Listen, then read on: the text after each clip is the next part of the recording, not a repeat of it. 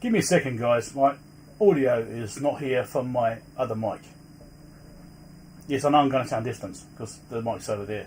I've got a new mic, and for some reason it's not turned on. It worked last night.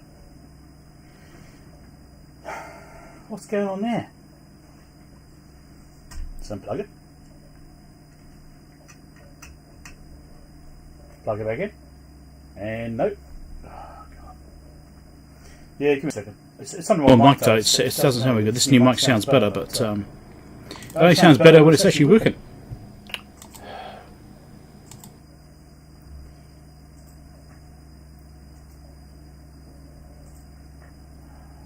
This is a great start.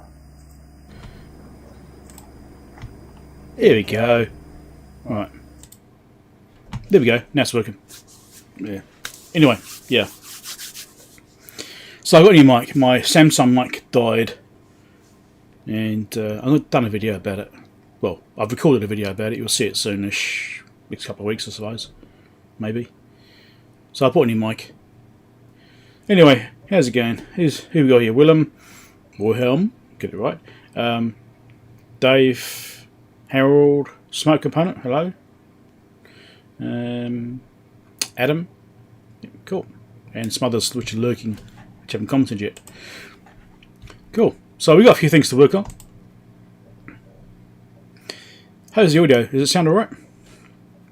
High level? Yeah, it is a bit high actually. Let's turn it down a bit. Just trying different things out. So it's a new mic, so I'm just trying to find out where it wants to sit. Has my clock gone forward? It's 8 o'clock in the morning here, so... Has it? Still says 8 o'clock in March. This one doesn't automatically fix itself. Is it? April. April it goes forward. Backwards, whatever that is.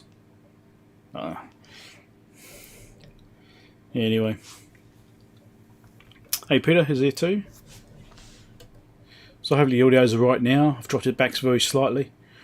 Doesn't like us clipping, it's getting close to it, but it's not quite there. So we've got a couple of things to work on, which would be quite good. We've got some test gear. I've got a whole stack of test gear behind me here, which projects I've picked up in the past month. Oh, 104 tonight, right.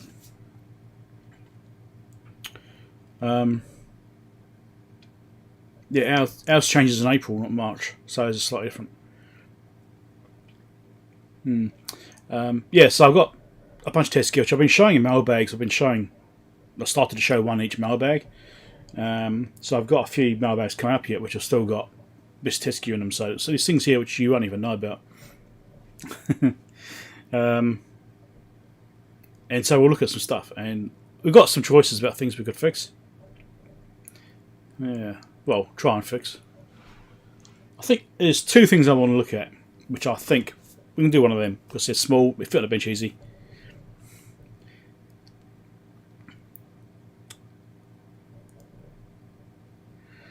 You have 33 2-cell lithium-ion packs, which you need to charge of only positive and negative. Right.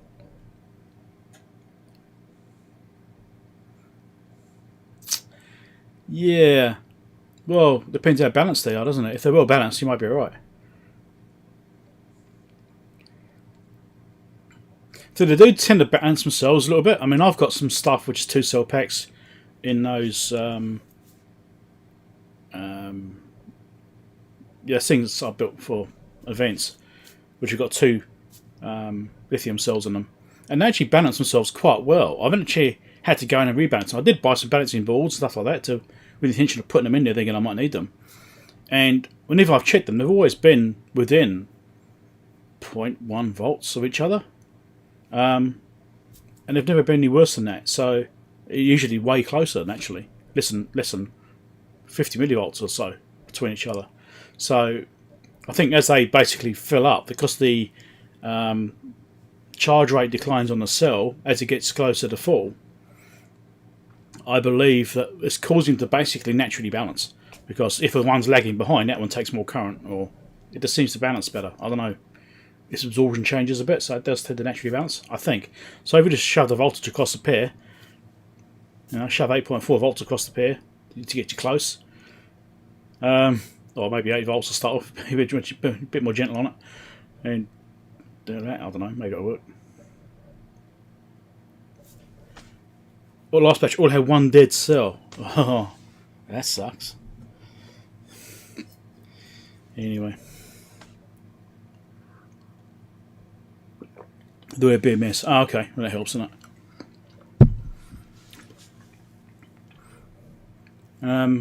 I've been working on some stuff the past week. I've had a job which I've kind of finished, not quite. I've run out of stuff to do it. I've replaced the bathroom window. It had this old wooden frame window in there from the 50s or something, and it was not very nice, and it was a bit impractical for a bathroom, transparent glass, that kind of stuff. And we had a blind in it. It's basically always shut because of privacy issues. So I did put some film on it, smoked film, frosted film, to try and improve privacy. That did work, but you can still kind of see through it and stuff. So it always had the blinds shut on that window, basically, especially at night. But during the day, you don't open it a little bit, like louver blinds, like we've got on this window here. And anyway, decided to replace that window a couple of years ago. I was going to do it about 3 years ago, but it's taken a while to get around to it. So I ordered it before Christmas. It arrived about a month ago. So I've been doing that the past few days, and basically I ripped out the old window, the whole frame, not just the glass, but the whole frame, and all that came out. And I basically made the window smaller. I made it higher, so I built a wall underneath it because it was like a full height window sort of thing, but 1.2 meters or 1.3 meters high, something like that, whatever it is. And so I built a wall underneath it to raise it up, so it's basically here is where the bottom of the window is. And built wall, done all that stuff, installed a new window, and insulated it and put some jib on it, well, plasterboard, more general term, put that on it as well, and did that. But before that, I was working on an HP 3400A, which is on the floor behind me here, and I think did I do a video on it? No, I haven't uploaded a video. You guys haven't seen anything about it at all. You'll see it this week. Friday this week is when you'll see the first part of it. I'm still working on it. And I will give you a teaser. Hold on, let me get something.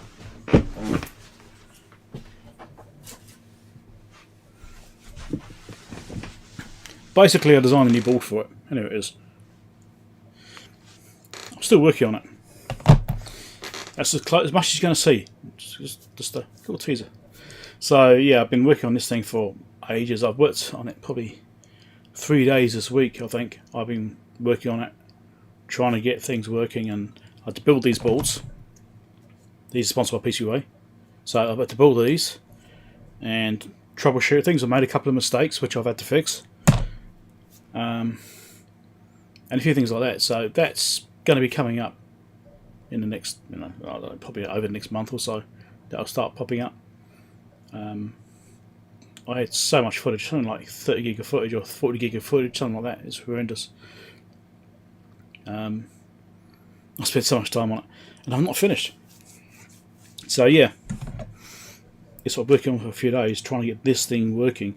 Haven't got it working yet, but I'm narrowing it down.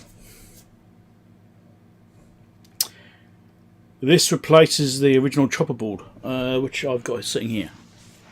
A bit more of a teaser.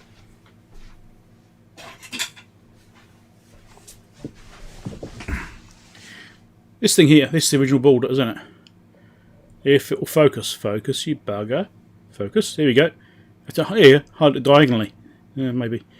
Anyway, that's a chopper board for it.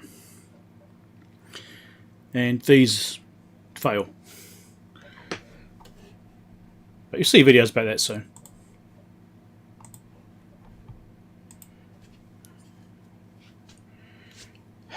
Mad scientist hairdos, but yes, I know I need a haircut.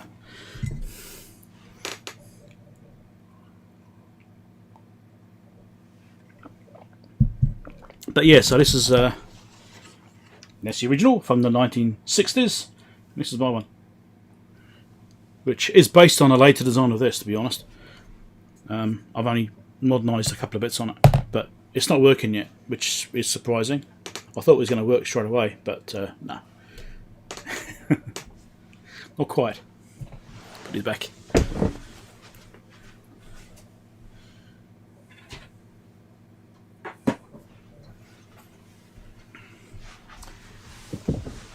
So anyway, the HP 3500A is behind me, and you'll see videos about that.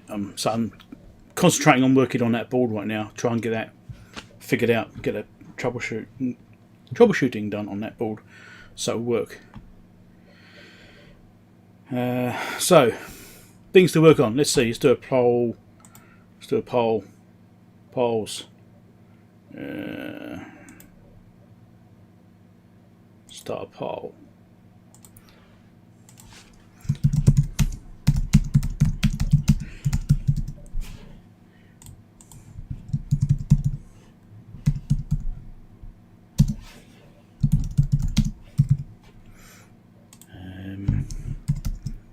What's that thing? What the hell is it called? You probably don't even know I've got these things yet.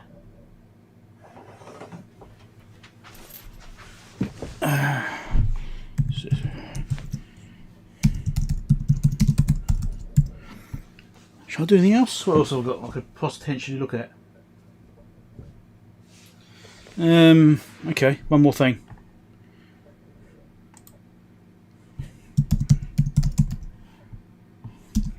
What the hell is it called? Right, there. There we go. Options are going up now.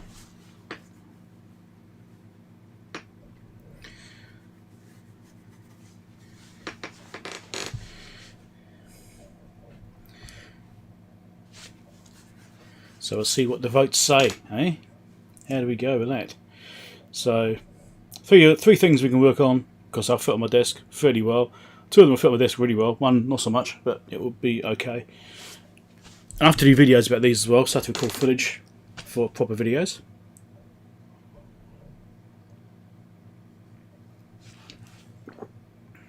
How does the audio sound? Does it sound alright or not? Because I mean, I've not actually really listened to it that much. I just made sure it works, basically, and kind of set a level.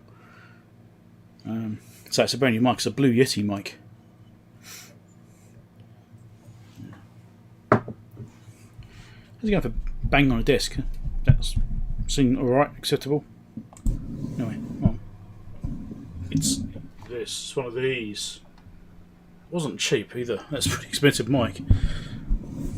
But the Samsung Go mic, that lasted me about 5 years.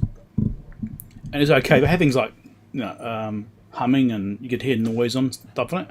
I had everything under ground clip, which I actually still got sitting here. I should put that away now. Hold on. If I can get it off. Right. I've had this ground clip sitting on that Samsung mic since I put it here for live streams. Clipped onto my anti-static mat to try and ground the thing out to stop it from buzzing. I can put that lead away.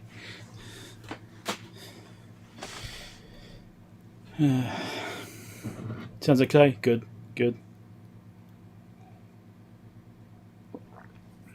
So I thought I'm going to get a mic, I might as well get something reasonably decent rather than getting another cheap one. The Samsung, you know, did a job. And I would like to fix it. I did a video about it. But the part that's inside it seems hard to find. The only place I found them so far was eBay, and I had to buy 5. And the cost of buying 5 of those was as much as buying a brand new mic. Kind of defeats the purpose. In fact, I think it's going to be more than buying a brand new mic. I think it's just the parts alone was the cost of the mic, plus shipping. And then there's also no guarantee that part is actually what's going to fix it. I'm pretty sure, like 99% sure that's what was wrong. But hey Tom, how's it going? You're lagging behind a bit there, Tom. Because I asked that question about a minute ago. I don't know.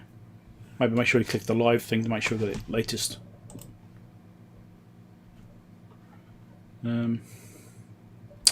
Okay. Well, pole's still going, so look how we going with the pole. What are we going to work on? Ooh, okay. Not the thing I thought it was going to be.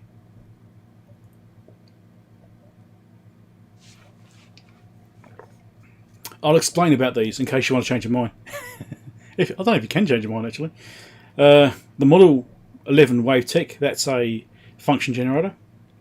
It's got a bad display, at least a bad display. I don't know what else. Haven't even powered it up yet.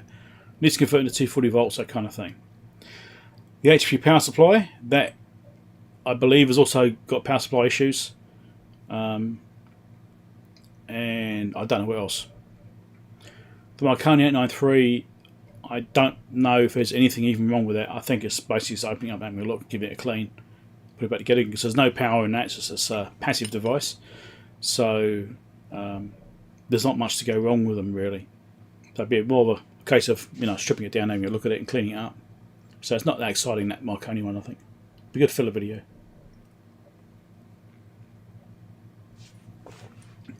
Well, looks like the power supply has it. Looks like it. It's winning by quite a bit, 64%.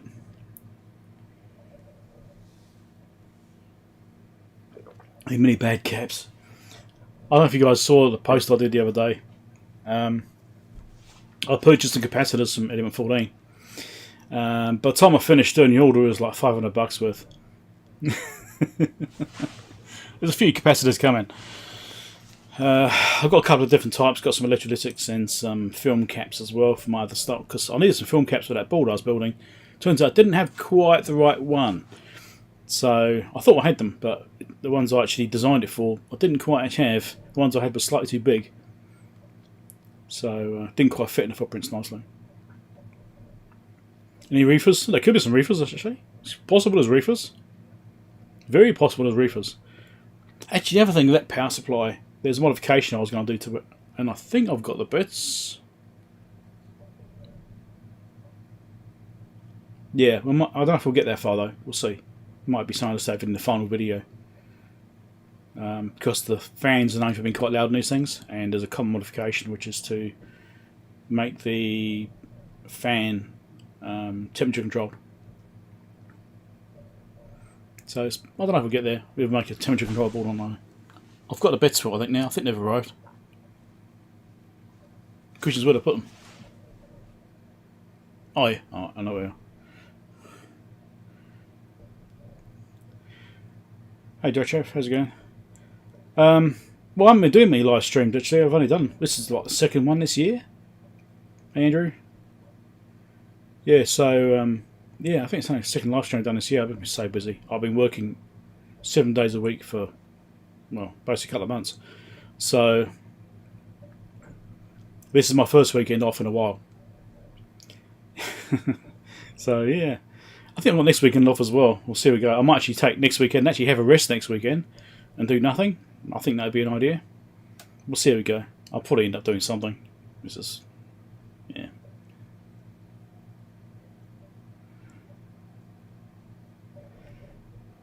Oh, just time of year. Summertime in New Zealand, so I have to do a lot more events on the weekends. Work lots of events on the weekends, so that's yeah, here's what it is. So we're getting towards the end of summer now. Well, it's now autumn, so things are starting to ramp down a little bit. So I'm going to get some weekends free, which is great. Start catching up with some stuff. Mind you, there's still loads of work I'll do for later in the year. There's a big event later in the year which I need to work at, and that's a major one, and I've got to do a lot of work in preparation for that. So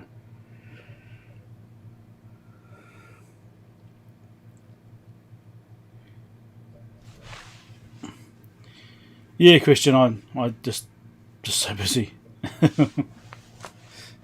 Yeah, I'm looking forward to it quieting down. Okay, so it looks like I'm going to work on the power supply. I think we'll call it that. That's looking like that's the winner. So power supply is it. let's get the thing on the bench. Let's do that view there. That'll change microphones over, and that's looking like I've hit it at some point. It should be more like this.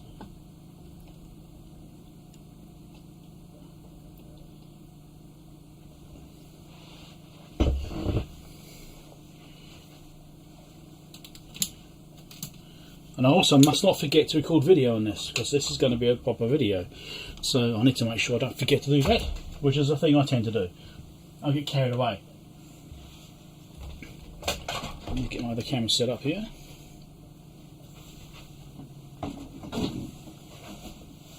Get it out of the pile of stuff I need to work on.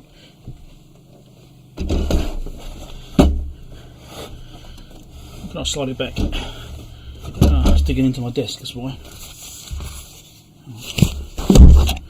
Get a bit messy in here. Looks like it's digging in. No feet, it's digging in the back here. It's going to be annoying. I've got some feet somewhere. Apart from ones on my legs, of course. The ones on my legs don't count. I do actually have some HP feet. Ooh, where are they? Up there. Before I completely destroy my desk, I'm going to put the feet on this.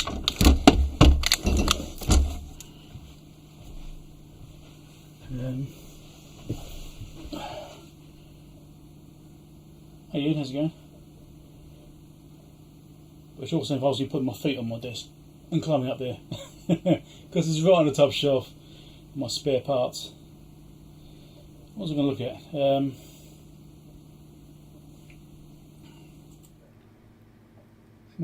Is that view work better? I don't know, maybe. Hey Fred. Hey Fred, you missed it. I've got some capacitors coming. $500 worth of capacitors coming. I'm restocking. Spares. Spares. Spares. In here. Sure they're in here somewhere. Oh, there's one. Oh, it's got a tilting foot. Oh, that's good for it.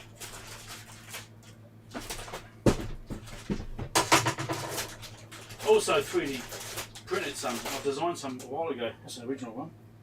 This is a eBay purchase one.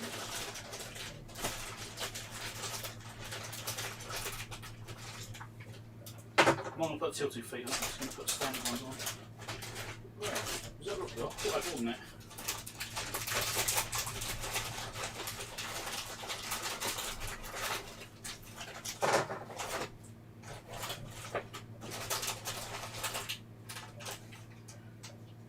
These are the originals. Dark ones are originals. 3. It's a tilting foot front one. Tilting one. Tilting one. Tilting one. I've got loads of tilting ones. Suppose I could take the tilting one off.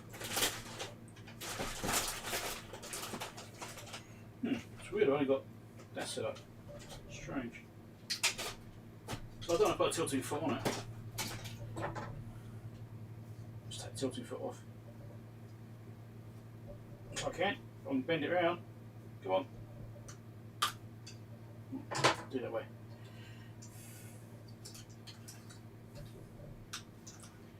Don't need a tilting foot on the power supply. Barely need to feed it all.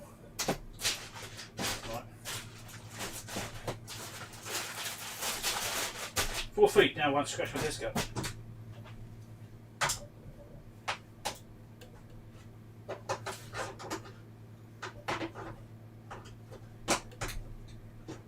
I did buy some more of these. I did 3D print some, design some on 3D print, and publish them on Thingiverse. They're available there. Could have 3D print some more of my own, I suppose, by buying some. But these are much nicer than the ones I designed. In theory, anyway. This bag. Hopefully that's falling off the desk. Right.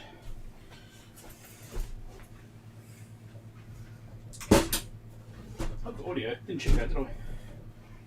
Right. That's better. Now that's not trying to destroy my desk at the same time. So that is on the Blue Yeti. Yeah, that's down. That's on the other side of the room. Well, it's not over there. You know, so I was over there, obviously. So it's using this microphone. Does that sound okay? You wouldn't even know I was over there.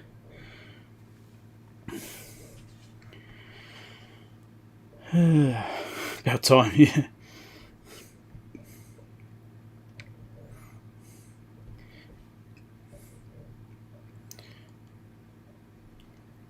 Hey, embedded hobby. I can't say embedded hobbyist.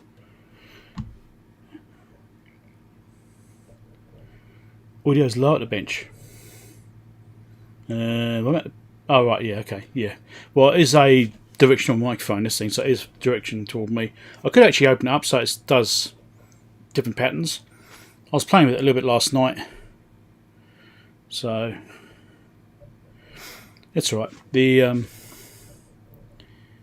I think, yeah, anything that's got like this position on the view, it should be using this microphone. So maybe I'll change the patterns on it, eh? What do you reckon? Let's change the patterns. Let's go to. Let's try stereo pattern, right? Which is supposed to be side by side, I think. It's a wider pattern. Maybe that'll work. But now it's in stereo. That might make you dizzy or something. I don't know. Go over this side. So I'm back out of the bench again now. How's that sound? I mean, this is on stereo mode, and I'm over here. So I don't know if that's any better or not. It sounds alright. Should be louder than last time, but like I say, it will be stereo.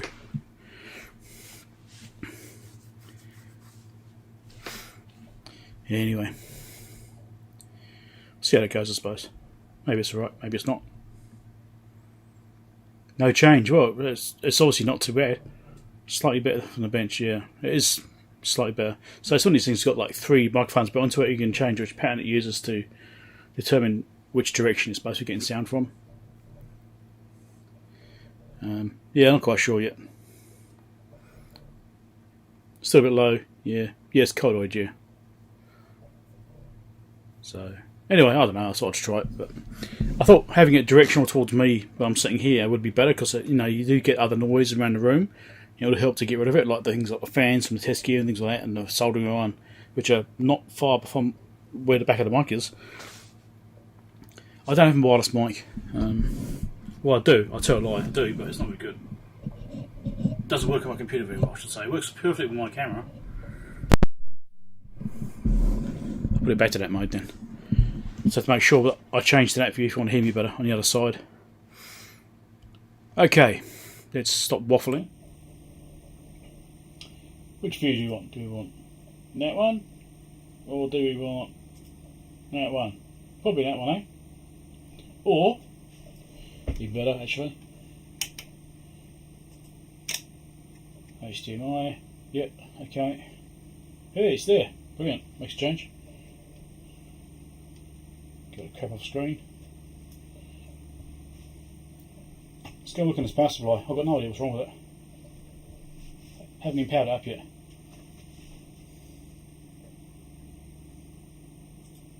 Well, YouTube popped the thing up saying, now be a good time to insert adverts. No, go away. Right, we've got audio. Yes, it has got echo because it's the microphone is on my desk, which will get better when I get closer over here. This one I'll be getting much better. Alright. So this I got locally from a guy called Gavin. I've mentioned a few times now in videos.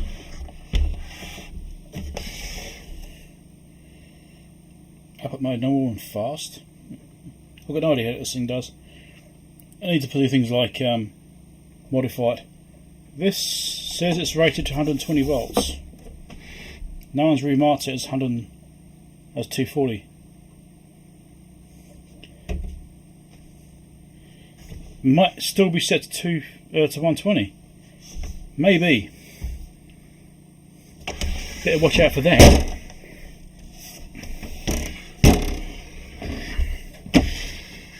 Right. Let's get this set up a bit better. I feel like you're getting shorter suddenly. I need to have the chat over here, don't I? I need to get the chat over here. Let's get the tablet set up. badly organised on me.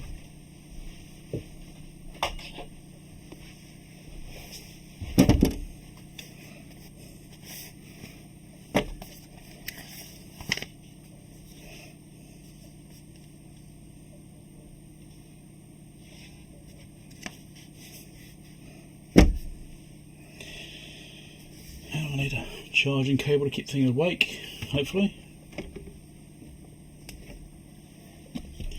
So yeah, got no idea what's wrong with this power supply. We'll have to work it out ourselves. Something about the fuse holder's bad, for a start.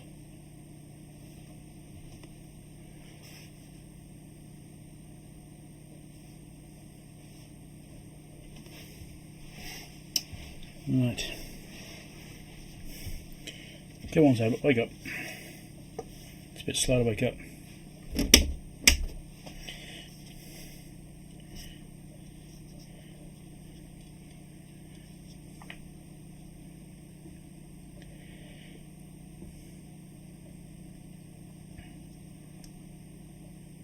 Come on.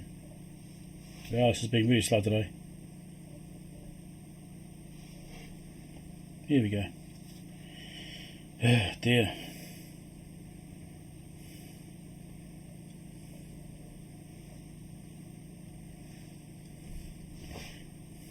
Now I've got to find my video on here.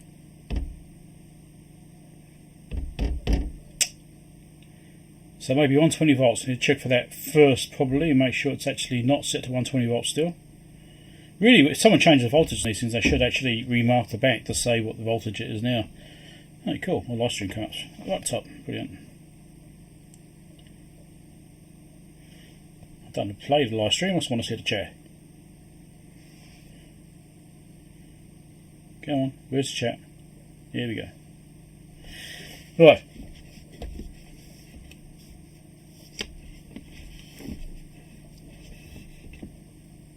I now have that to see, so hopefully I can keep up the chat whilst you guys are doing it.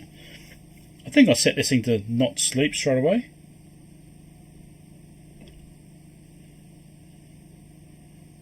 Oh guys, check your updates. No, don't do that. But it's bound to be updates. I haven't turned this on since the last live stream. Go away. Right. Okay, let's record some video. Now I'm organised.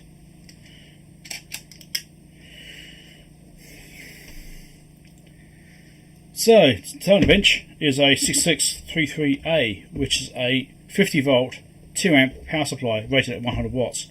This is HP, it's quite an old version. So, the unit has some issues. I don't know exactly what they are. I got this from a guy called Gavin, locally. He was very generous. And I think he actually gave this to me and said, if you can fix it, great. If not, don't worry about it. So, if I can fix this okay, I might, flick him some money to compensate him. He said he wasn't too worried about money, but if I can fix it, I'll probably give him something for it. Now it's got a fuse holder issue, and it's got a fuse piece here. Take this off. Get rid of this off. So he's very safety conscious. This guy, he really did think about things not being good. But yeah, fuse holder part's missing, which is something which happens from time to time. Sometimes it happens on gear which has been decommissioned, so it doesn't accidentally get powered up. Other times it's because they want to take the fuse holder out to hide the fact that maybe it still works, but they'd like a new one. Come across that before. I don't know if this will actually pop in there or not. I'm not quite sure what the story is with it. Does that fit in here too?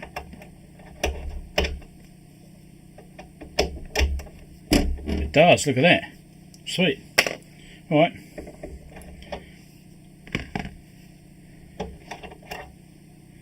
So I think, is that fuse holder damaged maybe? I'm not sure. Oh, my thing made noise. So what fuse is in this thing?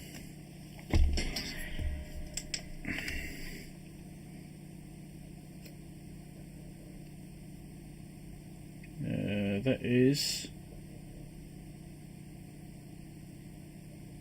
1 amp. 1 amp? Really? What does it need? 2 amps to 250 volt. So let me just upgrade this fuse. Or the fuse holder for another piece of gear. Yes, everything they can.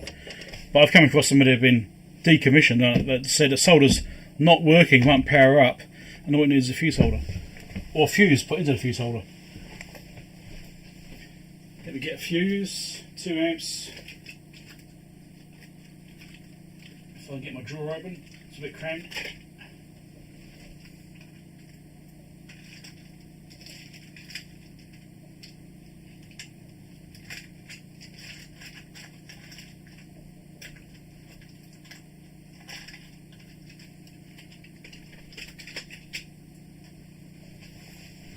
Probably finally put it in, it goes pop. I haven't got many of these actually. I think I've actually got a box of fuses somewhere. One of those like assortments kits, one of them. Right.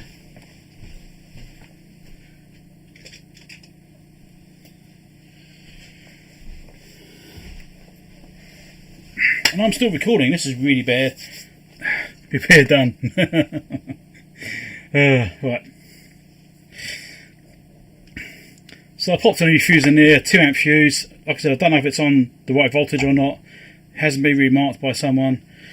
So I think we need to open it up now and actually have a look. Let's actually just do these screws up to not fall out or anything. I'm surprised they're not falling out already, actually. Falling out. Now these are the rear input terminals. There's a modification for these. It's also an option, I think, on these, where you can actually have binding posts on the front panel. So that's something I'd like to do to this as well. So let's open this thing up. It looks like 2 screws each side. That's it. That's how it appears anyway. From this side. So I'll get it opened up. I need to focus on recording. I'm too busy thinking about live chat and live streaming. I'm really messing the recording up. I've already grabbed a whole bunch of footage which I don't need. Which I now have to try and filter out.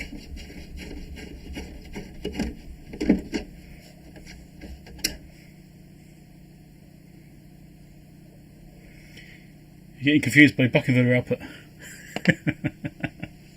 yeah, you might get that, eh?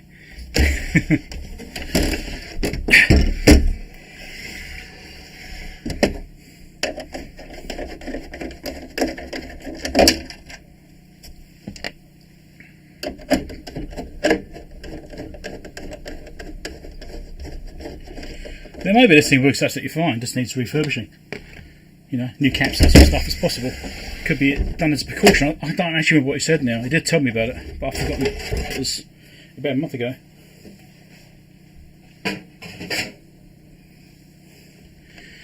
Right, so that's what the inside looks like. Not too bad, actually. Okay. Let's get a better shot of the camera.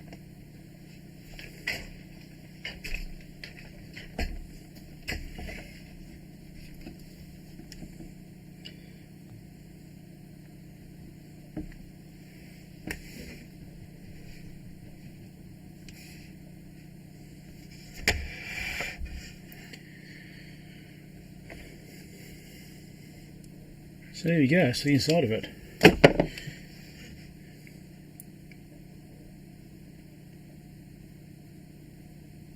What year is this thing? 1987.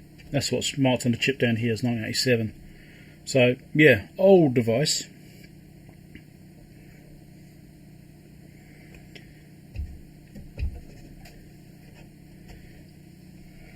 Not many caps in this thing.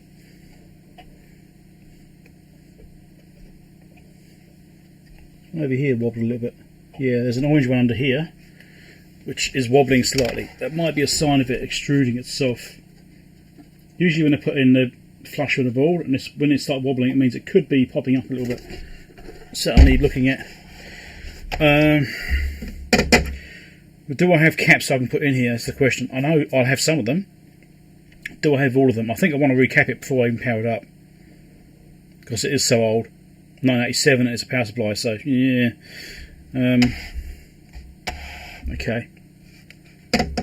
That could be interesting getting it out. It looks like it's actually keyed. Yeah, the board is keyed. It's got like little slot keyways in here. You probably can't see too well. And the board looks like it will slide to unlock. So a couple of connectors which we'll have to take off. There and here. And I think it will just maybe unbolt from the back panel and then slide forward.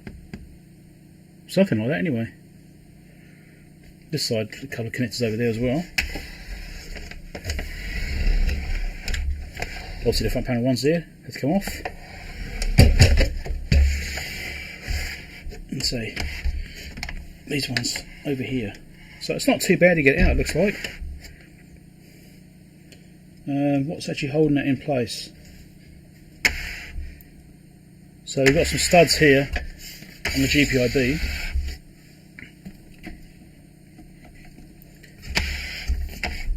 Just down there. Right, so those two studs there, those have to come off to get it out, I think. And maybe there's a couple of screws holding it down as well on the actual board. Yes, I think that's got to come out so I can check the caps at the least, very least check the caps. Usually the big caps like these ones over here, they'll probably be alright. But the smaller ones probably aren't so much. But I have to see what they were like. I need to get that board out. Let's do it. Get the board out. Check the chat.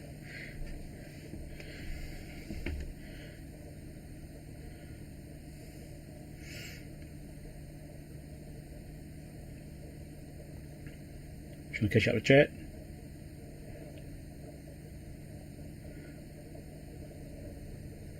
Yeah, no, no surface mount in this thing. Yeah, I don't think there's anything at all with the surface mount in there. Looks like it's all through hole. Check the transformer and powered up. Yeah, well, I don't even know what setting it's at yet, Ian. I don't even know. The caps will need doing. I really want to just pull the board out and just check the caps. They're old. I really just need to check them at least.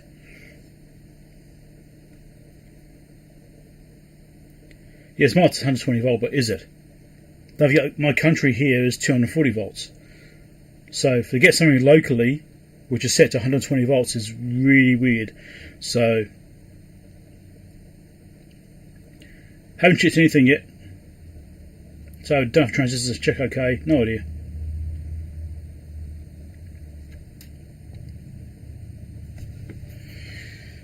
Let's have a look. Is there a way of seeing what the voltage is set to? Yes, there is. There's two switches here. Okay, so what's that set to there? 240 volt should be switched down, switch up. It is. It's set to 240 volt.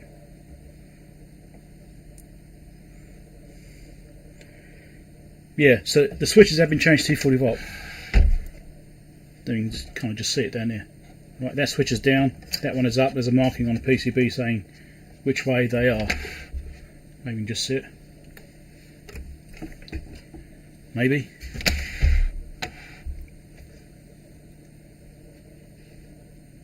Yeah, there you go. There's the marking and there's the switches. So those are set to 240 volts, so someone hasn't remarked the back panel. Naughty person for not marking the back panel. So that's one thing I don't have to worry about. I think we'll just try and remark the back panel. Bit of alcohol. So we'll take the pen off.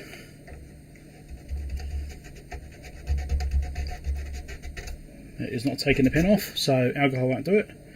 Usually it will. Let's just remark it as 240 volt with a bigger cross. There we go. Okay. Should record some video on this, shouldn't I? So I wanted to check the first thing was the switches for the power supply to make sure they're actually set to the right voltage. There's two switches here. Sometimes there's jumpers and or links which are wired on or whatever, but this time it's got switches. HP is quite good for that actually. Agilent, Keysight, whatever. So switch up, switch down, and there's a marking on the PCB here which shows which way they should be for each voltage. I'll try and show you now.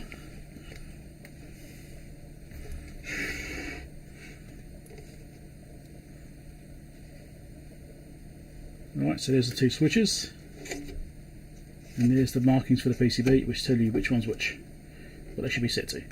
That looks good.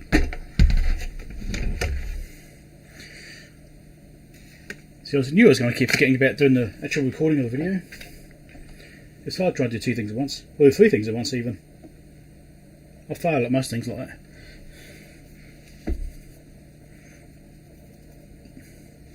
Turn on reefer madness. Is there a reefer? Oh, there is a reefer. There is a reefer. We could get some magic smoke, we do power it up. 1 watt voltage. Let me grab these leads. I'll grab these ones. So many half-done projects around here. It's ridiculous. We need to finish something.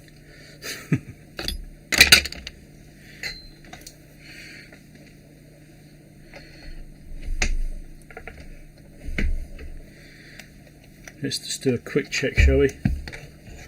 Power switch on.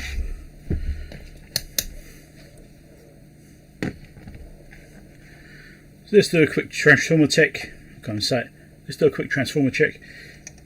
There and there. So power switch is turned on. And well, I think it's turned on. We're getting mega ohms there, that can't be right. Let's turn it on the other way, shall we? Also mega ohms. Oh, that's interesting. Why?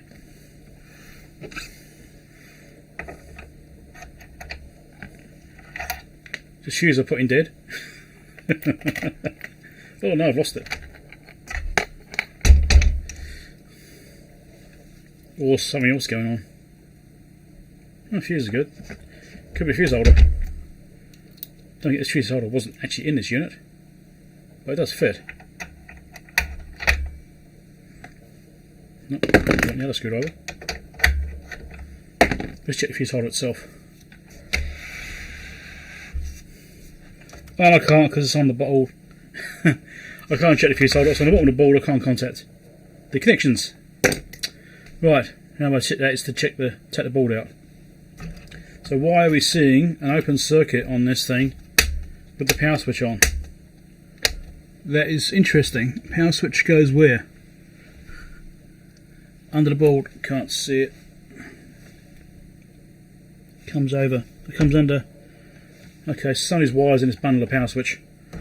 No idea which one. Probably this pair. Probably that one there. Okay, well, the reefer is in one piece. Actually, it's 3 reefers there. 3 of them. 3 times the trouble. That's weird. Definitely open.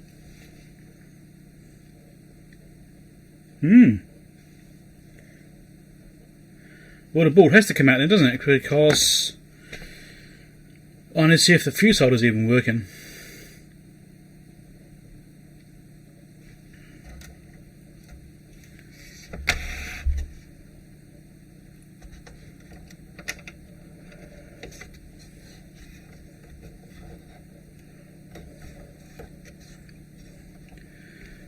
Yeah, trying to figure out even where the transformer connections go is also challenging.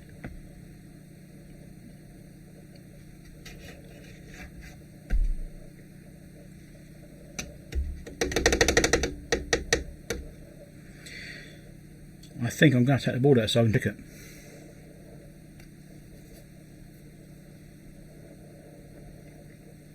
Well, I've got nothing at all. It's not shorted, but there's also no transformer.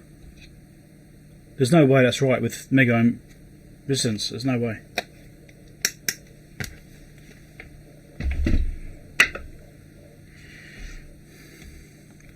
Or should I just try flicking these switches? It's possible it's a bad switch connection. Let's check that again.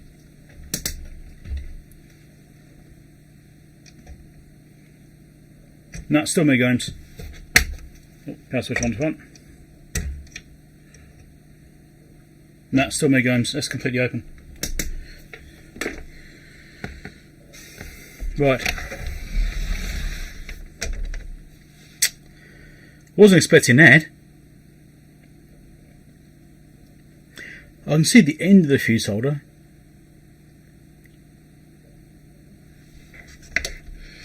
That might be the PCB output side.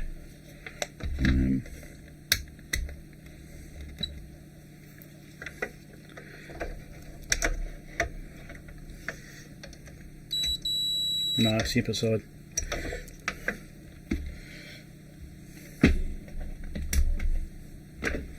Yep, so PCB's got to come out. Right, looking for screws. There's one screw here. One screw there, one screw there. Is that attached to PCB? I think it might be. Yeah. Nothing underneath. Right, let's pull this thing out. I'll figure out how to get the plugs off.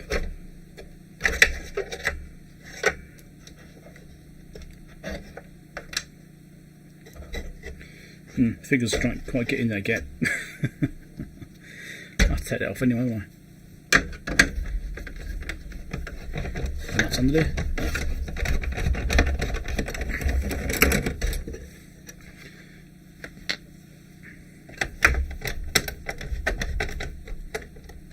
That is attached to power supply. That ain't gonna help.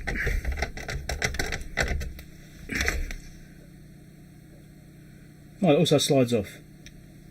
It also slides. Well, okay, they did make it serviceable. Good on them.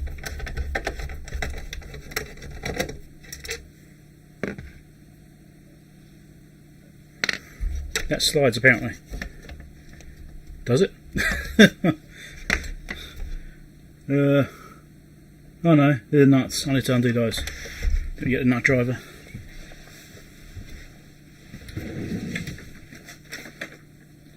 Let's check your guess at this one.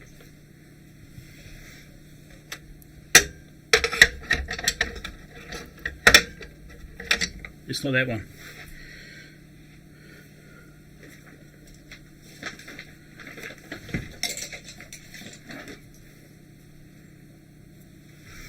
Next size down. It's that one. Here we go. Right. So I'm going to try and take this PCB out, obviously, and I want to get this bar here out so I can get to these connectors a bit easier to get them out. And also you need to actually get the ball out as well, so it's probably going to be in the way.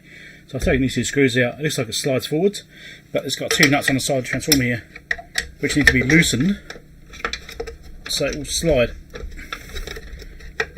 Only loosened, I think, not actually completely removed. There's another one over there somewhere. Just there. Just get to it. Just.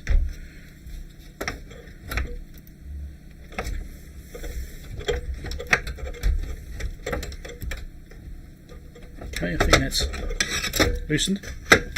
There we go. So that should hopefully move out of the way. Once I take the wires off it as well.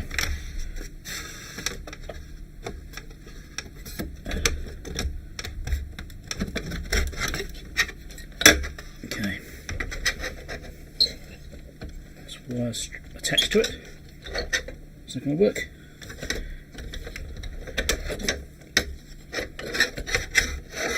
Okay, who's that out of the way? It's got these washers on, I have to be careful trying to get those back in again. It could be a bit of a pain. Probably stick it on this side, stand it up so it's dropping out. Okay, now the bottom plate doesn't come off. I was looking at the chat there. So now I can get to these connectors. Let's get these off.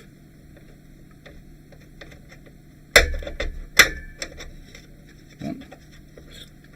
Side by side in the same orientation, so I don't get those mixed up.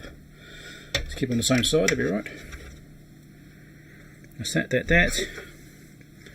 These plugs over here.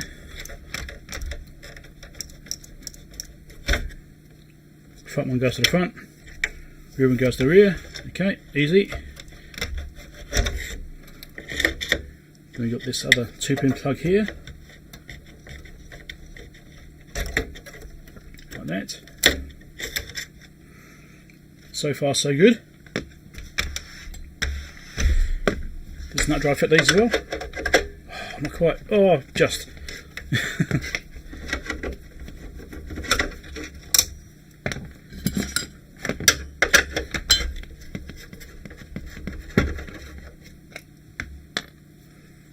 that.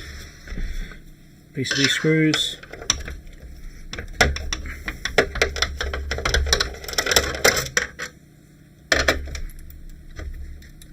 It's not the right screwdriver for this.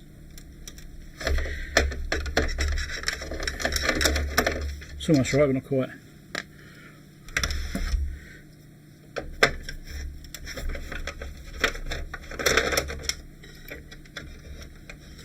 So only one of those 3 screws had a locking washer on it, so that's interesting.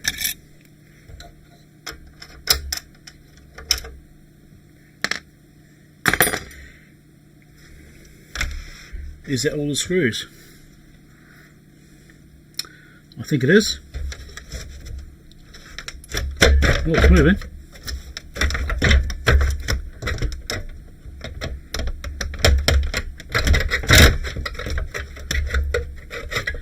Well, I get that far. Now what? I'll come back when I get it out. Check the chat. Service manual. Yeah, I've got a service manual for it.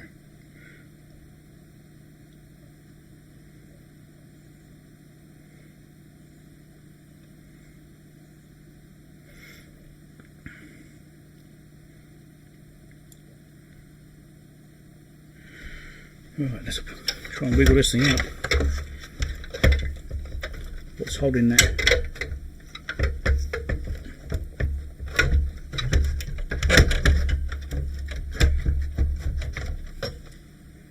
Rear panel's riveted on, so the rear panel doesn't come off, so it has to come out this way.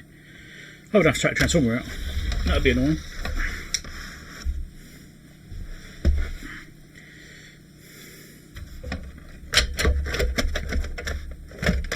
It kind of wants to come out.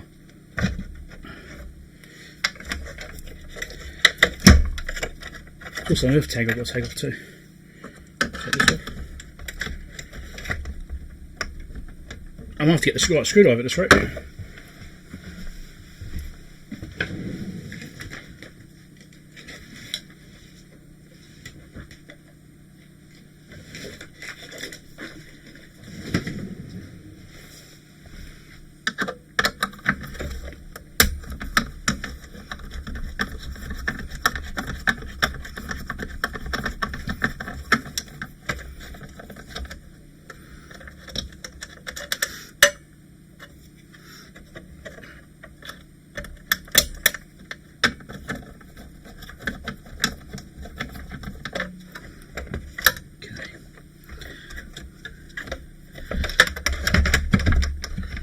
What's stopping this coming out?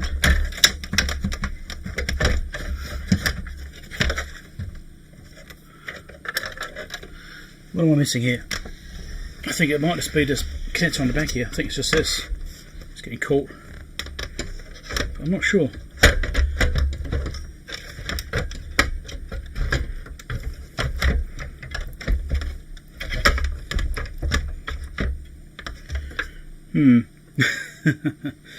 Do I have to tip it when it's further back, maybe?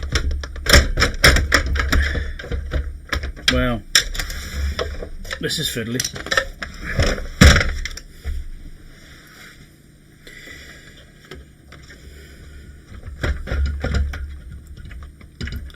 So that's how you guess the back of the connections on the back of that transformer.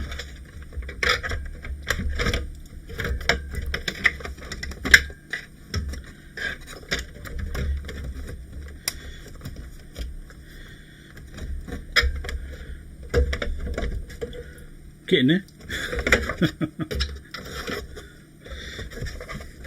If I can tip it up from here, it might be alright.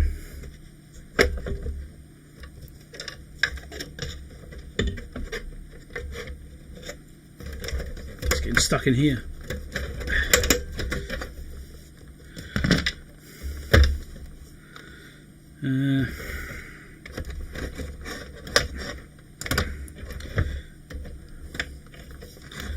Get one of the wires out of the way.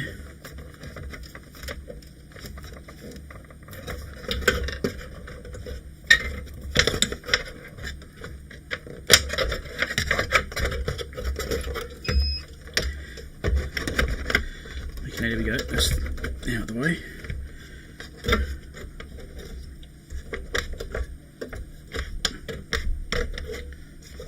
There's probably a really easy way of doing this.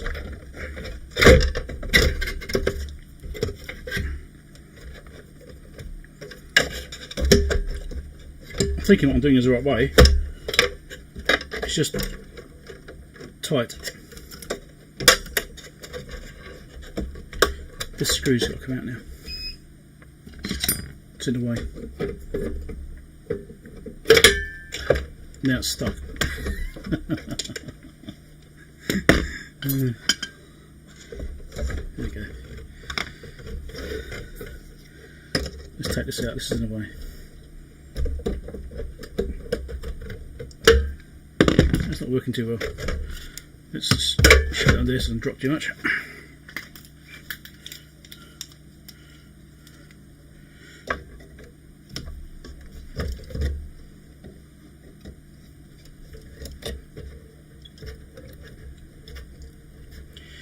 It's a bit gunked up.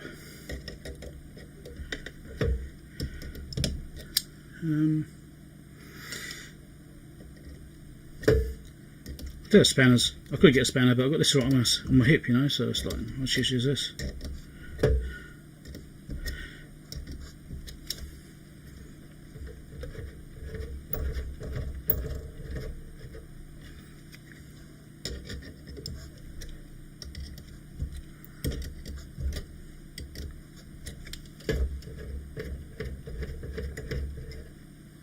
Here we go. I think I'm just about there now.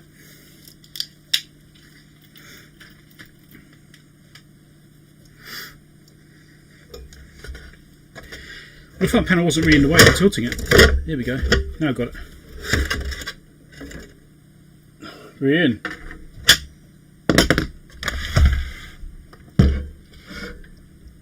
Don't slip. Let's put this out of the way.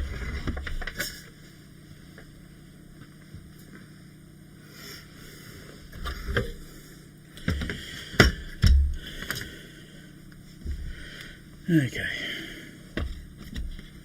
Check the chat. Missed loads of it, I'm sure. Just skimming through, probably missing stuff. Alright. Is it still focused? Probably not.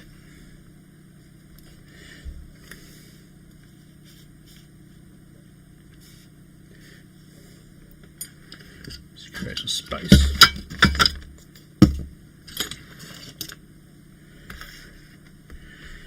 Right, PCB is out. That was a bit of a struggle. Basically, there's a nut on the side of the transformer, or the bolt went through the side, but it's just plate was mounted on before. I had to take the rear one out. Probably would have been easy if I took the front one out as well, but the front one kind of went around it, it was alright, but the rear one was in the way a bit, so I had to take that one out. And obviously the ones which attached to the GPIB. So basically I had to tip it up, angle it. I should have recorded a video actually. Just angled it up and then try and wiggle it out. So it was a bit fiddly getting it out. Obviously I had to take this wire off as well. I forgot to show that. Now we need to find out why we got no AC connections from the transformer going through this board. We've got reefer caps on here which are cracked. I can see cracks in that cap. So that needs going. I mean, do I power it up and watch it go bang and catch some smoke? Maybe. I don't know. Is it worth risking it? Look at the back side.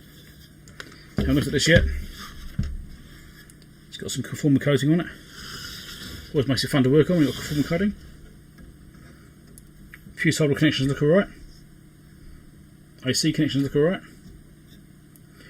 And it goes through the board and it travels around here somewhere. So it's a double-sided board obviously. And try to see where they go. So the trace that comes across here is the main AC lines, I think. Yep, so we've got closer.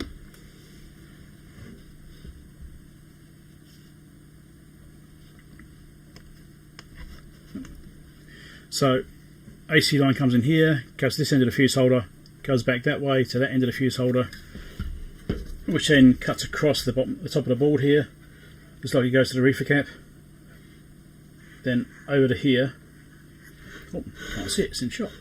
Get it in shot, eh? How's that? So it comes across then from here, or there.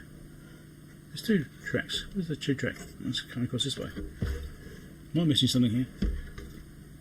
Maybe. No, I mean, if you see the trace, so this one here is definitely the one which comes from this terminal on that fuse holder. Comes across, goes underneath the reefer cap, which means it probably does go to the reefer cap, and up to the switches and these terminals up here. So we need to check the fuse holder, see if it's actually working. So based on the fact now I can see the tracks, I could have actually tested this without taking the board out, but the board had to come out anyway, so no real loss.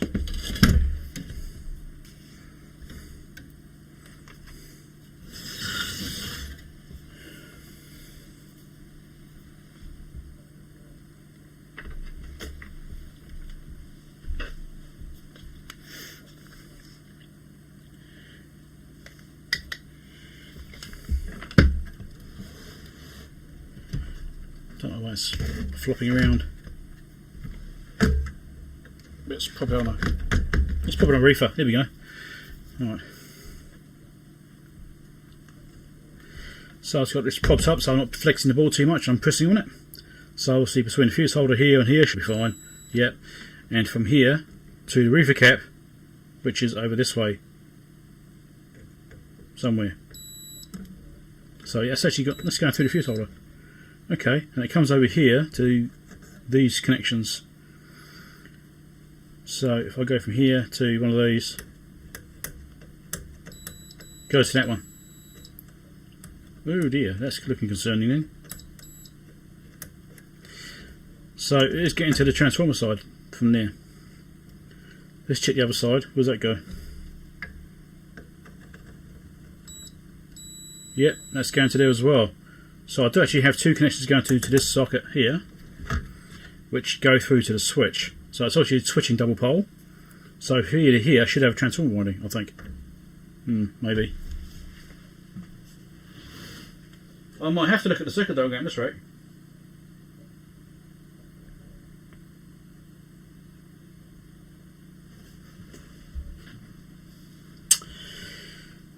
Yes, I think that one there, that one there. So those two must be going to the switch connections. Is that right? That one there. So this one here, that one there, that goes to there. That goes to there, to the transformer connections. Oh dear, you may have a transformer problem. If that's the case, that's the end of it, most likely.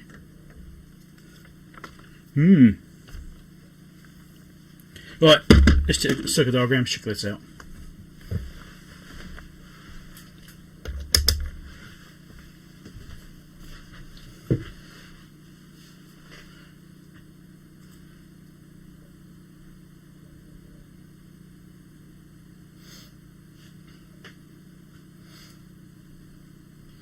Hey, Gino's again.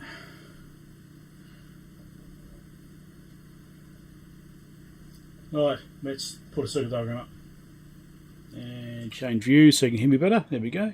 Right, circuit diagram. Let's look at what's going on here, but that's looking concerning. Might be transformer problem. Hope not. Try and find it. HP 6632, but it's the power supply range, and maybe this one. Yep, service manual. Here we go.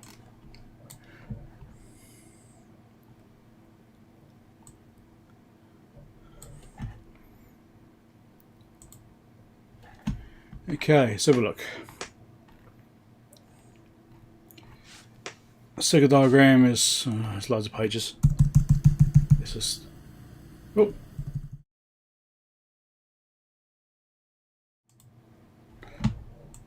be a night window when I change pages first, otherwise it jumps bloody scenes. Okay.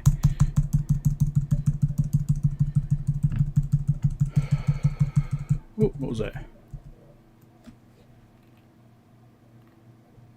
Basic block diagrams. Don't want that yet.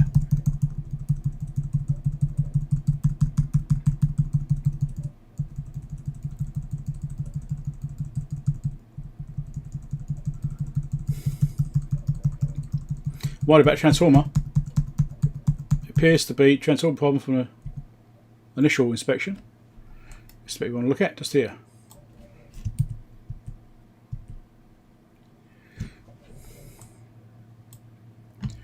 AC coming in, fuse holder, which we confirmed is okay. Line switches. Maybe it's this front panel switch.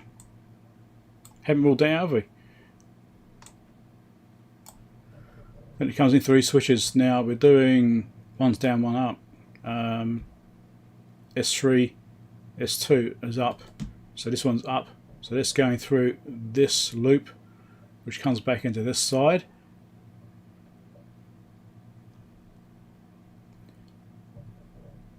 Is that right? Then that one there.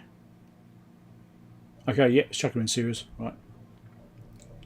And then T41 should be down, so it's going through that side, straight into that winding. Yep, so chucks them both in series. So the switch is looking correct there at least. Then it goes to the transformer.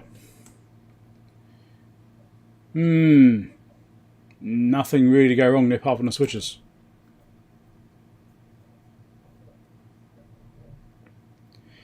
Well, if the main power switch is dead, that will also explain why it doesn't work. So I now know which pins it is on that connector.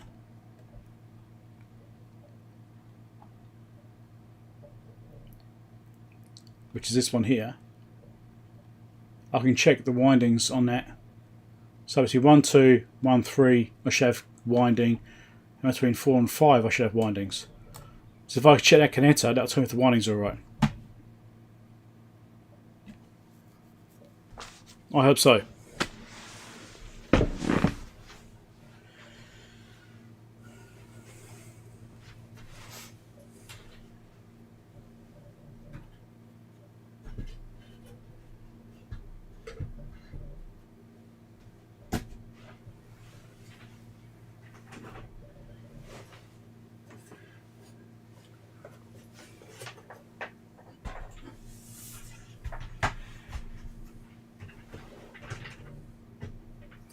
Yeah, I'll change camera view so you can see what I'm doing. Yeah, what do I want? That one? No. I want this one.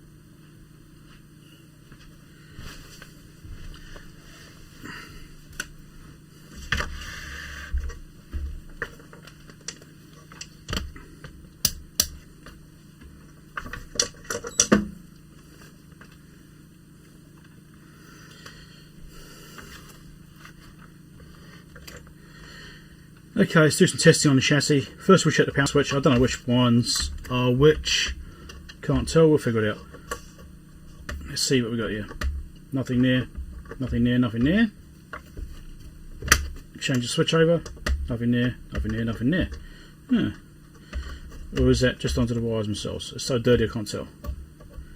Yeah, it's just the wires themselves, that's why I can't see anything. Okay. Let's flip it over. So, can I get into there? I can. Nothing. Nothing. Change switch. That one's working. Yeah, that one is not working. Could it just be a bad power switch? Because those two are definitely conducting. These two definitely aren't. And it's a double pole switch. I think the switch is bad. That'd be brilliant.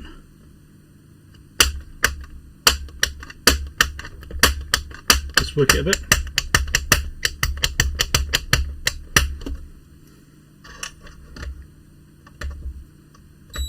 There we go. There we got something. Dodgy switch. Let's just verify the windings whilst we can, because we know how to do that as well. I just looked at the diagrams. I wonder which one's which. I'm guessing that's pin 1 this end. Let's find out. So 1 and 2 should have something. We do. 1 and 3 we have something. We do. And 4 and 5 we should have something. We do. Right, transformer's good. Bad power switch. Probably just lack of use. It's been left on its entire life or something. So yeah, okay. That will probably be something I need to pull apart maybe and clean. I don't think I've got any switches of that size. But it's okay, we've eliminated that. We know that now we've got a bad power switch, which is why that wasn't working. Okay. Yay.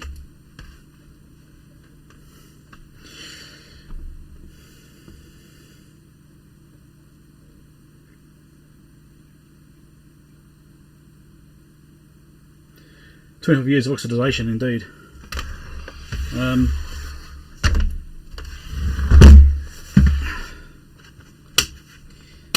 Yeah. I haven't got any power switches in this form factor. I've got some narrow ones, but only single pole. If that becomes a problem, and usually you can actually pull them apart, but there's a risk it'll break. I could just spray some deoxit and hope it gets into it. Should we just do that? I'll show this breaking it. Probably best to replace the switch, yeah, I mean that'd be ideal. I'll have to see if I can find something. I've got ones which are, say, half the width, but they're only single poles, so it's just like a double pole version of the one I've got.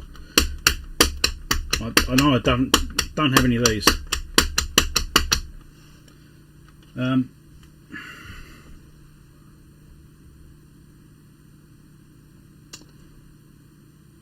I'm tempted to pull it apart. Spudger. I'm trying to do my fuel because I can't see where they are. There we go, here's a spudger.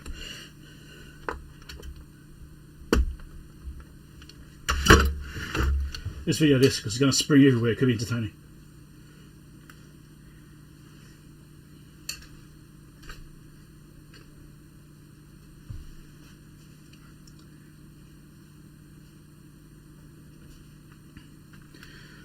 So power switch is bad. I'm going to try pulling it apart because sometimes you can actually repair them and just fix them up if I can get both sides apart. I've got one side popping out, the other side I'm trying to get a spudger into. Come on, here we go, there we go, it's out. And that's all got over my floor. That's it, it's ruined now.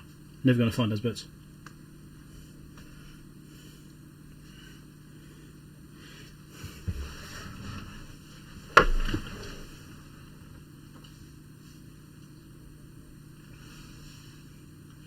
Switch, one spring, one ball bearing, one contact,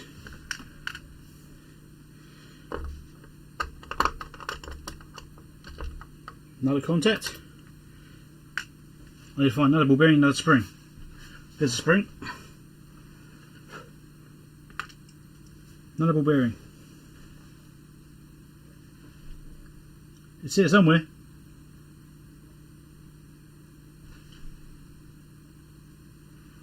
I say hopefully.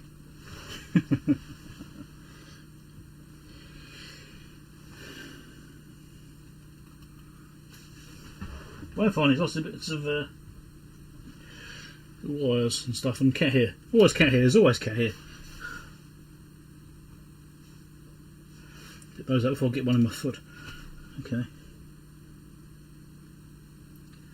Well, it's here somewhere. I wouldn't have gone too far. It's like it rolls away because there's a ball bearing, really. Anyway. Floor of Doom, indeed. I need to make a shirt for that. I've got a concept in mind, but I'm not a good enough artist to be able to make it. I know exactly what I want to do.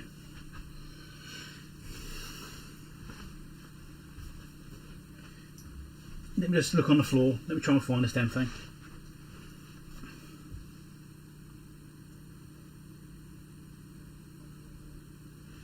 Sometimes carpet is a blessing and a curse at the same time. Is that it? No, that's a resistor. Yeah, super smart resistor. Found that.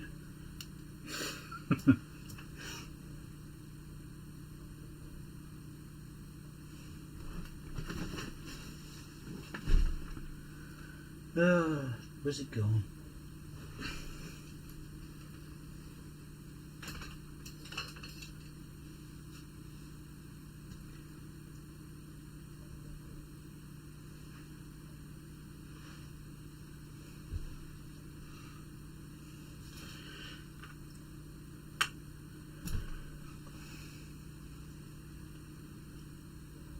Yeah, it must be here somewhere. Ah, there it is. Found it. There we go. Gotcha.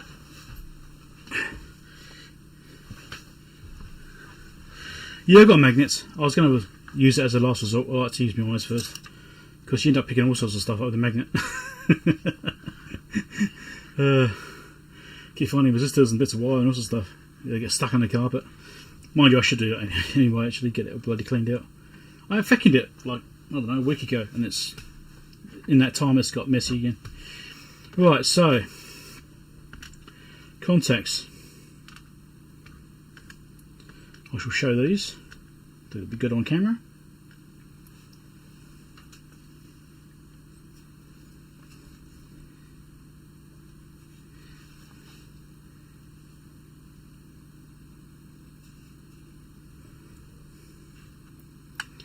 I'll just show the whole switch contact, so people will be interested, never seen inside one before.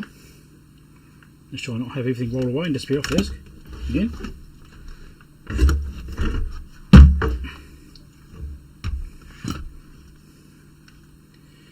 Okay, springs, ball bearings.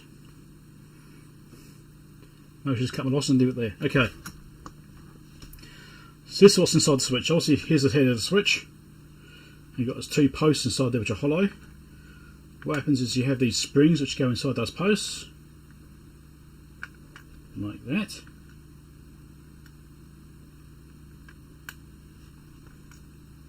Okay. Now on the end of those springs you get these little ball bearings. These sit on the end of those springs. Okay. So those, then push them against these contacts. And this is on the side you can see. And you can see the little line where the ball bearing's been running on that contact, right? So it's been pushing that side. So the contact is in the switch in this orientation, right? Although it's not in focus right now. You flip them over, and the contact is made between these little domes and the hinge point of those switches. So the hinge point is one half of the contact, the dome part is the other part, okay? And also you've got the mating part inside the switch as well. Let's look at that. I don't think there'll be too much to fix on this power supply, so it makes sense to take a bit of time just explaining this stuff. People which haven't seen it before.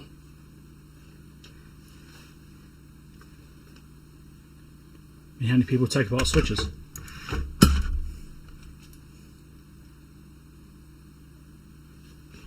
Better lighting. Better. Okay. So there's the inside of the switch. So there's the hinge part which it sits on, and you can see how dirty those are. Look at that, really dark and dirty. And there's the other contact at the bottom which those little posts touch onto. Okay, so all of that needs a really good clean. This side is what looks the worst. The actual other part looks not too bad, but these need a really good clean up. I'll fix all that up, clean all that up, and then this switch should be good as new. Well, almost anyway.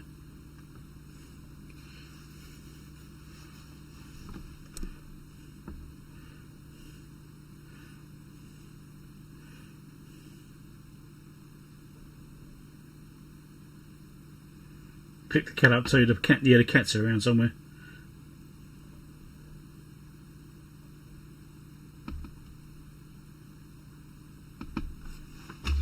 Yeah, pretty dirty switches. So yeah, that needs to go clean, but we should do that. Get some of the offset. I think there's a gold terminals, there probably are gold plates, don't they? But I think because they're dirty, it is going to use the more aggressive one. And I'm going to need cotton swab.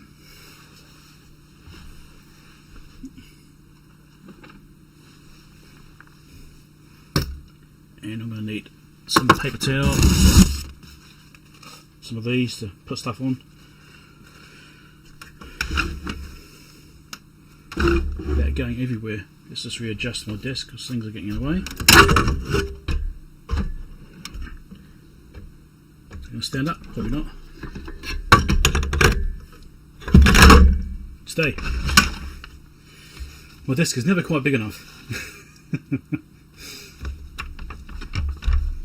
we go. Put these on it as well. So I knock it and everything disappears. Alright, so I'll give us a clean up, some deoxit. Bit on these. Don't need much, just a dribble. This stuff's really expensive, so you don't want to waste it. And inside the switch, obviously.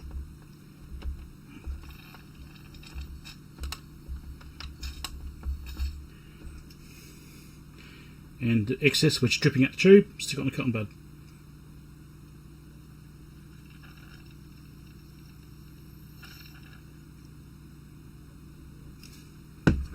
Yes, I'm a bit of a miser with it.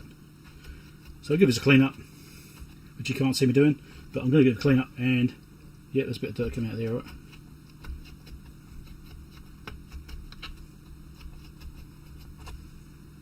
Yep, definitely dirty. But you can see it's dirty. I might need to use something more aggressive than a cotton bud on it and a bit of deoxit. We'll see how we go. But deoxit is usually pretty good at doing stuff. Yep, more dirt. Right, I'll do this and I'll come back. Chit chat.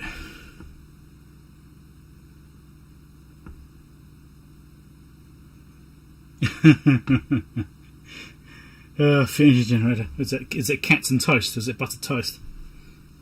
Buttered toast and cats. You chap them back to back. Is that one that spins in eternity?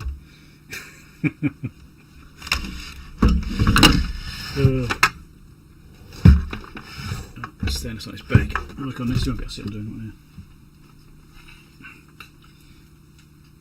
It's about as far as I'm going to get. I'm worried about losing bits.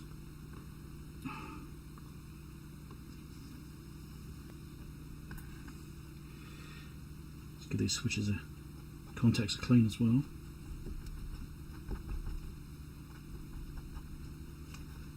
Which you can't see. I'm sure you know how to use a cotton bud, so I don't really need to demonstrate it, do I?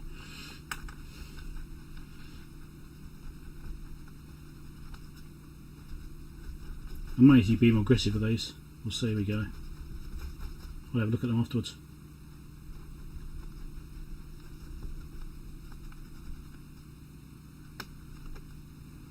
Okay.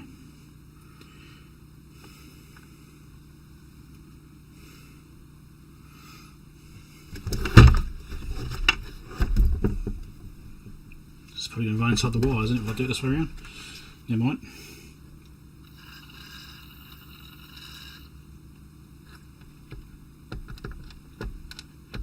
Yeah, this is really bad. Yeah, even though I've already given it a clean, it's still looking quite tarnished. I may need to chuck a fiberglass brush in here if I can.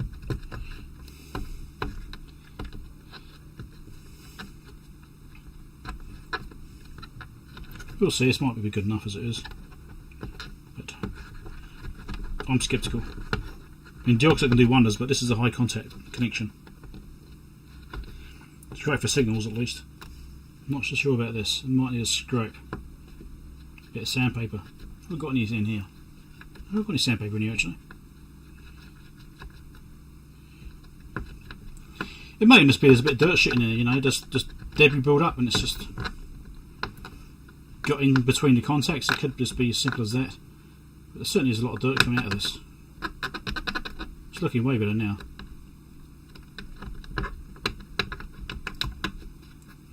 So whilst the board's out, we're still going to recap it, do what we need to do to that, and then we'll put it back in here afterwards.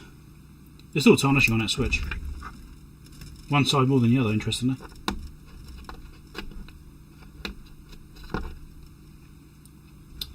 Let me get my staple here and just give it a little bit of a gentle scrape with this. Try and get the angle right. Try and get as flat as I can.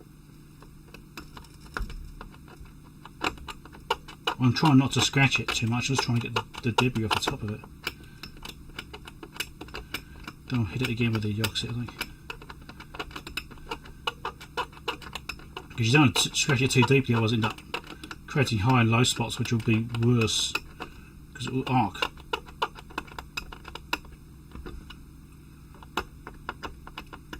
Yeah, it's definitely taken that stuff off. This isn't very sharp, this scalpel, it's really quite blunt, so it's actually relatively gentle. Yeah, it's definitely cleaning it up, it's definitely getting better. So I think this is maybe silver contacts, not gold.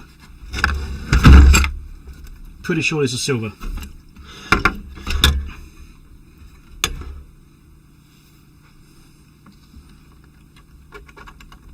So yeah, silver oxide, that's what's in there.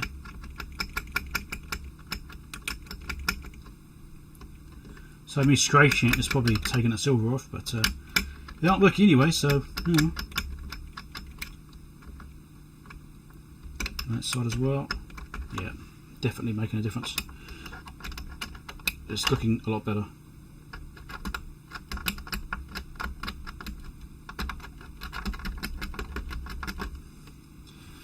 And I might just do these contacts as well, just to clean them up just a little bit. Nice and gentle, which you can't see. I'll check again in a minute.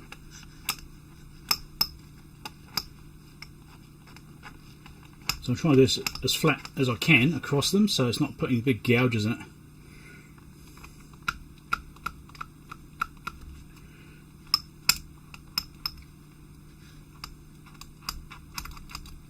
Okay, it's looking much better.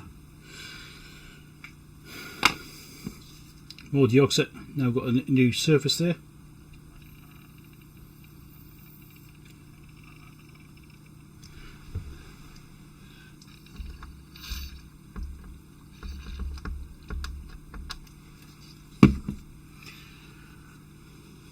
I don't think I'm getting with a fiberglass brush. Maybe I can.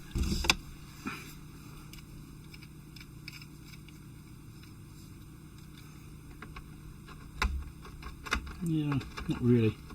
Half get in there.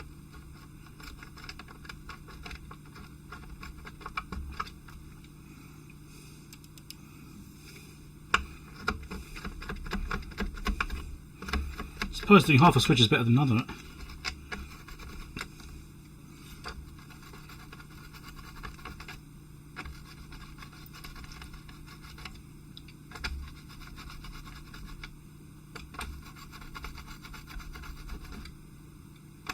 Actually, no, it's working. Let's get in here.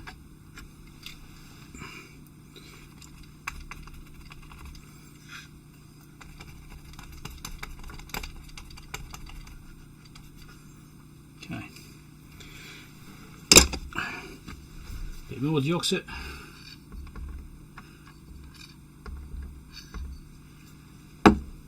Cotton bud again. Get the bits of fiberglass out.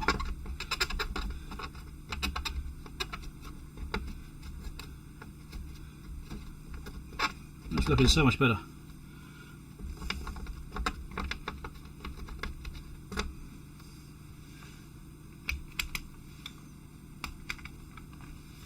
I'll show you in a second. Oh, my tablet's gone to sleep, so I can't see what you're saying. Wake up.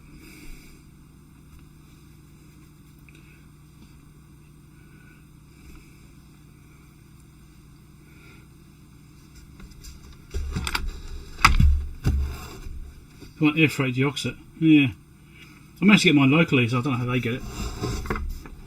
There's one time I had to wait 6 months, order some deoxit gold, I think it was, from Ian's recommendation. I think it was that one.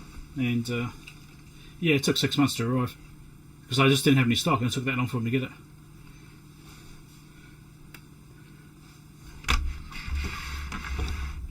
Let's try and do the same view again.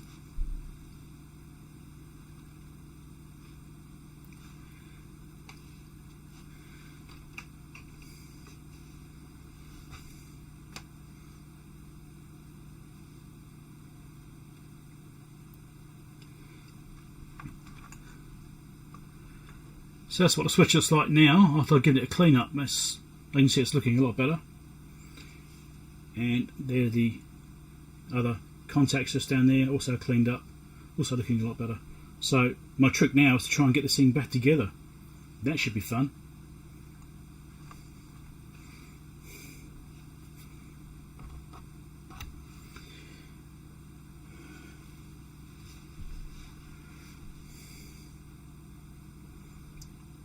This will be a challenge, it always is. Got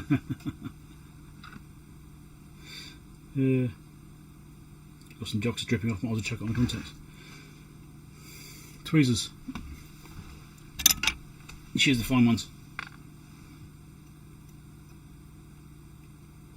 Didn't clean the back up. Should I clean the back up as well? Probably should, don't I? In case it's floating around in there.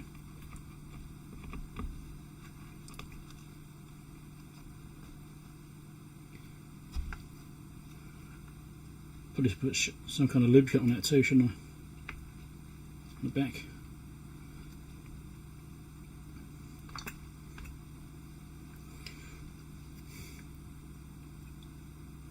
Okay, here's one. Yeah.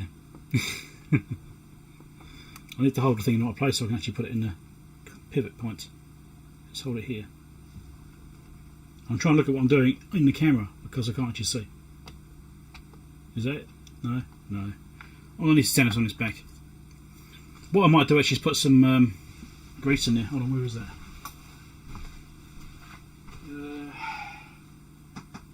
Where did I put that? There we go.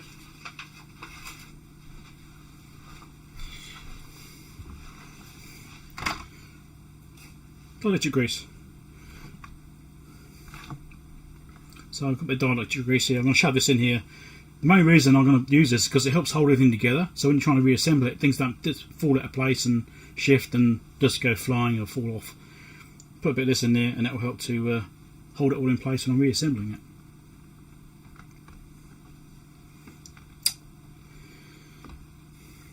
Stand on its back. So we're going to fall over? No.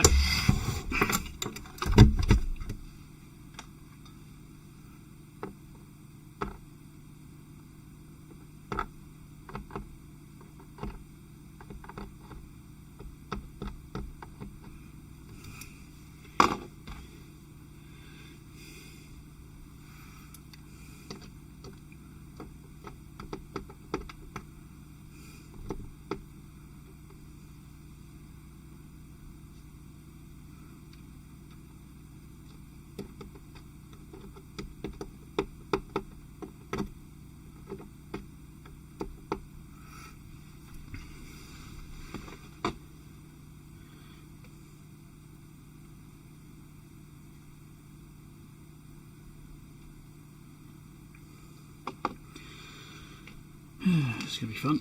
Oh, almost lost the ball bearing. Now will it stick on the end?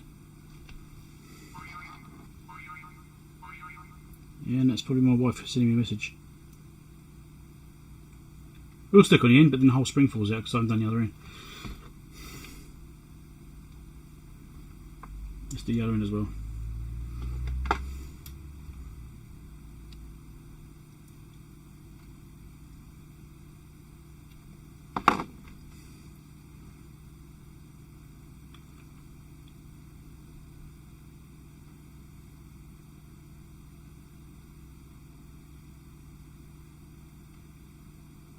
This is why normally you just replace the switch, because it's a really fiddly little task.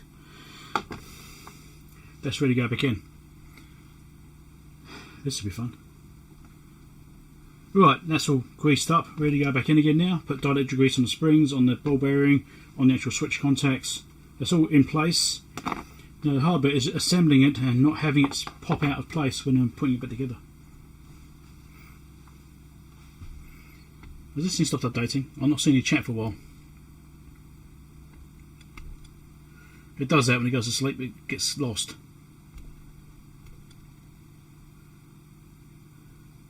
Yeah, I was right, it has done it.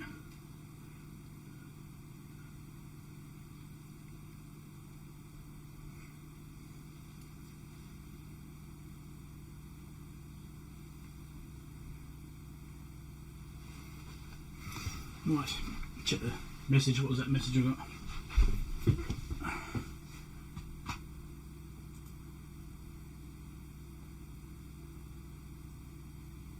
Come on, wake up.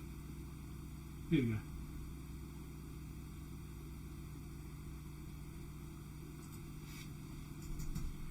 Yes, it is my wife. We're subcontracting an event to somebody else and they're working the show for us. And someone's complaining that they don't have live results for that event, because normally we run the event and we do live results,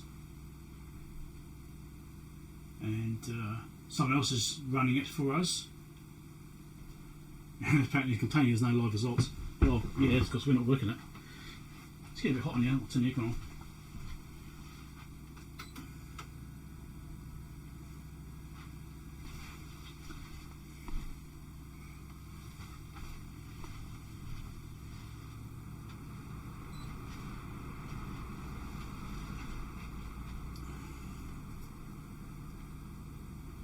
Okay. Now, just still a challenging bit. Will it survive me putting it horizontal or upside down, even? Because it's got the, I might mention this. So it's got this dot on top of the switch. There has to be in the correct orientation. It has to be at the top. Okay. So I need to make sure it's actually that way up. Now these ball bearings look like they're not going to fall out. This is good. So I can probably assemble it upside down. Sideways might also work. We'll see how lucky we get.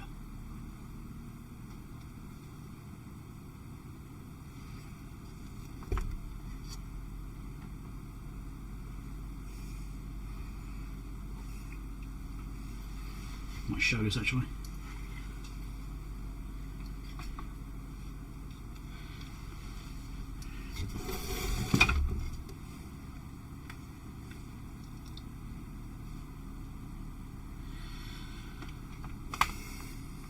Right, switch top is in place. What I've got to do now is push it down. If I do it quickly enough, it should bed in before all the bits fall out. Okay? You got your fingers crossed for me?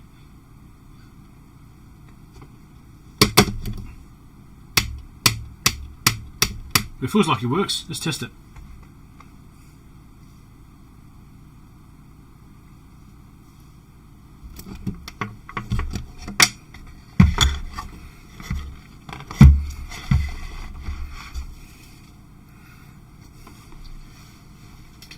Clean up and get a bit messy here.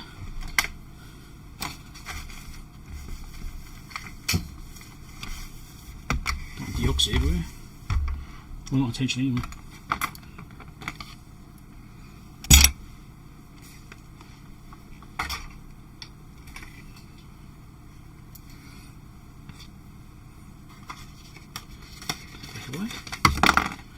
I'd actually have to get a bigger tube of this. This is the biggest stuff I could get. Well, in fact, it's the only stuff I could get locally. I need to get some more. This stuff wasn't cheap either. It was like $30 a little tube. But that's one of these things, you don't use much of it.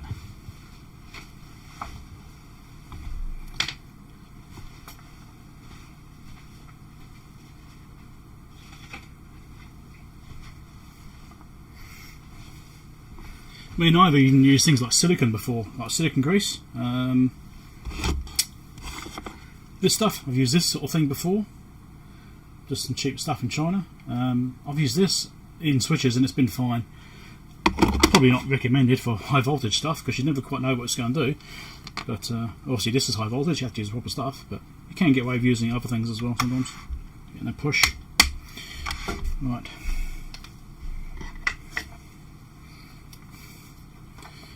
I've still got so much rubbish on my desk here.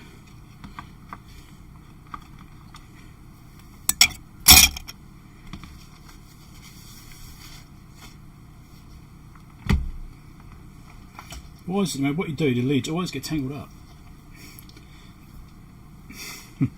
I don't go around sitting there spinning in circles or anything, but somehow it still happens.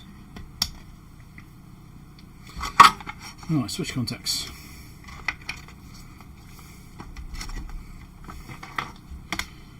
And we actually check the resistance rather than just beeping. Alright, let's check this, see how it actually works. So look at that. If I put the contacts there, so lead resistance is basically 0. So with the wires and the switch, that's looking good on that side.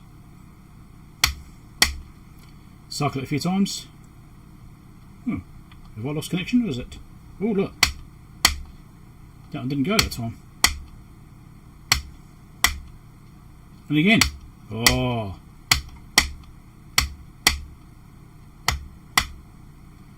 Is that side not actually toggling over, maybe?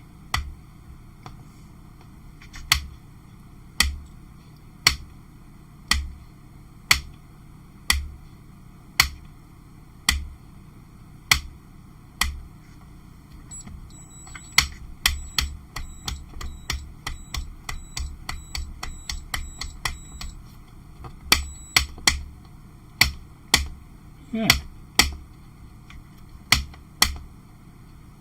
Sometimes it isn't actually working, even though I've done all that work to it.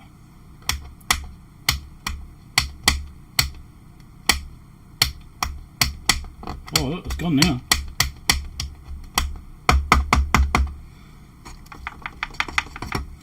That's interesting. No, it's not switching at all. Oh, hold on. No, it's just my post. Okay.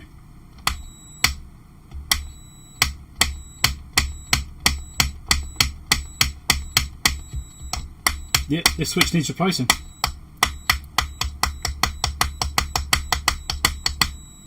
That side's working alright. This side is still a bit dodgy.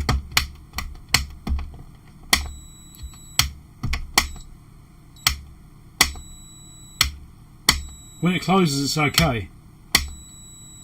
If it moves at all, it works fine.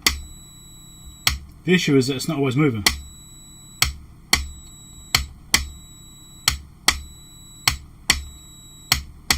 I don't know, it's behaving. Right time, this one. There you go, it's gone again.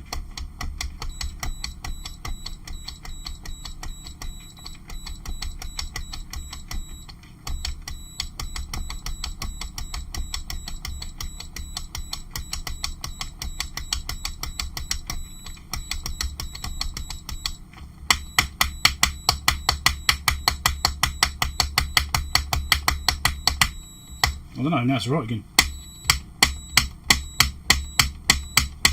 Still don't trust it. I think if I can get a switch I will replace it. But it'll probably do for now.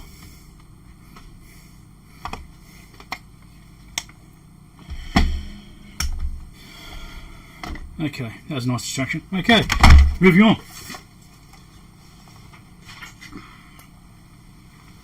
Back to the PCB.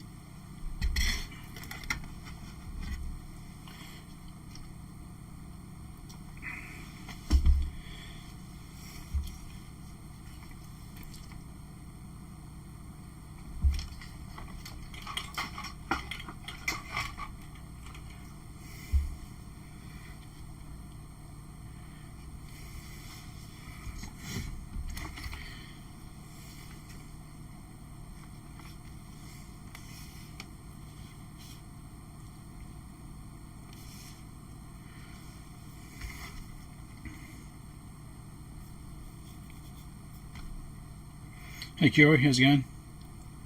Need a wireless multimeter, indeed. Why haven't you invented one yet, Harold?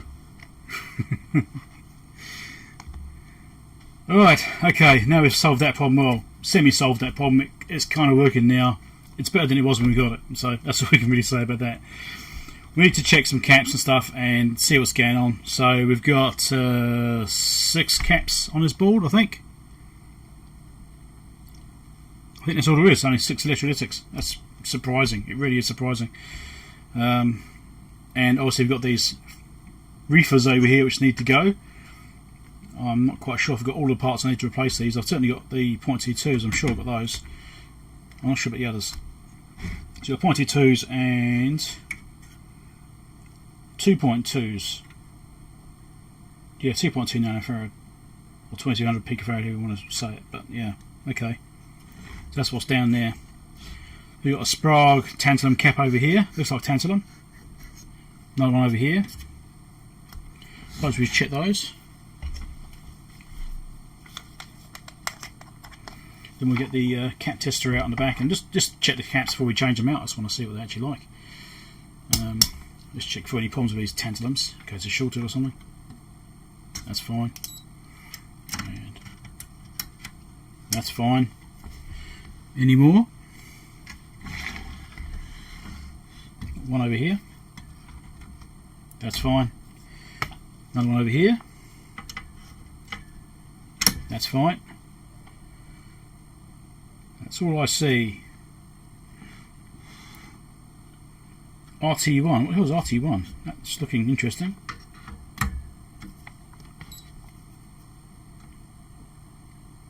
.8K, whatever it is.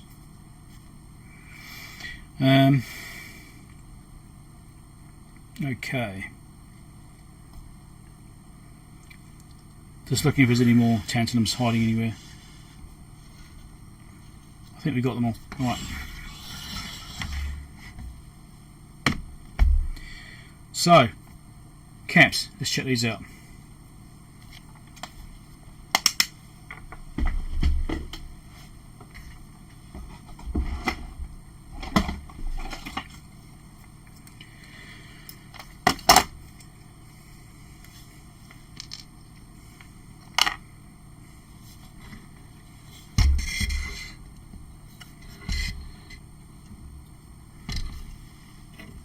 Identify where they are. There's one there, there and there. That's obvious to see, and there and there. Right. Should I make a note of where they are so I can find them quickly when I actually want to do the test? I already lost my orientations. It's still not the time. Alright, let's check components. So there's a capacitor over here somewhere which I've already lost. There's one right here, like that. 0.17 ohms, that's looking pretty good actually. 6.66, or 6,690 farad. What's that unrated for? Hold on. What is it? 6,800. That actually seems alright. Okay, there's one over here. Just there, we'll check that one. Should have checked the value before I flipped it back over. 0.21 ohms, 94 microfarads, that's probably 100. And it is over 100. Look at these ones up here.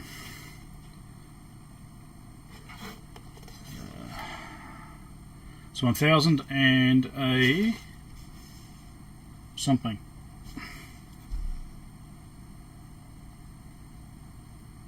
Can't quite see it, it's behind the heatsink. Figure it out, I suppose.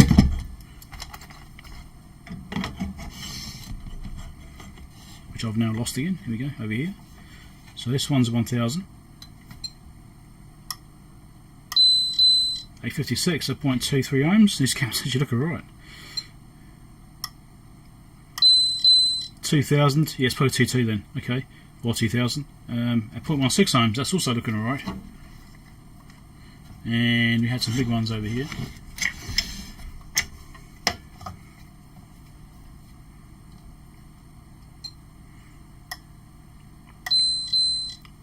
Two at 0.14 ohms, and wow, 1700 at 0.13. That's a lot of UF. I'm not sure it's that big, is it? No. It is 1700. Wow. Sorry, 17,000. And that is a T2. Yeah, okay. Well, all the caps actually look alright. Maybe I won't actually bother changing them. I might leave them alone. Okay, so that just leaves the reefers. Should we measure them? I don't know if this will work on the reefers. I don't know, I've never tried reefers on this one. Let's have a look. Reefer cap here. 3.3 ohms, 0.31. It's a 0.22, wasn't it? So that's reading slightly high. I thought there was one there. It's not coming up. And this one here. Also not coming up. I guess those values are too low. Okay, so looks like I just might have to change the reefers and that might be it. Cool. Let's get on with it.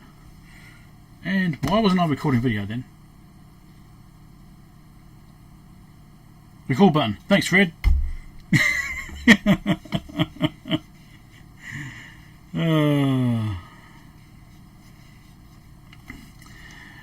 So I went around and tested the caps and I forgot to hit record because I'm a dumbass. Anyway, they're all good apart from the reefers, which we know are like a bomb waiting to go off.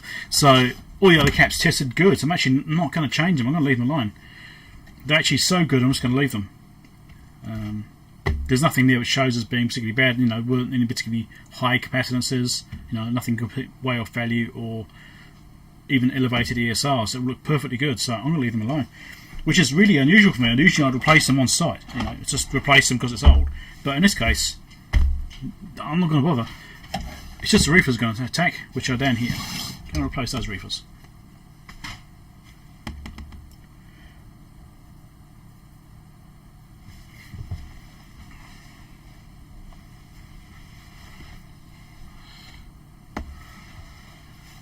So you want 0.22.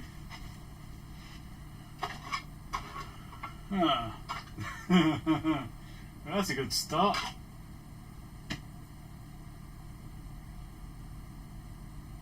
You're kidding me.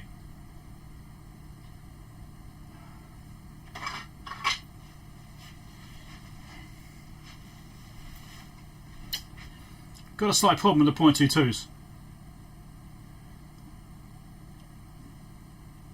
Can't find any.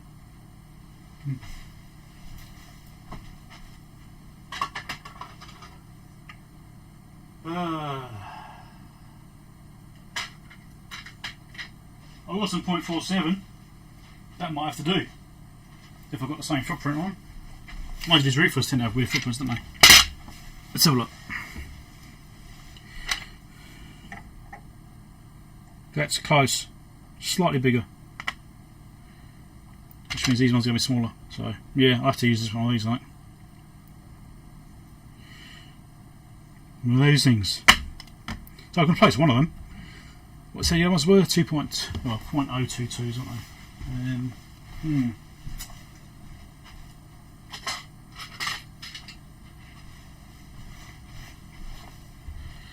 mean, it's only line filtering, it shouldn't matter that much. That's not that one's way too big. Can't read the damn thing.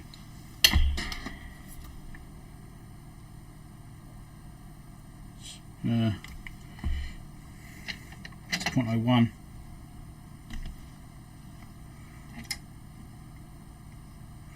But it's the right footprint.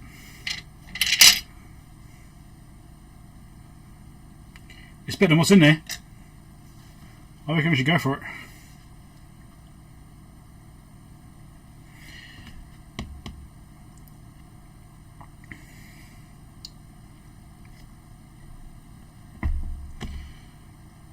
So that's next two.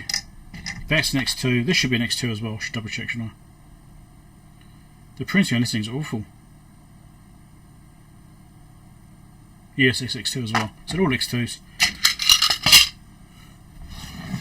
Although should those be Ys? Those are Y class. Y class. I've got some Y class.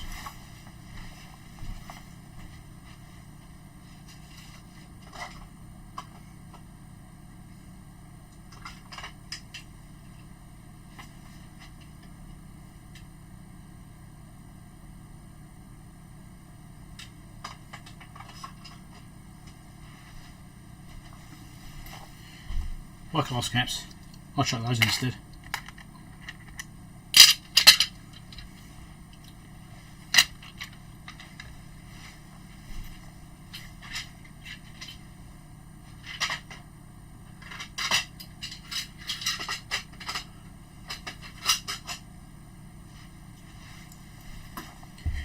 Now, this whole bunch of capacitors I bought recently,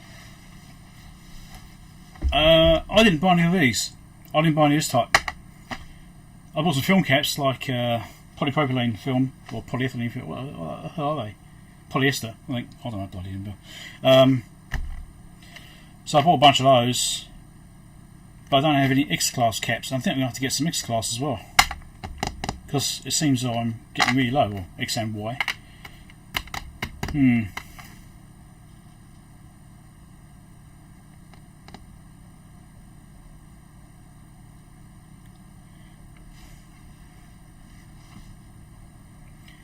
Two more roofers by the upper terminals. Oh, there is two. Good spotting. This are Y class and they're 4.7 nanofarad.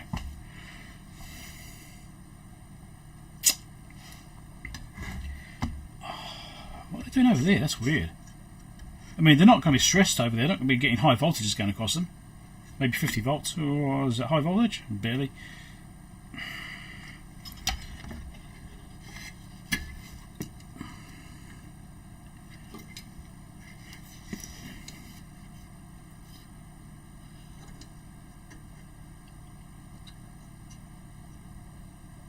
What are those terminals?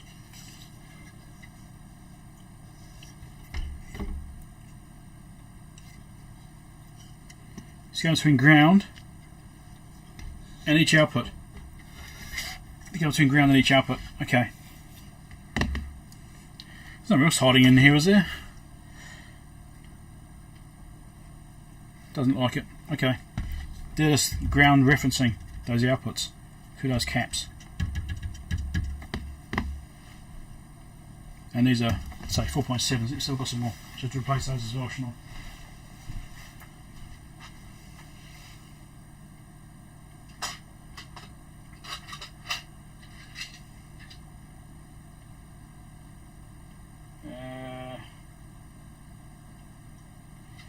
I've only got X class, I haven't got any Y class ones.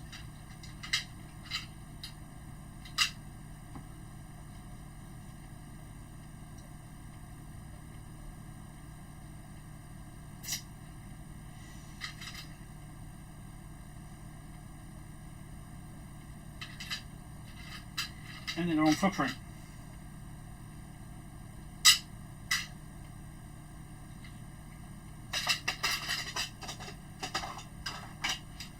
Let's just use all Y class, same type, same value. Values are going to be different, but no.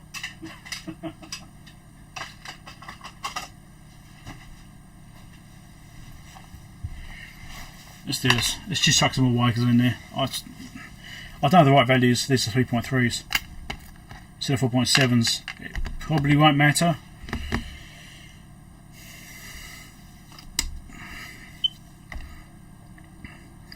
So I'm replacing 2.2s and 4.7s, both of them with 3.3s. This isn't very professional, is it?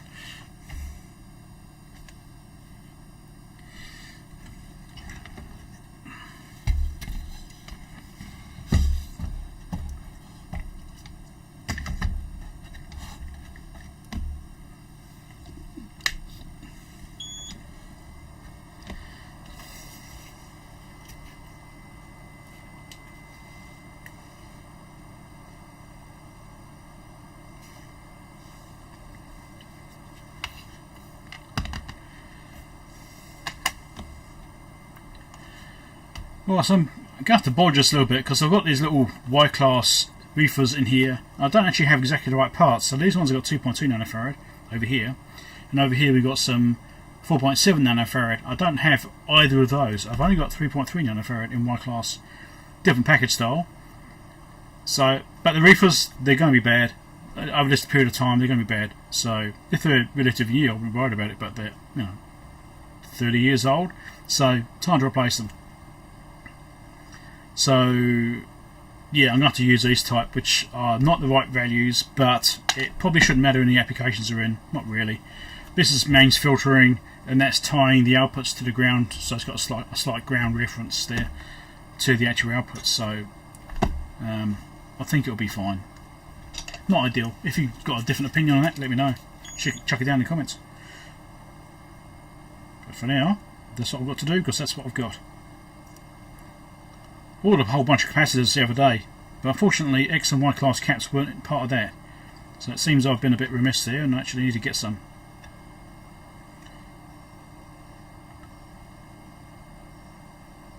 Just putting fresh solder on these to make them easier to desolder.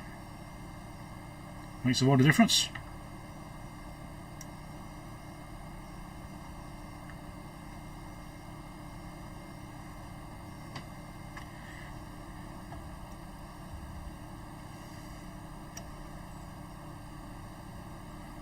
Now, being a double-sided board, this could be a bit tricky to get them off as well. We'll see how we go.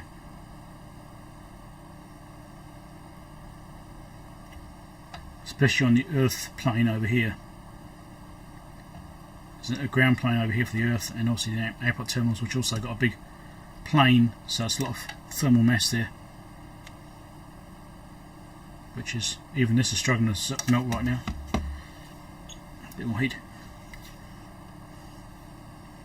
There we go. Yep, great.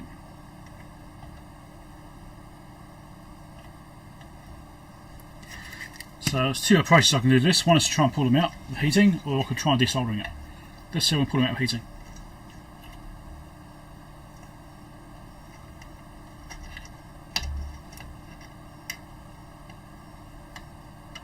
Which is the easy way to get them out sometimes.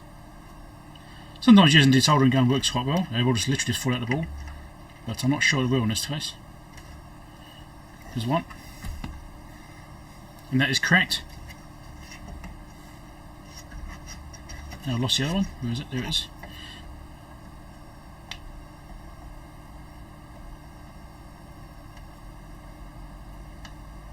I'll use the desoldering gun afterwards to clean the holes out. There's the other one. Also cracked. Now that technique over there, let's use the desoldering gun on these ones. Use both techniques. Demonstrate both.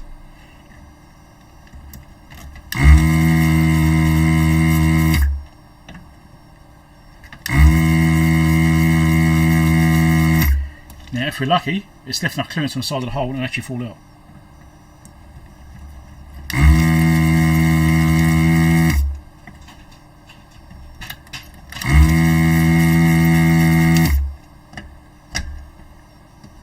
We'll get my arm out of the way so you can see what I'm doing, doesn't it?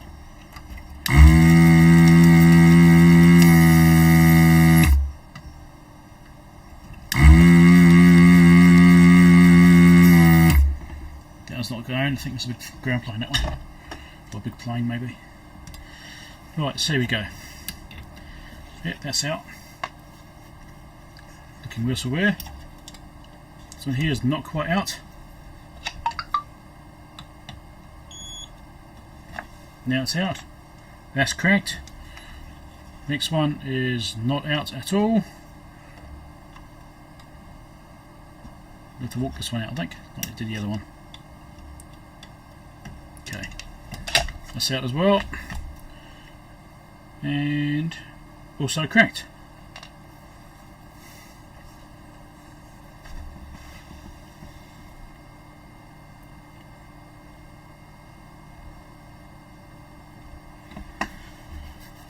Right.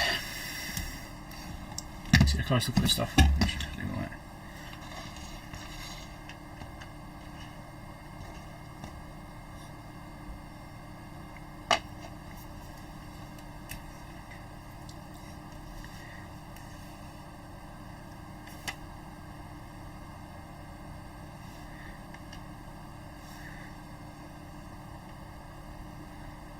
Try and get these so you can see the cracks easily.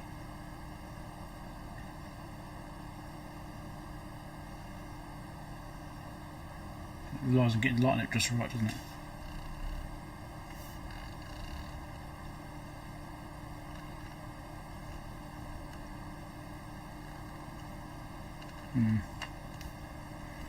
Anyway, something like that. So there you go. Right. So there you go. There's these caps. Now you see this one here is actually opened up. See, there's a gap in the side of it. It's actually opened. So there's a crack right across and the end's all cracked. This is all cracked. If we get the light on it right, you can see the actual fracture lines. See the stress marks inside them? There's little fine lines. Alright. Sometimes you have to get the lighting on it right to see them. So that one's actually opened up. That's really close to failing completely, if it hasn't already. This one here doesn't appear to have done. That's not opened up yet. Not quite. A bit dusty. Yeah, that's opening up that end as well. And also the big one. Big cracks through the end. These are the ones which really go. When these ones blow, they blow the top off, and you get the smoke and fumes, and these ones really smell. So this is where the one which usually blows really badly because it's across the mains. Whereas these ones may or may not go because of where they're situated. So yeah, this is why we replace river caps before they go bang.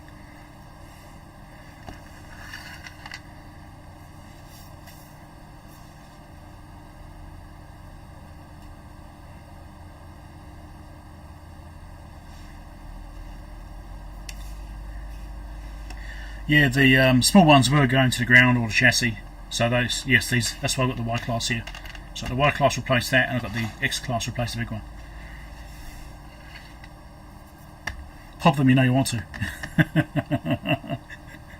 Maybe one day. What a better way of doing that? I don't know. Dip it in some water, put some water inside it, just like submerge it so it gets into it, then power it up. Would that be the way to do it? You reckon? Bit of salt water. That'd go bang quite well then.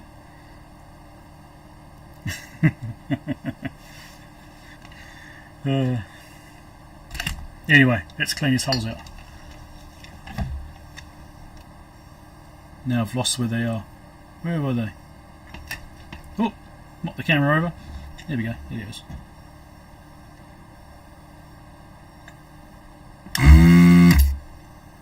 Come on.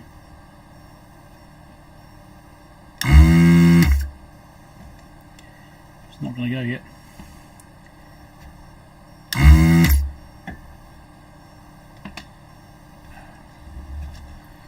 Come on. Heat up. There we go. It's one.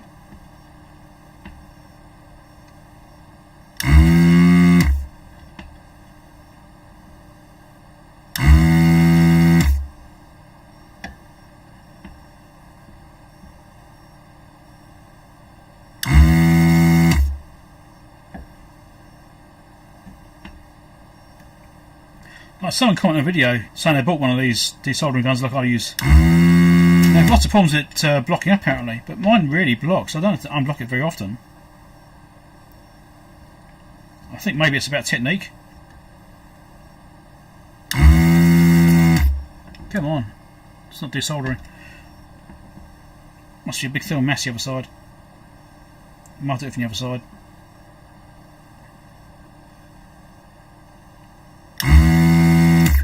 There we go, got it. Okay.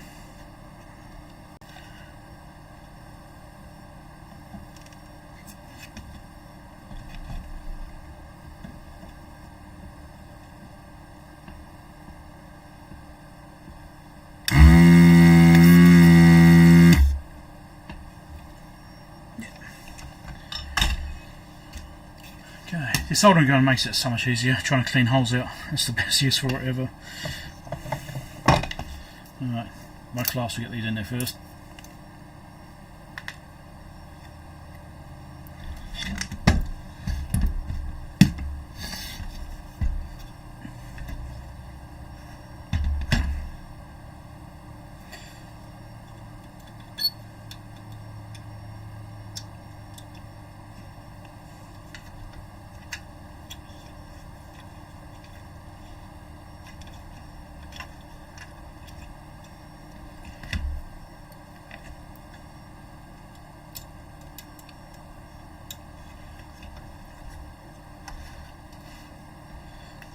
Wasn't a bit out of focus, maybe slightly. No.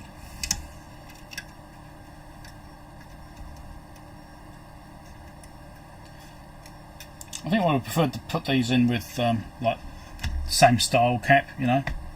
Like if you got brand new reefers, you'd be happy, you know. They'd be fine.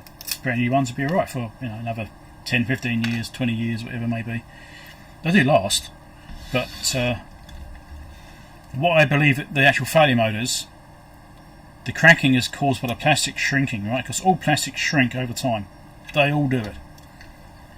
They gradually lose monomer units and they shrink as a result because the molecular chains get close together. And when they shrink, then something has to give. When you've got a block inside which won't compress, a big block of epoxy with a bit of, you know, tightly wrapped metal inside there, you know, metal foil and stuff, they ain't going to go anywhere. So something has to give, and the thing that has to give is the plastic on the outside. And as it shrinks, it will just crack. And that's what I think causes these to fail, just purely age from the plastic shrinking. And then once moisture gets in there,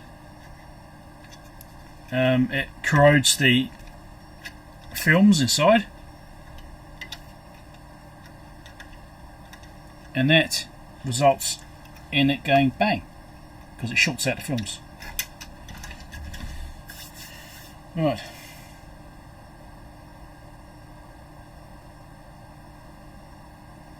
bad, isn't it? Yeah, they're small really go. They're pretty awful when they go. Not just bad. No, they're incredibly foul. Incredibly foul.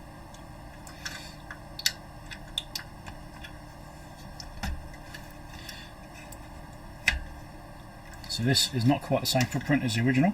So we have to sort of coerce it to be kind of okay. Ain't going to be perfect.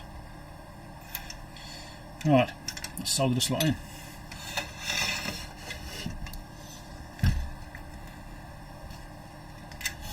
No, that's the solder I want to use, actually attach it. It's got less flux in it, which is a bit nicer. Let's prop it up with a screwdriver.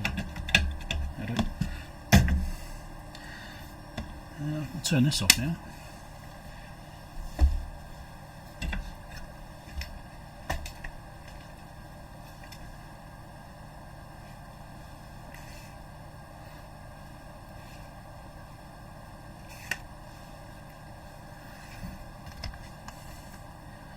Right, I've got the caps in place. Let's solder the things in there. So the reason I'm using X and Y class caps, because it's a standard thing, right? X goes across the mains, so across the phase and neutral is where X class go. Y class go between the ground or chassis or whatever you want to call it, and either the neutral or the phase. And they're designed to fail in different ways. X class will fail as a short and blow the fuse. Y class will fail as an open. Generally, that's the theory anyway. So you have to make sure you use the correct class or the correct place, otherwise you could have some other problem that comes up. But basically, as long as you're using the correct class as per original manufacturer's spec, you should be fine. Then the manufacturers won't usually get it wrong, I don't think.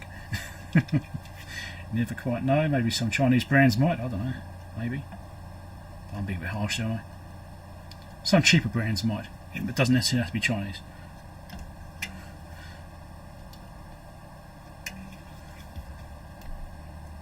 Try and get the flow through down here. Big thermal mass.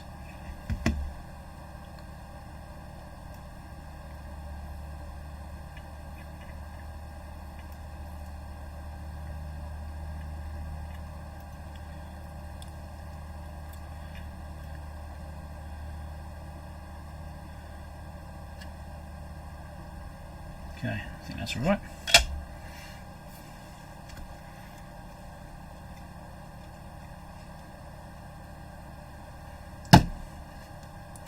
Yeah, on my desoldering gun here, I've got this, as you can see how dirty it is, these tip cleaner stuff, like that little brass wool stuff, right? I've got that in there. So it stops all the debris getting into the back, which is where that little cloth filter is, and sticking to that and clogging it up. So I've got that catch all the big debris, the cloth filter to get rid of really fine particles, and obviously then you've got the actual main pump. So you want to try and keep all clean as much as you can into the pump. But as you can see, this is really in need of a clean itself. So yeah, that's the modification that's mine. Maybe that's part of the problem, is that they haven't done that modification. It's just clogging the filter up in the back, so it's got a weak suction. It's possible. Weak suction makes it stop in the tube. Stops in the tube, then you're going to get a clog. Because you need to, when you're using the thing, you need to make sure that the you don't release the trigger too soon, so the solder has actually cleared through the tube of the iron and got into the cavity where it collects it, or your collection chamber, I suppose you could say. You have to make sure it's got into there before you stop sucking the vacuum. Otherwise it will stop in the tube and then it will clog there. Because if it stops towards the back of the tube, it's not as hot, and it will actually go cold there and cause problems.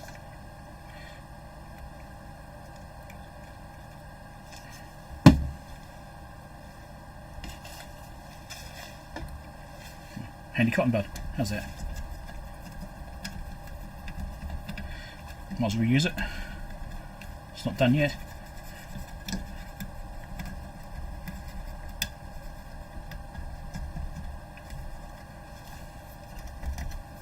Maybe it is now. Yeah, it's falling apart. That's it. Done.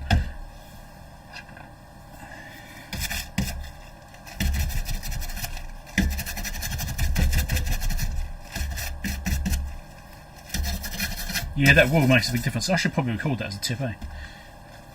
So I'm just saying to my live stream audience here, so I'm live streaming right now, so I'm recording this. These desoldering guns, I had someone commenting about their gun blocking off all the time, and one of the modifications I did to mine, apart from putting a switch on the front so I can power the thing on and off on the front panel, is putting some of that wool stuff in here. I've got a brass wool, like tip cleaner wool, and I've put some of that in here, probably, you know, about quarter full, half full maybe. You can probably see a bit there. And that does one thing, it catches all the big lumps of solder which gets stuck in it. It catches it all and stops getting back to the filter in the back, the little cloth filter. If you get it sticking to the cloth filter, it clogs that cloth filter up really quickly, and it will cause you a loss of vacuum. So I think putting that wool in there makes a big difference. So if you've got one of these things, or a desoldering gun like that, put some of that wool in there and it makes a big difference. Make it look a lot better.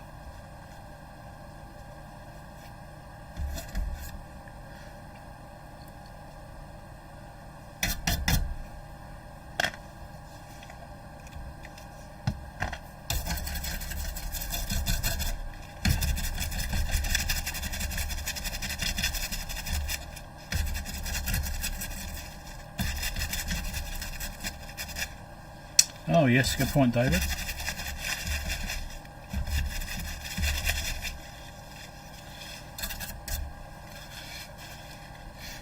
Hey, Peter Hanson, didn't realise you were there. Maybe I didn't, I don't know. That's the first time I noticed his name anyway. And the other thing's been pointed out as well in the chat is there's also a filter on the front of the unit inside the inlet, and that can be clogged as well. It's got multiple filters, so if it gets through the handpiece and gets into there because you haven't got the steel wool and stuff in there, or the cloth filter properly seated in there, it could get into the unit and clog that one instead. Anyway, bit of a tip. So that's that done, that's that cleaned up. I think we can put it back together now, actually try it out, because I'm happy with these other caps. I mean, they seem fine. I'm not going to bother replacing them.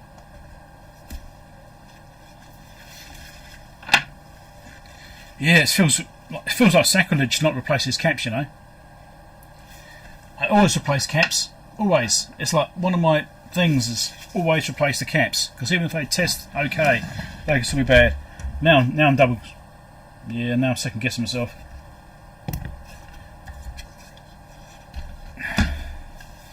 Now I'm second guessing myself. Hey, did I check that one?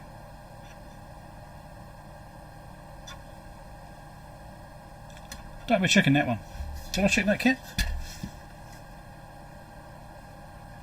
I don't think I checked this one.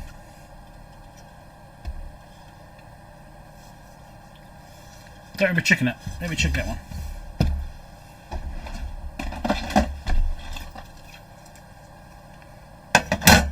Now I've lost where it is. Filling for capacitor size lump. There we go, right there.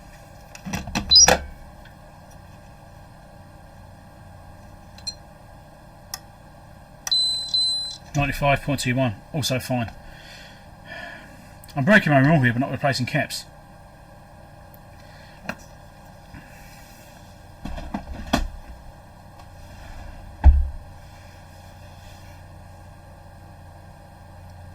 I used those little vacuum hand pump things for ages, years and years. I've still got a couple here.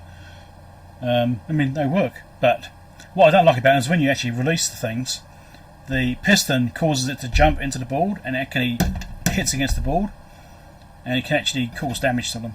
You can knock traces off and stuff like that. I've had that problem. That's the only problem with them. Should I replace these caps now? I'm second guessing myself and breaking my own rule here. I don't like breaking my own rules, I have my own rules for a reason. My experience has said replace them regardless. What we got? So we got a 1000 microfarad 100 volt, 1000 microfarad 35 volt. Did I say 1000? I've forgotten. I already forgotten what the number was. Yeah, 100 and 1000. I'm getting tempted to just do that. Oh, it's stuck in the drawer. I can't get the drawer open. But there's so many caps in there. Right. 105 degree rated, 160 volt.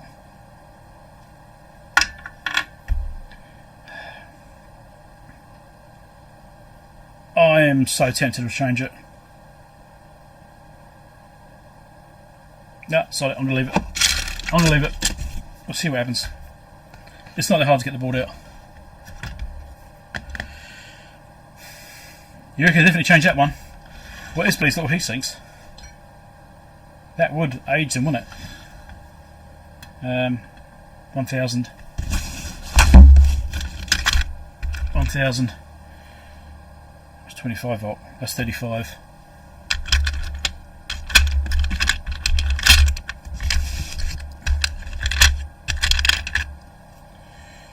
This is somewhat bigger, is it? Oh, maybe not. 63 volt, 105 degree rated. Yeah.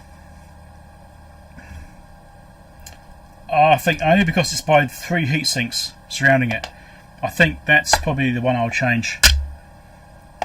Do I have something closer in voltage? No, I don't think so. No. So I shall change that one because it's got 3 heat sinks around it.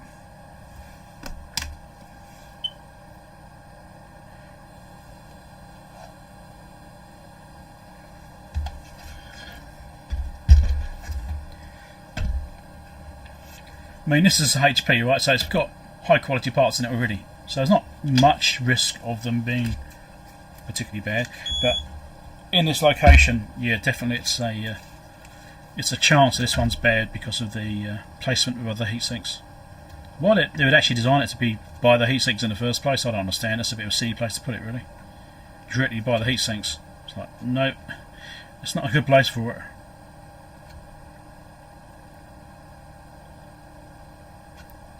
Capacitors by heat sinks. Not a great design that way.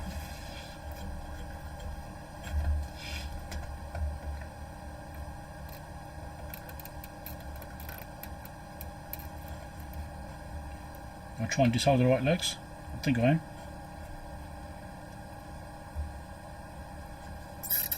Yep, definitely am.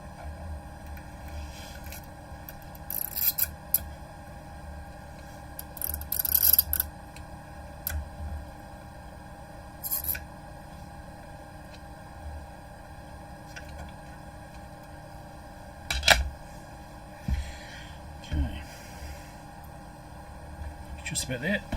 I want to make sure I've got the polarity right. I forgot which way around it was. Alright, there we go.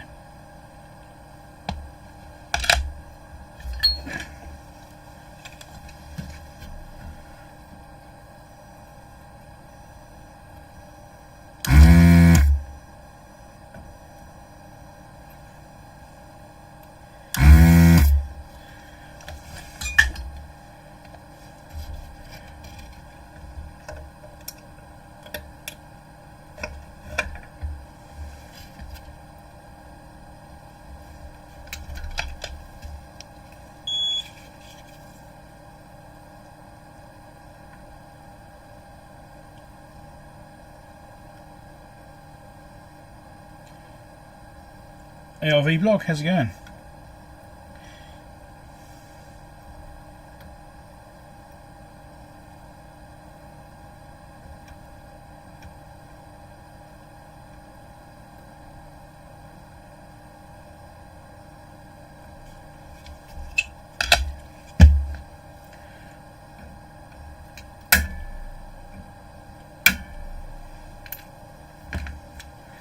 I'm half tempted to leave the flux here, so I know I've changed that one.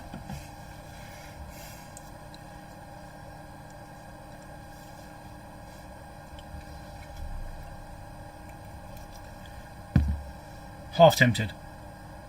Not quite completely tempted. I'll just get the worst of it off. If you want to do your first live stream, go for it. You will make mistakes, you will feel like an idiot at times. But that's part of the fun. People accept it. It's a live stream, it's not perfect. Go for it. The more people that do those kinds of things, the better, really, I think.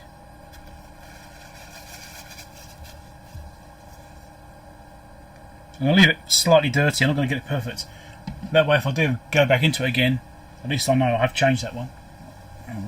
Popped off.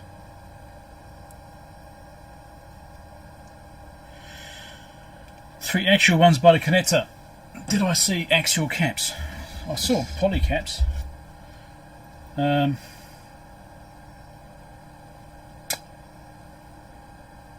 there's some just general film caps around.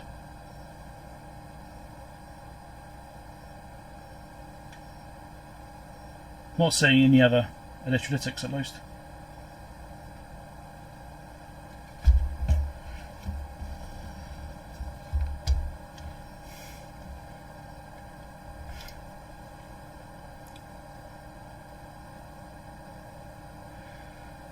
Yeah, I don't know. Should I do the other one with a heatsink as well? What was that one? That was at 2000 or so, wasn't it? About 2000.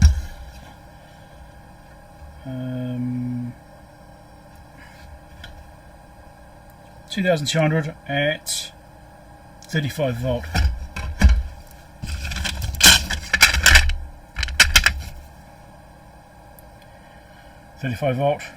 Temperature rating 105 degree.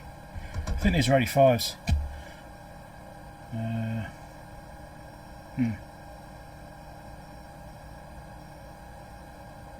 This one doesn't even say what it is.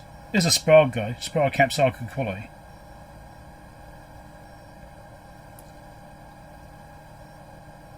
Doesn't have a temperature rating on it. Strange. This one here has something, but I can't quite read it.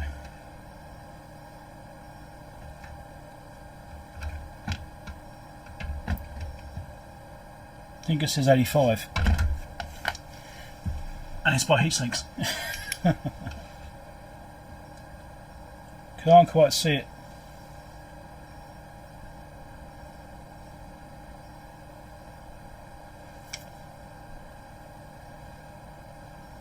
Can't see what it says. I'm tempted to replace that one as well because of it being by heatsinks. I've got the part here. I might as well just drop it in. What do you reckon? So Rubicon 105 degree rated.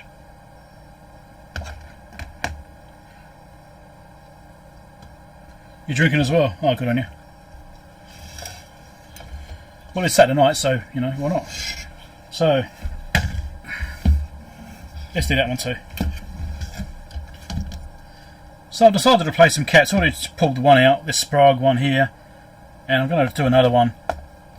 I was going to leave them all intact, but it's sort of my own rule was to replace them on site because they do get old and they do fail. And the reason I've chosen these ones is because you got these heat sinks here, like you've got two here, you've got three more here, you've got these power devices right around these two capacitors. So there's potentially a lot of heat getting pumped into these. So if any of them are going to fail, it's likely to be these two. So I've done this one already, which was a Sprague. I'm going to change this one as well now. The others I think I'll leave alone, although this one here is also by heatsink. Why do they keep putting them by heatsinks? That's a really bad design. Why do you do that? Anyway, yeah, so I'll replace the other one. Now I'm wondering about this one. Am I going to replace them all anyway? I might do.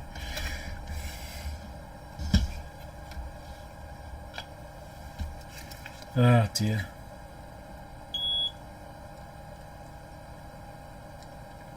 That's where I'm heading, isn't it? That's exactly where I'm heading. I'm going to be replacing the damn things anyway. Even though I tested OK in circuit. That's exactly what's going to bloody happen, isn't it?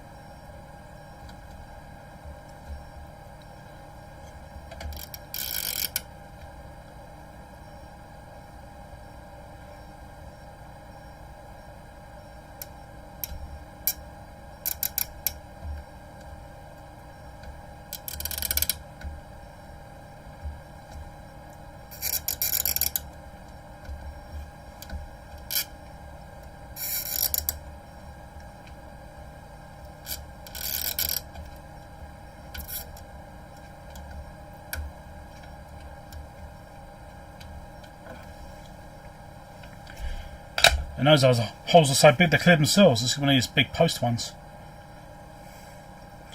So that is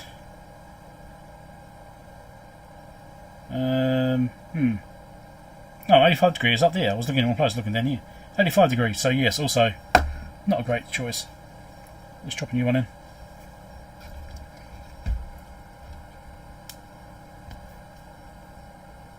Yeah.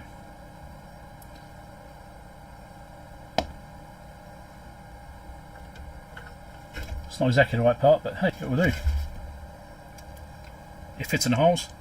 It's good enough.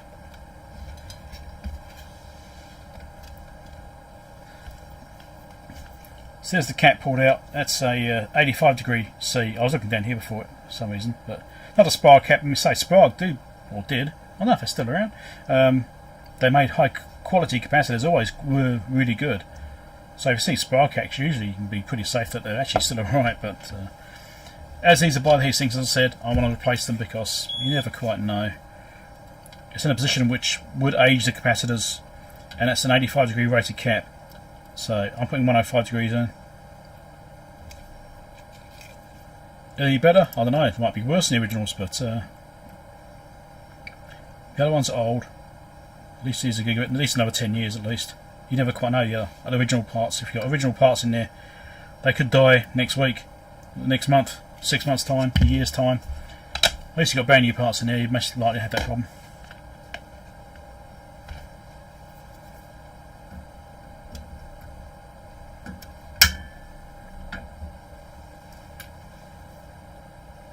Hey Andy, here's again.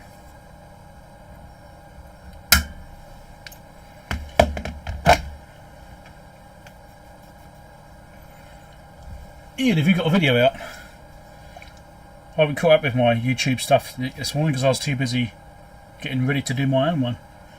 If you've got a video, it's great. I like watching your stuff. I'm sure the guys already know about your channel. The ones who are in the chat.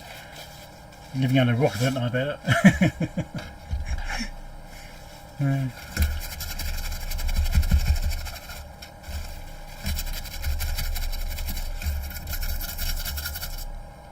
Vichet took him over. Ah, okay, so Vichet took over Sprague. Well, Vichet's known for being bloody good as well. So, yeah. There's no idea I took him out. Yeah, I think I haven't seen any Sprague. I mean, I think I did buy some once and I had Sprague on. I don't know. Is it Sprague? Sprague? I don't know. I always call him Sprague.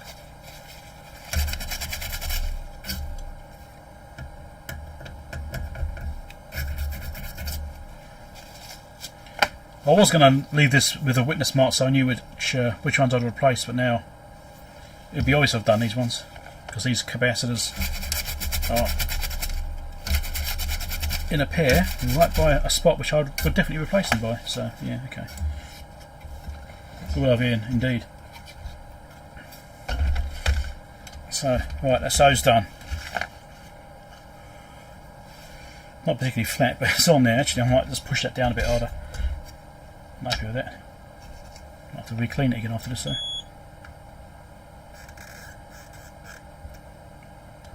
It's wobbling slightly. It's better. Alright. Okay, that's those two done. Should I do this one as well? If they must have done it, and I might as well do this one too. Oh, God's sake. No, I won't replace the caps because they're fine. Yeah. 6,800 at 16 volt.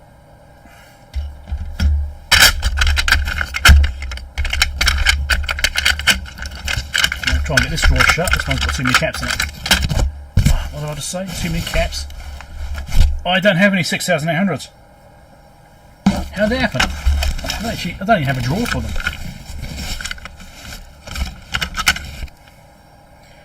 10,000 eh?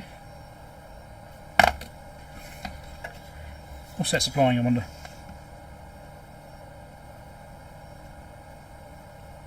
Can't really tell from that. Can't see where it goes. It's probably a 5-volt rail. What's that regulator? 18260122. That's helpful. It's probably a 5-volt regulator. Should I change it? What do you reckon?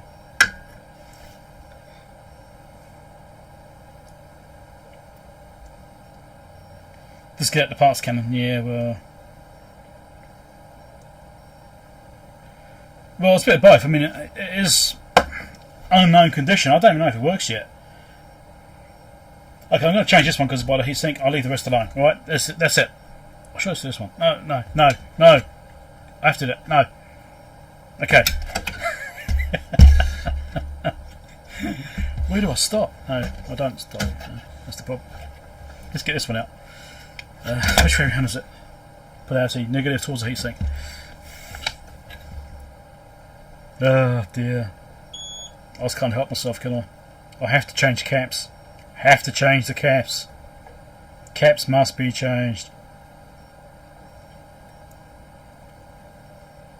It was fun, the transformer's naked. No, the transformer's okay. Well, the input side is okay. I was measuring that as right. So I think that's okay there. I probably should have put a bigger tip on this for this particular desoldering function.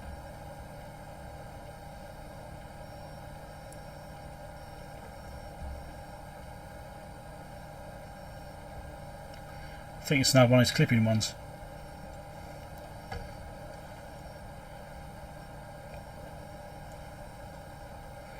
Yeah, well, yes, saying the originals were high quality caps, but they're very old high quality caps, and that's the issue, you know. If it was only like 10 years, and maybe I'm thinking, yeah, probably, man. But they've been, what's this, 1987? So 36 years.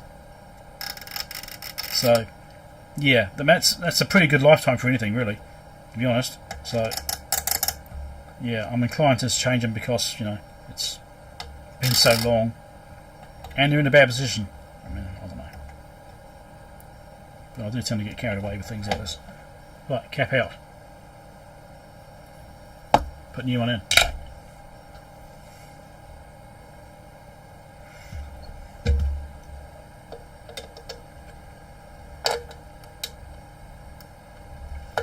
The hole's not quite clear. Of course it's not.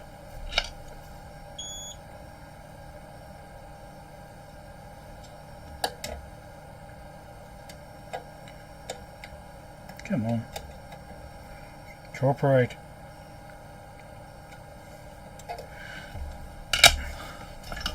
Jesus. Oh, something fell on the floor. I wonder what that was.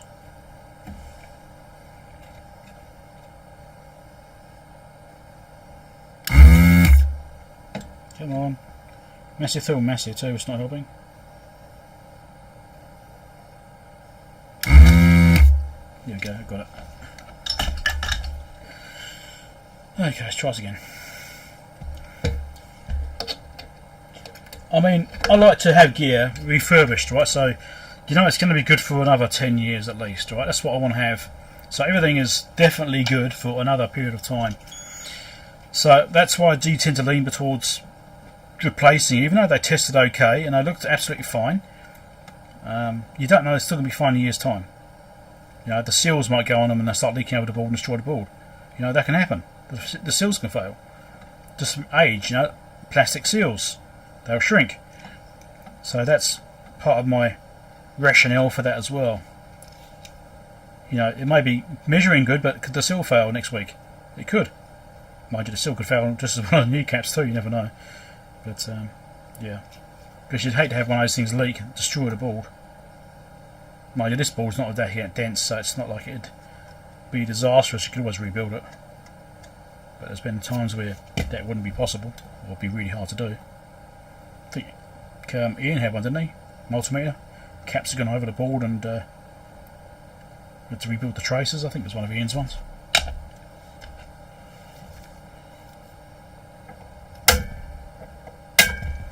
So do I stop there? What do you reckon? Or do you just one more? Just one more. Just one more.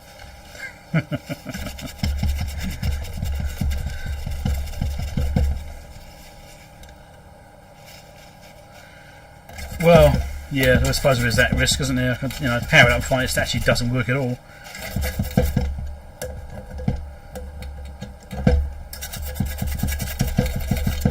But this is an old device. I don't think there's any micros in this thing. Not really. Not much of it. Oh, it could be us actually. Anyway. Yes. Okay. I'll do this one just for the sake of completeness. These two I'm going to leave alone because they're big caps. Usually these big ones don't tend to go that much. They're much more reliable in my experience. One more here.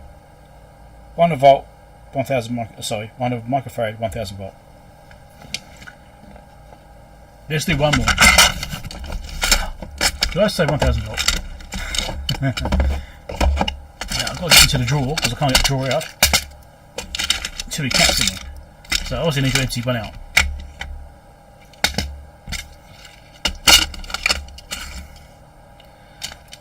Uh, 160 volt, that'll do. I haven't got many high voltage ones in here. Surprising. I need to get some more of those, maybe. Alright, let's replace this one as well then. Let's just do it. Then at least I know the ones which are likely to be a problem are done. I'm done with. Now make sure I decide the right part. Where is it? I lost it. Where's it gone? There.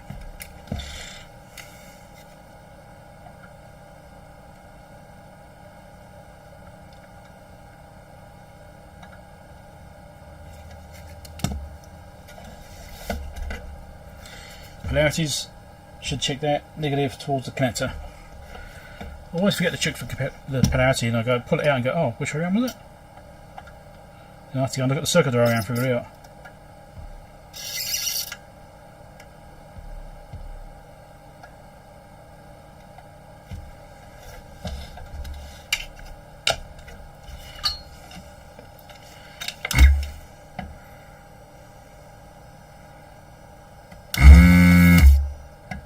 Just can't help myself, I have to replace caps.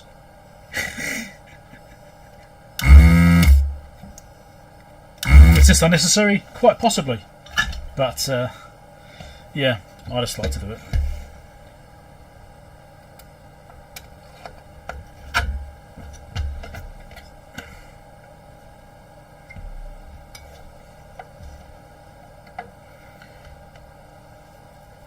$95 caps.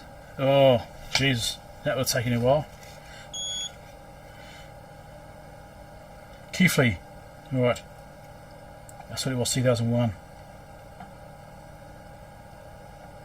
That's why I had the mess you had to clean up. That was a lot of work, wasn't it?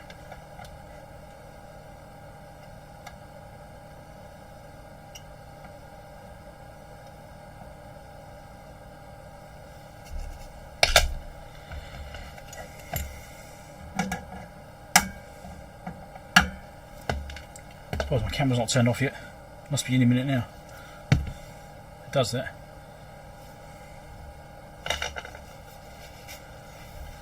Where's my brush gone? There it was. Right.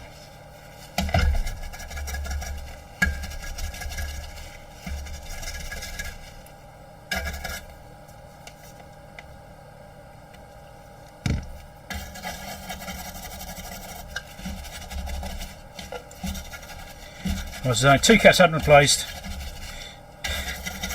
most of which I've replaced, which probably didn't even need doing, but precautionary. The big ones, like I say, tend to be more reliable anyway, so I'm happy to leave those in for the time being. Let's do some video on this, just explain what I've done. Since I've changed my mind a couple of times through the video. Alright. So, my instinct was to replace caps, right? Even though I checked them and they all tested okay, my rule is to replace caps if it's old, and that's just like, that is the way I work.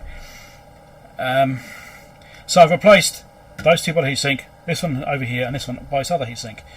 These two big ones over here are still original. I left those intact. They were measured absolutely fine, and the big ones tend to be better anyway, my experience, so they're less likely to fail. They can fail still, but it's less likely. It's usually the small ones that go. The smaller the cap, the more likely it's to fail. That's my experience. So those ones there are done. I'll leave the big bolt caps, and we can put it back together and power it up and see if it actually works or not.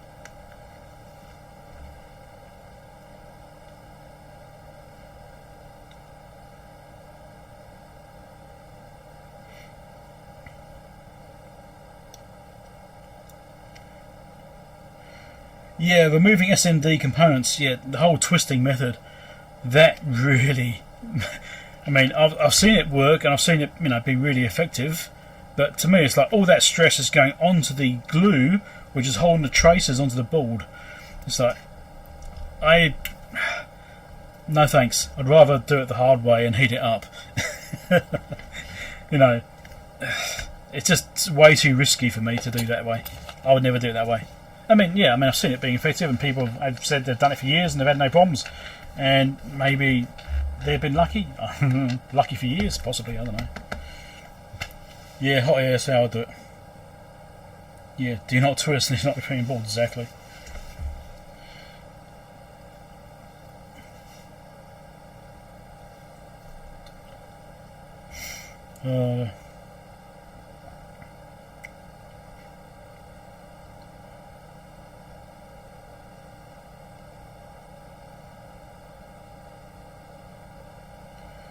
Yeah, anyway, right, let's get this thing back together.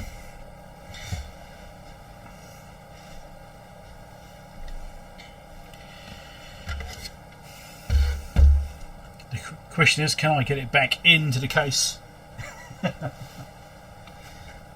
Obviously, we've still got a problem with the power switch, which I will need to replace, but that's something I can handle later on. There's a lot of dust in here, actually. I might see if I can give us a quick brush out. Pop outside and give us a brush.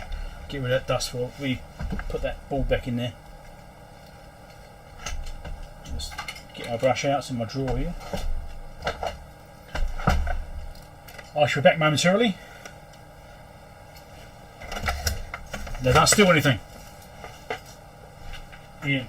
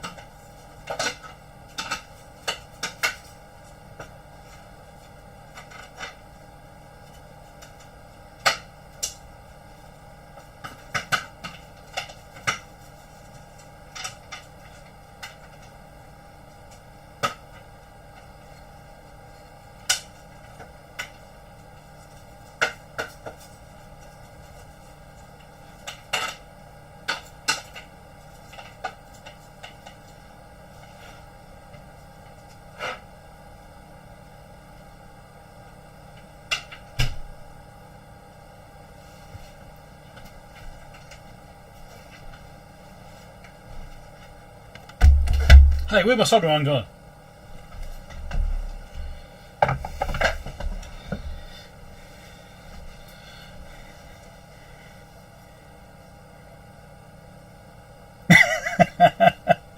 How did I know that? Ian, I knew it.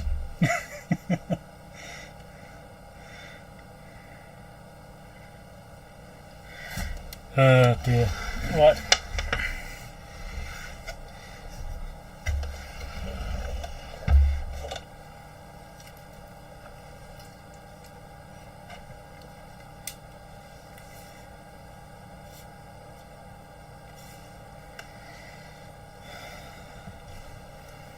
So this is going to be the challenge, getting it all back in without getting stuck.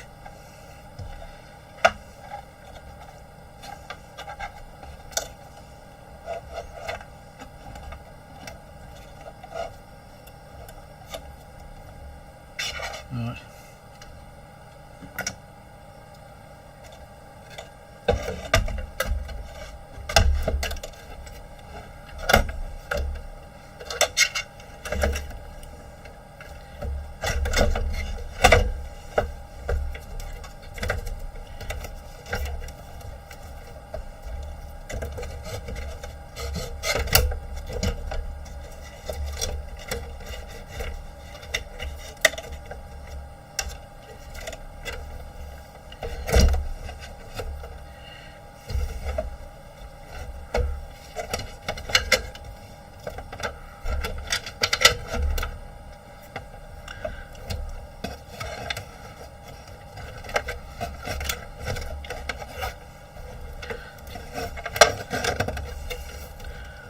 There's probably a much easier way of doing this.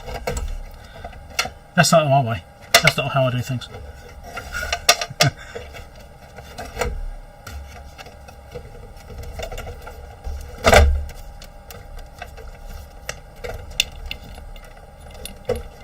Come on, just a little bit more. Another millimetre.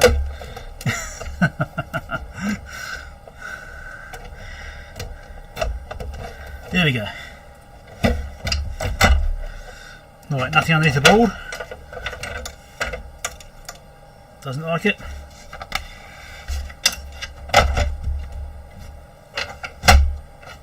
Beautiful.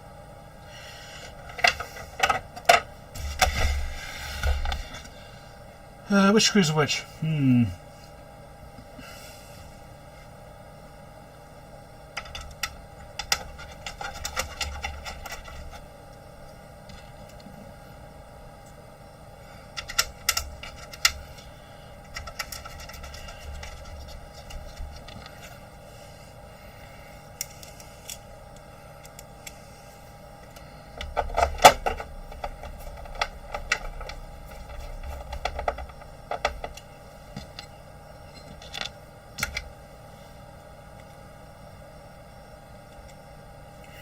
Yeah, so it did come out much harder than it went in. Oh, it went back in much easier when it came out. Whatever it was, I don't know. Probably screws are the same anyway. Use a long screw for this one.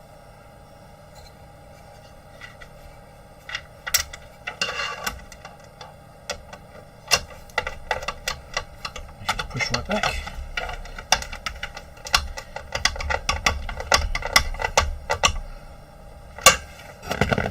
Use a quick screwdriver for these ones. Drop it on the ball, that's great.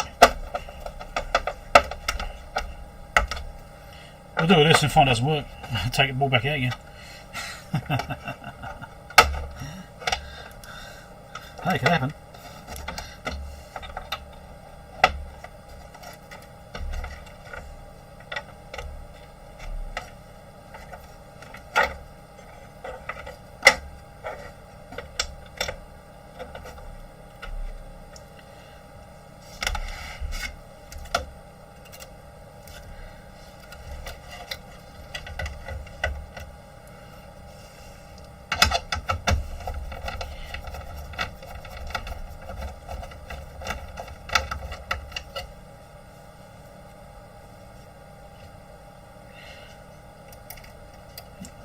Washer does underneath that one, so I have it set up.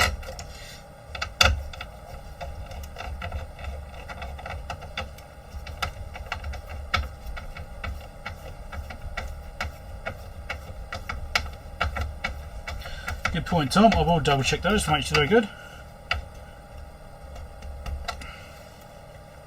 That one up, that one down. Double checking. Yep.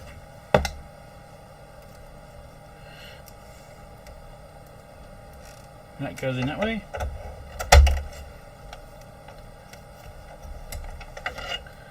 This goes in this way. A bit of fluff. Is that a cat hair? It's never a cat hair. Right. Gotta get this thing back in. With the one tricky bolt, which I've got to try and do. Well, let's do this kind of sideways and upside down. This is tricky. Right, do like this. Yeah, you guys won't be able to see. Bear with me. Interesting little nut set up on here. It's like a riveted nut which is floating. It's actually floating around in there. Interesting setup. Can't say I've come across that before. So I'll try and get that over that washer. Get it right in first, then get it over that washer.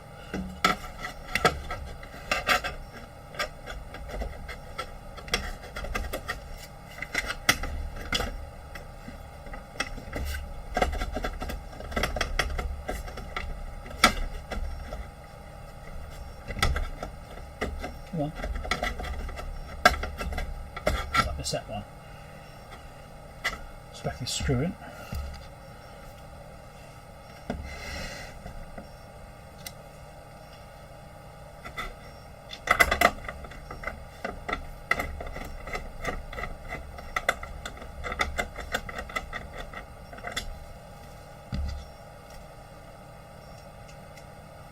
Yeah, I've got to put a sort one inside the transformer once I've got this bar in. I thought it might be easier to do it once it's actually in place. You'll probably prove me wrong now and be a real bastard.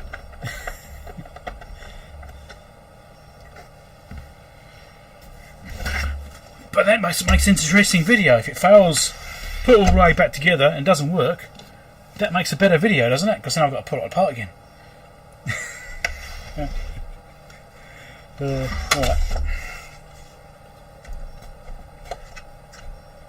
Get that in there, like that. Confidence is high, yeah, confidence is high. It is, but could you call that overconfidence? Overconfidence is never a good thing.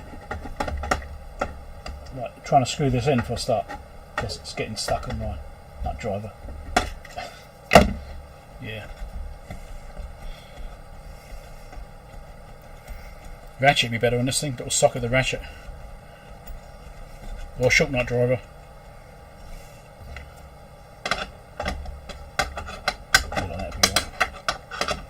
One flat at a time. It's not much there, yeah. It's just about there.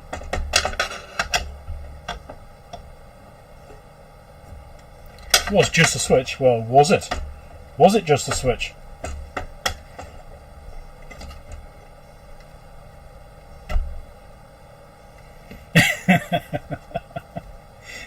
Yes, indeed, that's definitely right, Ian. It's the thing I'm going to use to chuck it out the window. Yes.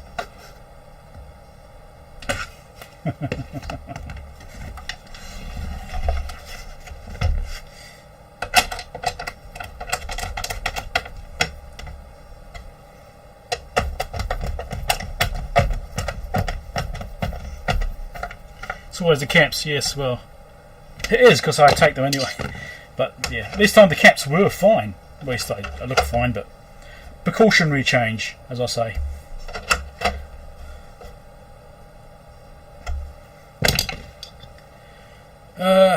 So video. It's back together. We're at the point where we can actually power it up for the first time and see if it works. Now I've done all the precautionary stuff and changed things I would like to change just to be sure they're okay. Now if it does work, I'll be doing further modifications to this thing. I'm going to be putting binding posts on the front panel, because it's actually got some holes here for binding posts on the board, right there. So just got to draw those out, put some posts in and run them through to the back. There's a connector on the back here or something. You have to run them through somehow. Or was it there? The posts are just there. There's sensing terminals over here, but you've got posts here for the connections. So yeah, that will get done, because the rear panels, it's okay if you're in a rack mount system, but I'm not a rack mount system. This will be something which will be sitting around. I'll plug into the front panel. So let's see if it goes. Let's move this out of the way. Plug this in. Need to leave the cover off so we can see the smoke come out. Let's get set up there.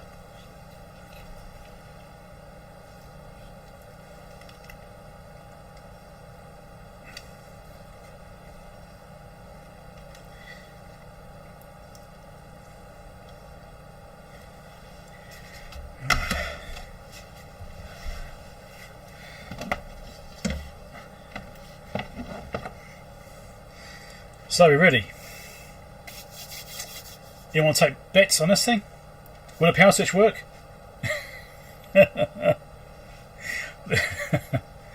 Right. Okay.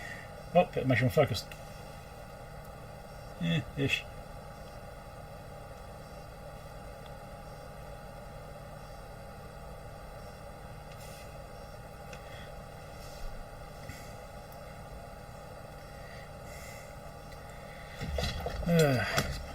Let's stay out of the way. Get it crowded.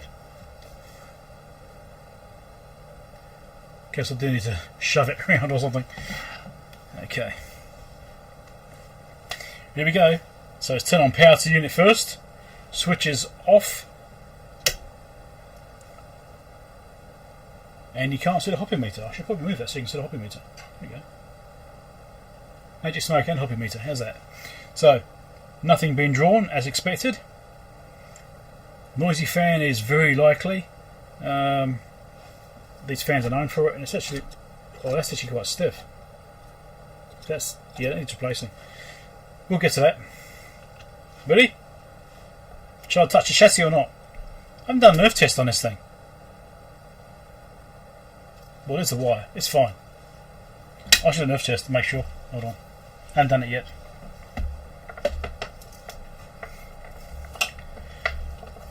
And the wires all tangled up. Of course they are. Earth test. Pull the plug out. I can see the pin from here. But anyway. Earth test from here. There's the pin to here. 0.2 ohms. Yeah, no, whatever. Side there. 0.2 ohms. Heat sinks. Probably floating anyway. Yeah, they are. Okay, that's good. Let's go on earth. Just to be sure.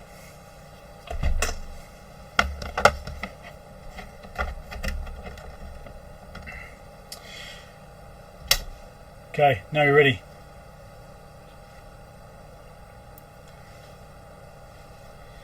Almost.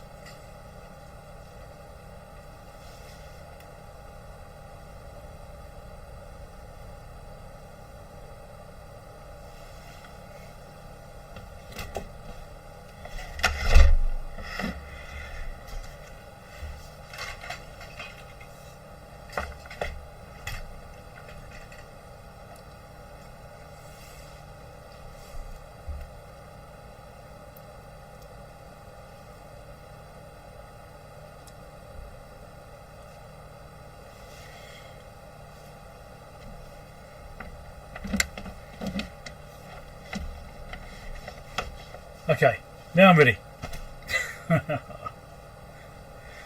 I think I'm ready. I don't know. I should have stopped recording before.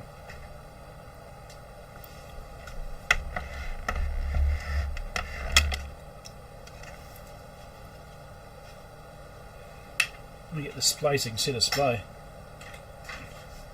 Yeah, maybe. Yeah, that works. Okay.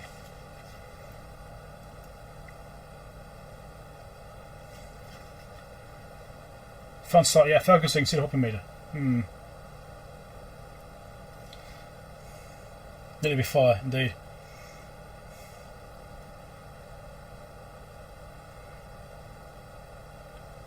Yeah. Okay, let's turn it on. I've rearranged things to try and see everything. This is slightly out of focus so you can see the back a little bit better.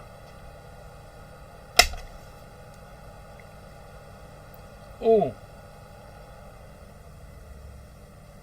Sec down. What the hell does sec down mean?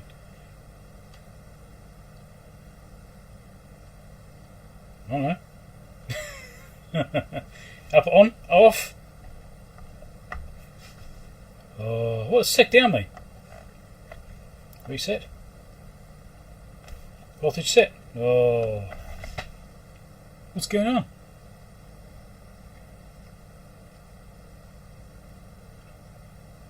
It's drawing 13 watts. So 0.2 amps.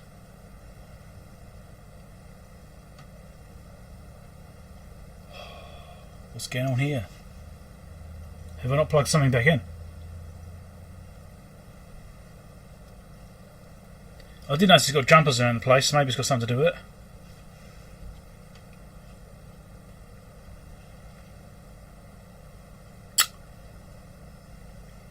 I'm double checking stuff now. There is no fan. Fan's not running.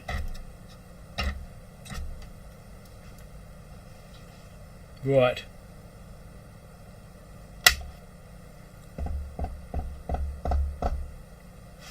More investigation required. Looks like something's wrong with it. Excellent. Did it work before? I've got no idea. This is the first time I powered it up.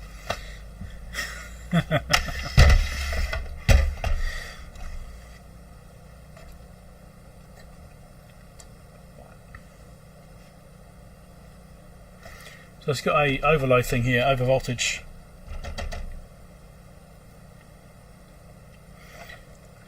Let's make sure these are plugged on properly from messing with it.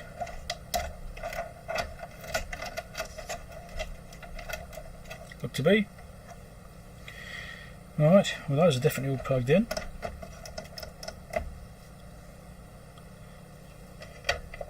plugged in. That's plugged in. Okay. Jumper settings. What does it say down here? Mode. No cow. No test. Normal mode. It's in normal mode. On jumper settings. Okay.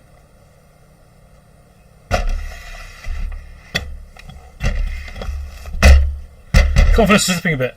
Read the fucking manual. Yes, okay. I like to just check the basics first. Anything obvious? Right. I'll leave all the chest points on this thing. Power is still on. I have to make sure I don't forget that.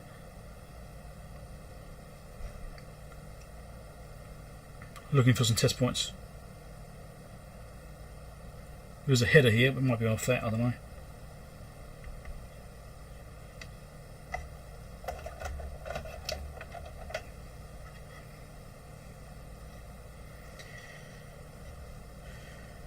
Might take this ball back out again. Okay.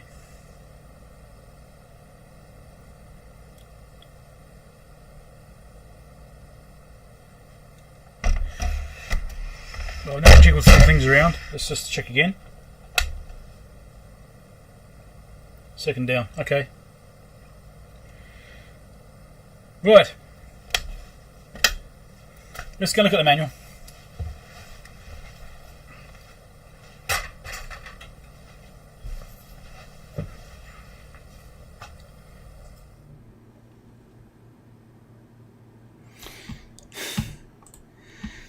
Right, top screen. This is fine. I mean, I don't mind bits of gear like this just don't work because it'd be nice to know what's going on. But I do like to troubleshoot things. You know, all we've done is so far is a cap change and a power switch. You know, so what's this thing? Sense input. See this? Bar supply, primary interface, startup circuit. So that's a supervisor IC, right? So I've seen supervisor ICs go before on these bloody things. Well, on HP gear. 15 volt supplies. So, show plus or minus 15 volt. 15 volt unregulated.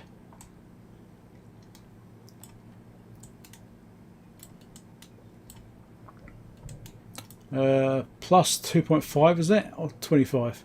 It's like 2.5. I think it's going for an op amp, but it's 2.5. So reference voltages minus 12.1 plus 10. Bar supply, secondary interface. There we go. Could be secondary interface.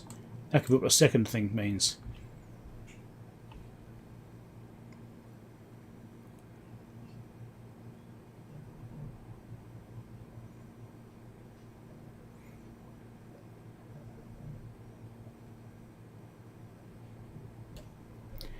Yeah, so I'm sure the error message is in the manual, but I'd like to look at diagrams.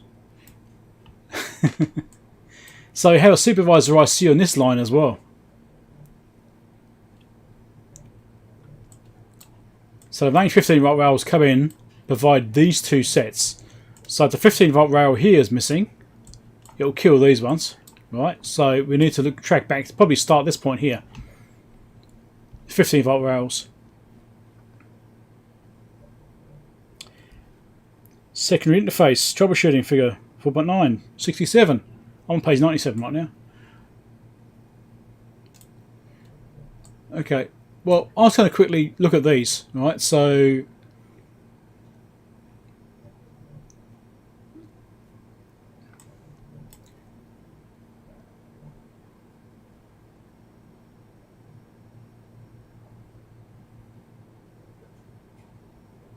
it's curious. Let's notice something strange on here. That's a ground reference, right? Well, 0 volt reference for the unit. Here's a minus 15 volt rail. Why does it say 1.35 volt here? That can't be right, surely. Is that 1 microfarad 35 volt? Maybe. Let's make more sense, wouldn't it? Anyway.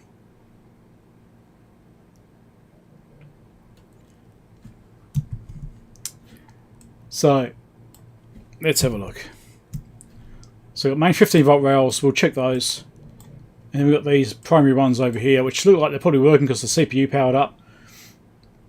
I reckon that's probably, these are probably okay. So we have to find them first. So that's U101, U104. Let's find where they are. I'm not going to change camera views just yet until I've got something to show you. So don't panic. U101, U104 is right by the capacitors which I replaced. The two which are surrounded by heat sinks. So it's right there.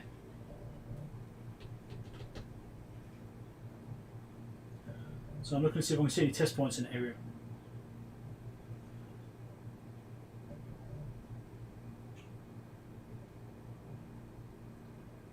There is nothing obvious.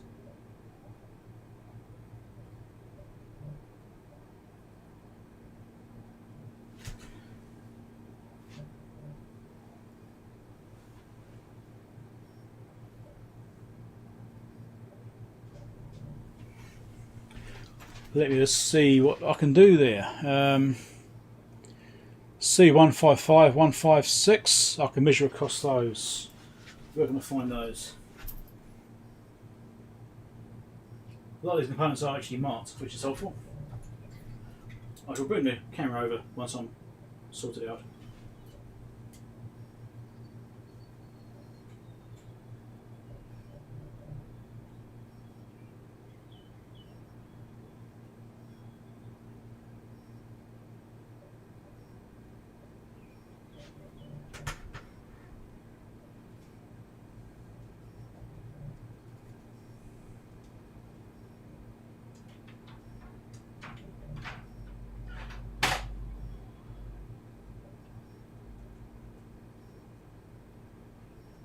Strangely, I can't find those caps. Okay, let's go and read the page. Let's go and read the manual. Page 67, you reckon?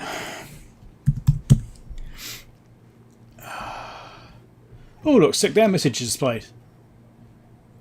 Check if jumper W2 is installed on the null position. It is. I did check for that. Should I try reseating that jumper?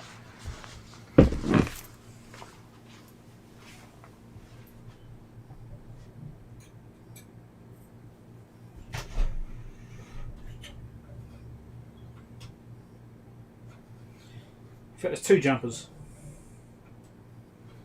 Reset them both.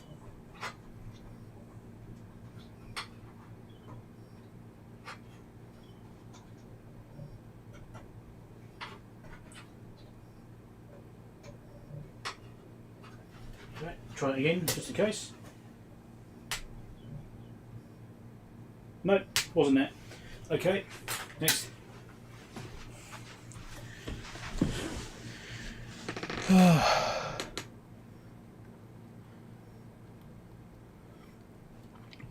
See table 4.9, bias voltage is okay. Where's table 4.9?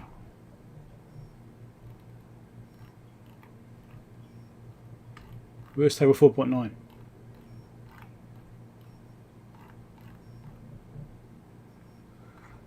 Must be before this, surely.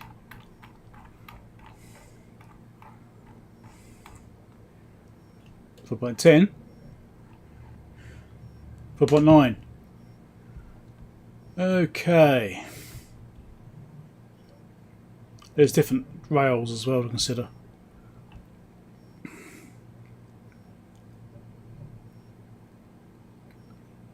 Hey, Sharon.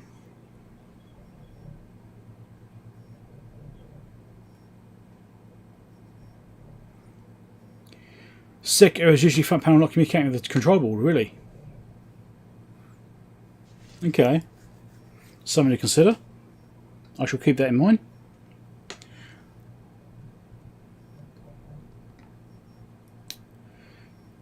Right, where the hell are these things? I've got to find where these common points are. Does it say where they are?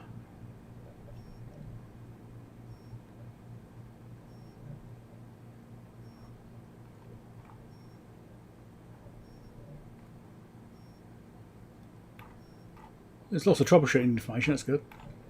Come on, show me the test points. Here we go.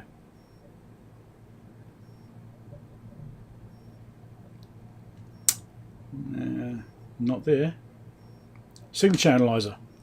I've got that there somewhere. Never used it, I've got one now. Come on, where's test points? I wanted to show you on the diagram.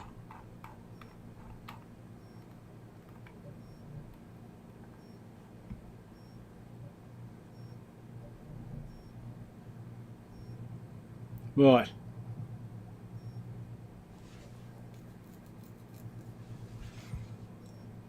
S is there somewhere.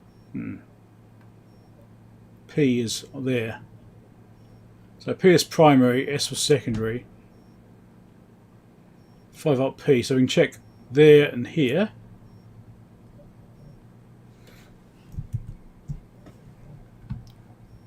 So left mouse connector pin and third pin over on that IC there. We'll check for that. No smoke, yes. Well, disappointing, no smoke. So third pin over on the IC over here, okay. Right. Use this thing because it's got finer probes, so I don't want to short things out. And I need to change camera view so you know what the hell I'm talking about.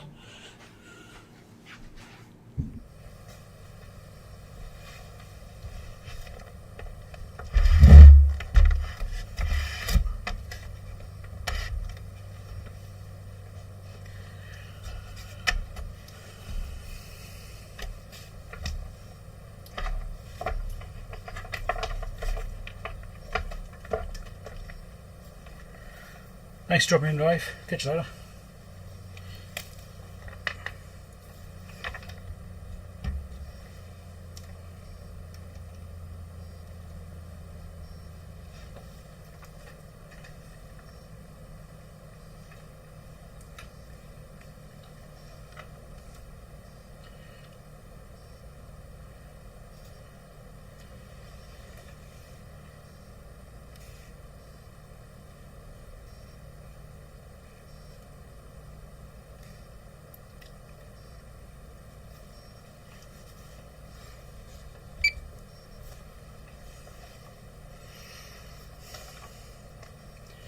So it's testing voltages, just look at the manual, trying to figure out where things are.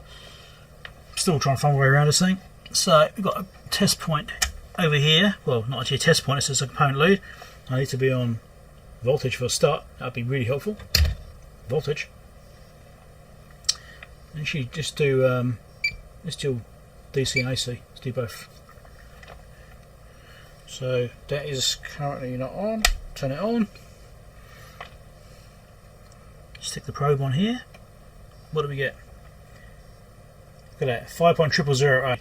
That's beautiful. That one's looking really good. No AC ripple.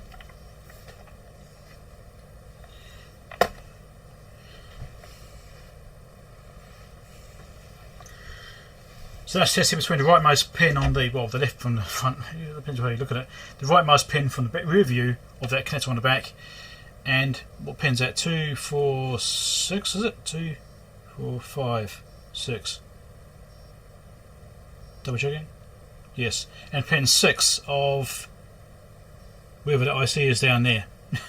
There's an IC right there. I can't remember. It says Q1, but that can't be right. Anyway, yeah. That's where that one was. Next.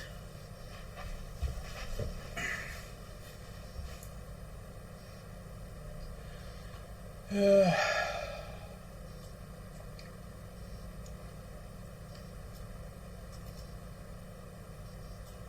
we've got S rail, which is down here somewhere. Do that thing, so I'm looking at.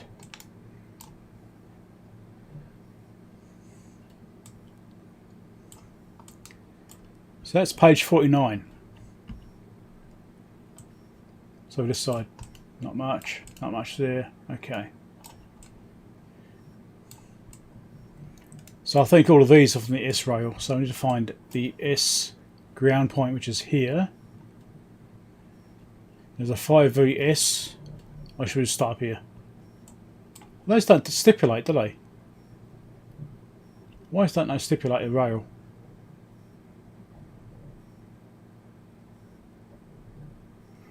Oh, hello Tracy. How's it going?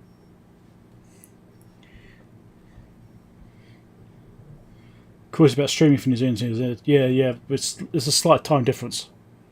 It's 11:30 in the morning here. Just slight time difference. And it's Sunday.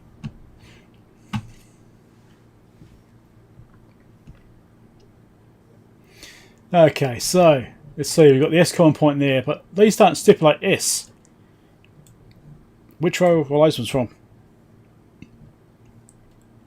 Yeah, it did say it. I was hoping it would be like there. So it's page 47, was it? Is that 47? Oh, I don't bloody remember. Where's that table gone again? Need to remember which pages these tables are on, so I jump between them quicker. There we go. Right. So that's page 64. Q1 and yeah, okay, so we did that one. That was right. PP clear. Alright, Q1 and pin 4. So 1 is the P common, I think. So check pin 4 as well. Do that now. I'm also going to do it off screen. Just give me a second. It won't take me long. So you can still power it up. Pin 4 is 4.87 volts. That looks fine. It says around 5, so that's alright. The rest of them on the S rail. Okay, right, so the S I've got to find. And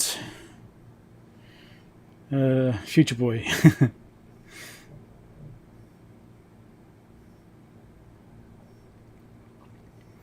It does have a self-test function, but it's not booting into it.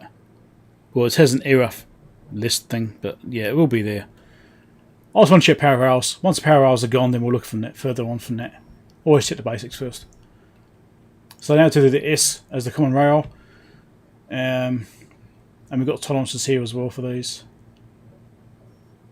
One was quite critical, 10 volt reference. So Q16, 116, pin 10. So page 47. That's not right. This one, 49. Okay, 64 and 49.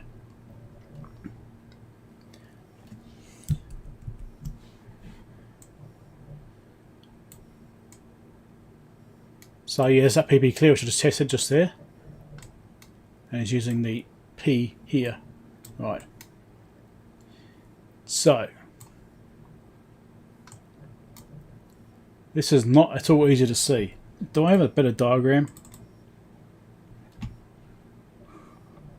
I'm just checking, give me a second.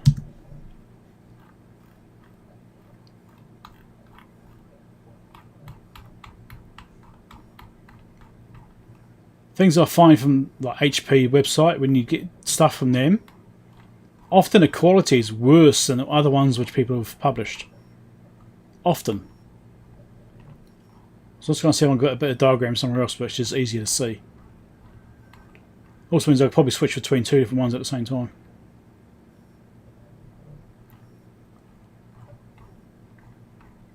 This is like a user manual.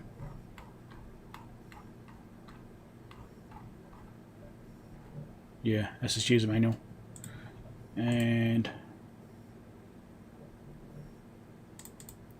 got another one here. 300 minimum, yeah, exactly, 300 minimum. I tend to use 600 if I'm doing scanning, if I can. Basically, I use as much as I can, but I think I've got this Caesar scanner thing, which I've used a couple of times, and that doesn't go to 600. I wish it did.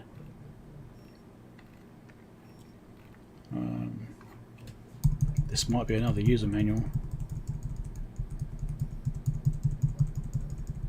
Usually when I'm finding stuff, I'll find different manuals in place. I'll just download them and look at them later on and figure out what's what. This looks like another user manual.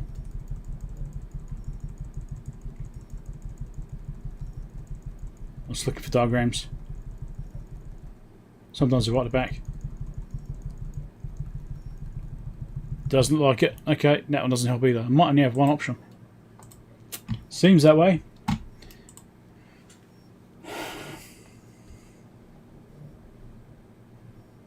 $200 DPI. Oh, yeah.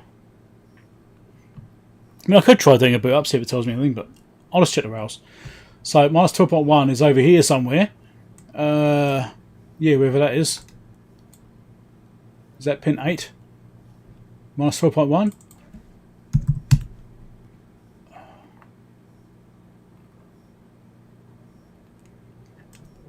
Pin 7. U17 pin 7.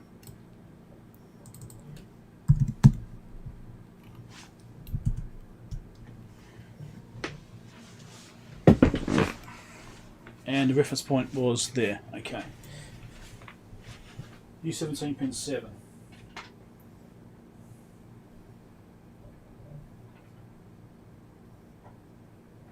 Pin 7.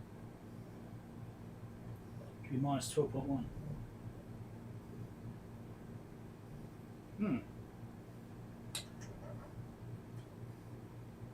If that's the right place, I'm getting nothing.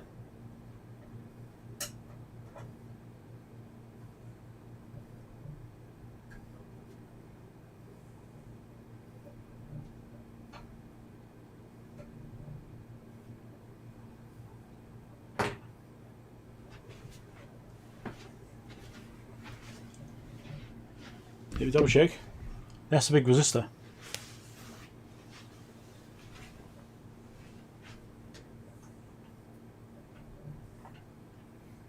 I will change camera views soon once I actually have something to report.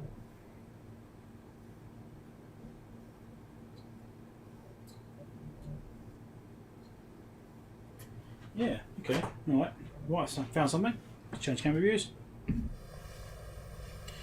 So the next thing I was just doing is looking through the diagram and just, it's got a board layout. It tells you what the test points are and you know what voltage to check. So it actually mentions the S as the common rail, which is the right hand leg of this resistor over here. Here's a resistor anyway, right there, which you can't see.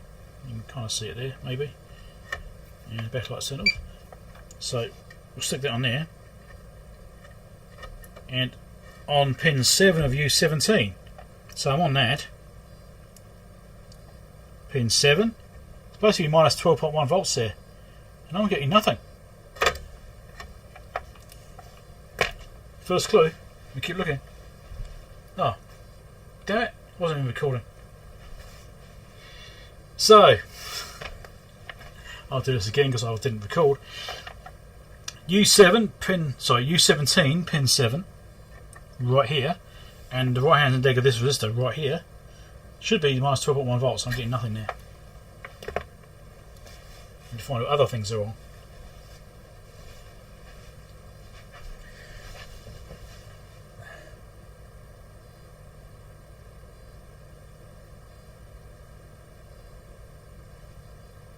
Vector graphics, infinite zoom, yeah.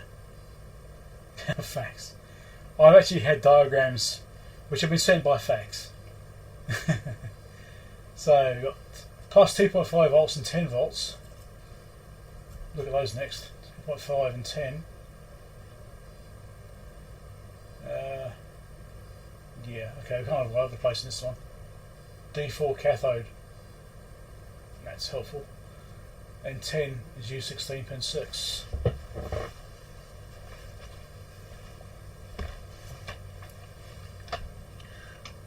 Use 16 pin 6 from here. Pin 6, nothing. And D6 cathode, wherever D6 was. These look like they're all dead. Whole supply. It's looking that way. Let's look for these other ones actually. Let's just look for these. Right, so let's go U106 pin 8. I do that one. Q116 pin 10 first. Eh? Let's go down the list. Q116 pin 10. Suppose I call them Q'd. Anyway, Q 116 is over here. Pin 10. That's 2, 4, 6, 8, 10 is this one. Nothing. Dead. That rail seems to be completely missing. U106 pin 8. U106.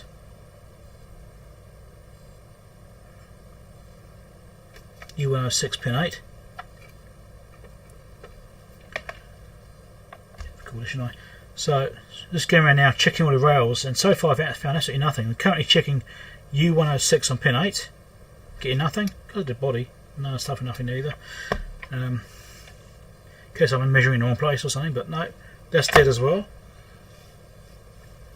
Next one is U113 pin 13. 113 pin 13. That's 2, 4, hold on, 4, 8, 9, 10, 11, 12. Hold on, losing track. 9, 10, 11, 12, 13. Right there. See if we've got anything here. Nothing. So it looks like every single rail was missing from that particular system. So I need to backtrack. Shouldn't be that hard to find it.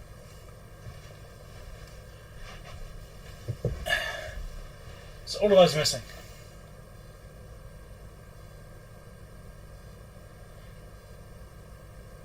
So 97.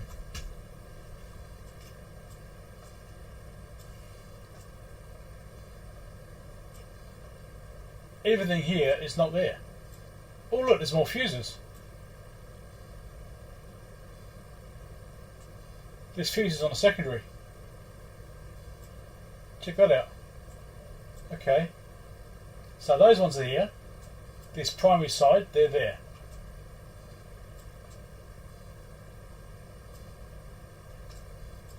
The reference is missing. That's missing, that's missing. All of these are missing. Oh, hold on. You can't see what I'm talking about. Yeah. Oh, you want this one. So I'll start again. So from the bottom, all the primary side, this is working, right? These voltages are here. That's fine. All this stuff in this reference supply, none of that is there. That 5ES, was that one I checked? I think it might have been. Yeah, that was missing. So that means there's no supply here. So plus or minus 15 volt rails. But over here, look, there's some more fuses. F3 and F8. There's more fuses here. And other regulators and stuff like that. So we need to check these plus or minus 50 volt rails. Let's find those and test for them. And then obviously it looks like the plus 15 volt rail's gone.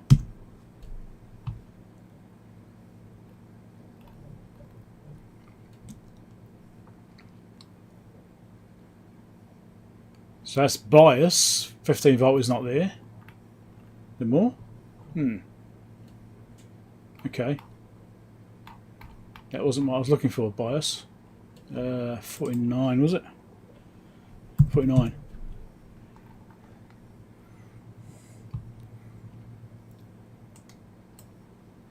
Minus 15 volt plus 15 volt. I need to look for these ones here.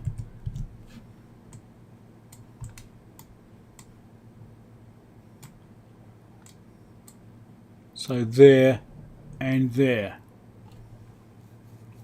Plus 15 was missing, I think. I didn't see that there. So we'll check the minus 15 at least. So that's, what's that pin? Middle pin? 1, 2, 3, 4, 5-ish? Yeah. 1, 2, 3, 4, 5, 6, 7, 8, yeah, 9. 9, 10, 11, 12, 13. Is that what it said? Pin 13? Can't remember.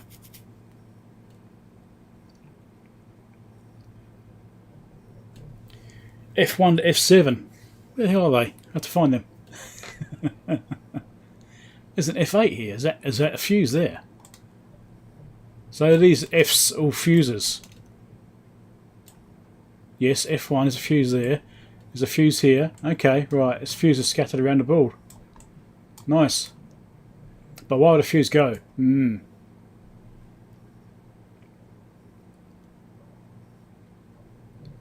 Wife off to France for 6 months. Wow. That's quite a time period.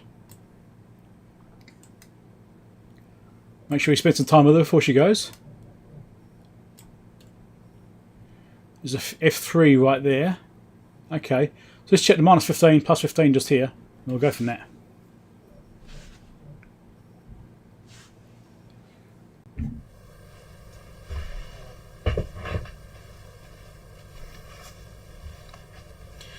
So it looks like the entire plus 15 volt rail is probably missing. Let's do some more tests. So I think I need to go to here again, like that. Be careful when I'm resting my hands, make sure I'm on a chassis. So you want pin 13, so that's 8, 9, 10, 11, 12, oh, is that right? 9. I'll start with the right pin numbers, it helps. 9, 10, 11, 12, 13. There's nothing there. Okay, and that one there is one I checked before, was it? Pin 8 there. There's nothing there either. So there's like no power at all in that section. So there are some fuses around apparently. It's got some little... Is that one there? Let me try here. Is that a fuse? That is, I think. No. I did jump for a second there. No? That one? No? No? I'm not sure those are fuses. I need to find these fuses, find out where they are. I think they're little series, like, look like a bit like resistors, but they're not. Obviously they're fuses.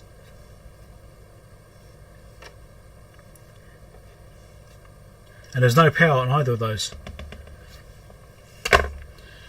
That's interesting.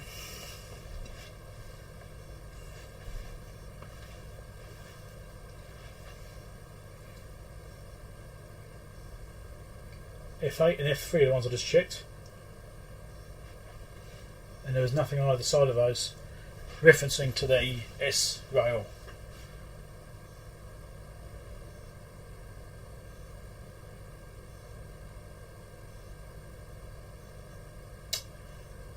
Good point. I wasn't looking at the AC, I was looking at the DC. I wasn't paying attention to that part of the meter.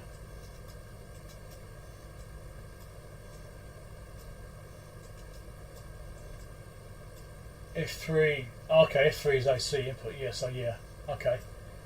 F3 and F8 are the two I need to check. F3 looks like the positive supply. Right, so yes, I'll look at that one again. And the S is still the common for that. F3, F8.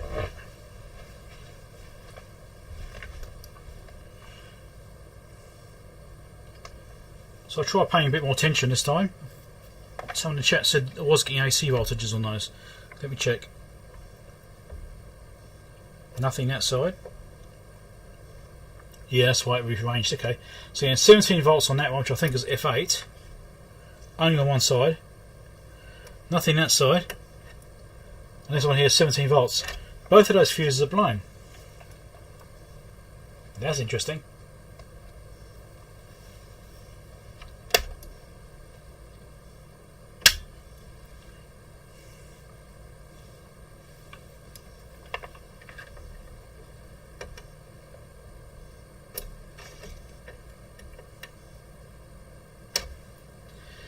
Right. Why would they blow? That's interesting.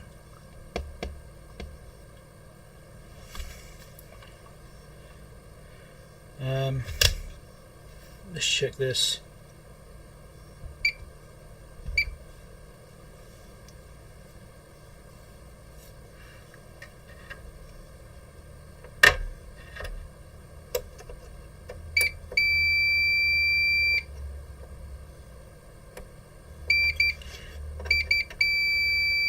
Okay, that's fine.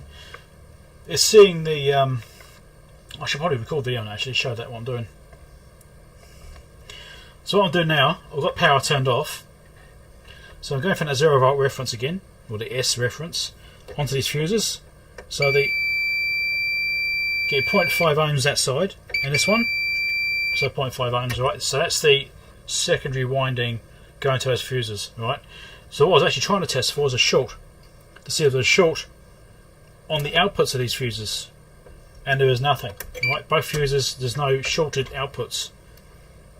So that's looking okay. What I might do is diode mode, check it that way as well, just to be absolutely sure.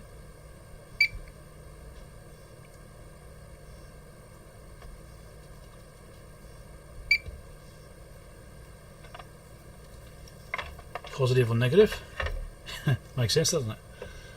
Diode mode. That's charging cap up, that's looking fine. That's on F8. This is on F3. Same deal, kind of. 2.66 volts there. Right. So if I check for shorts on the outputs of these as well, so it's pin 13 of this thing. No short there. And pin 8 of this one. Half volt drop, that's probably normal. So it looks like it's just blown 2 fuses for some apparent reason. Weird. That's strange. Why did it blow 2 fuses?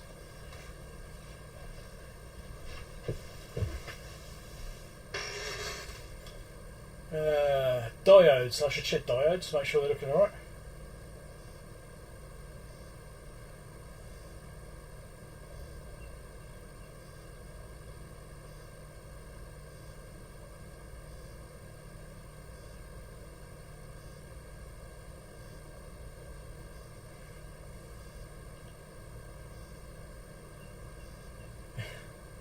Making it to the airport now. Oh dear. Right.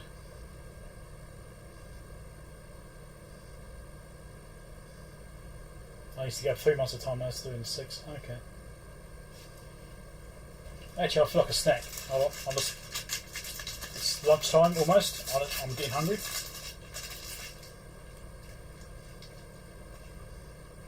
Right.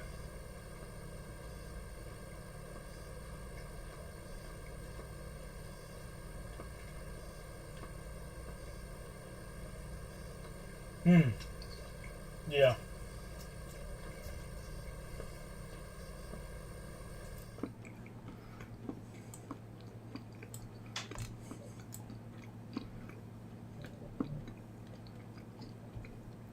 So no short this side of the fuses, and then I checked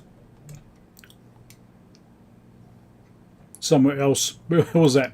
This minus 15 volt, was it? That one there? There's no short there. It could have been plus 15. I checked. So there's no obvious short.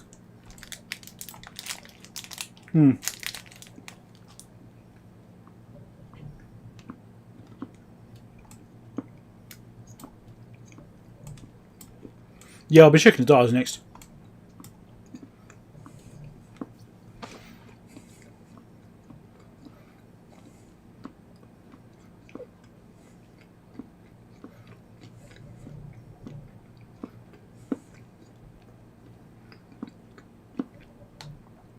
And those capacitors shit's okay. Remember those 2 caps that are here? They shit's okay in circuit. And if there's a short in that area, there's a good chance I wouldn't measure correctly in circuit.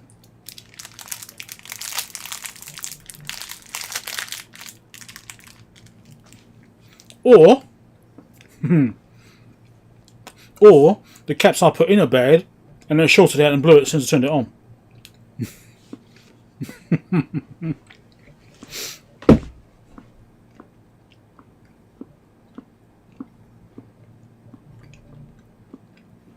Stranger things have happened.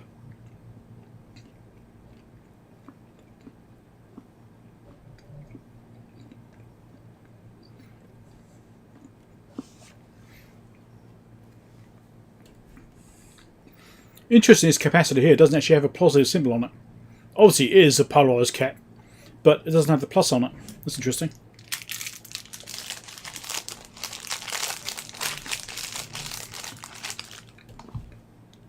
That's a tantalum, which I've already verified are unshorted.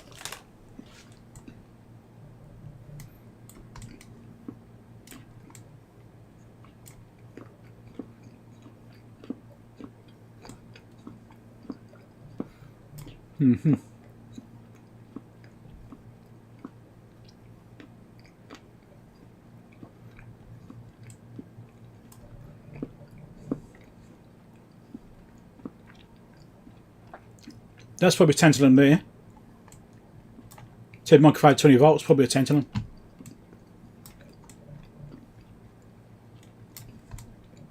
But I've already checked that as well. Checked all the tants.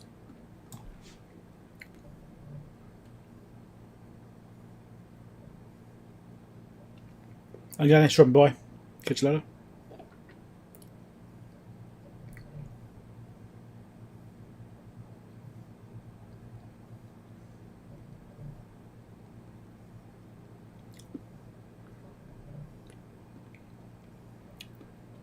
Yes, what I was trying to check. So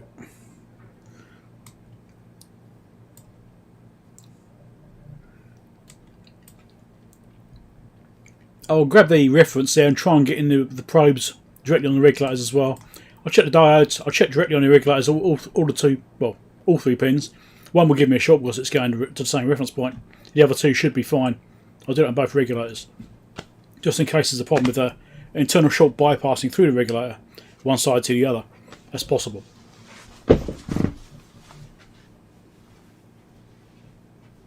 And I'll change camera views.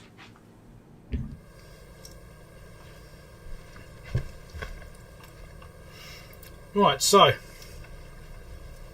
diode bridges. There's a diode bridge here. Let's check this. That looks alright. Get onto it properly. That looks alright. All the way around. Or the other 2 should also be the same. Look good in that orientation. Check the other way. Yep. Yep. Yep. And yep. Diode bridge looks good. So now let's check for problems with the regulators themselves. I can probably get onto some of these pins. Maybe. If I'm lucky. That's looking alright. One should be a short because it's referenced the same. If I can get to it. I think I'm in trouble getting onto it. Can't quite reach the bloody connectors. The other one I can't really get to either. Get to that side. I can get to one pin of both of them. That's what it looks like, and they both look okay. Can I get it from over this way, maybe? No. Maybe I can just touch it. Come on, get in there. There we go. That side's alright.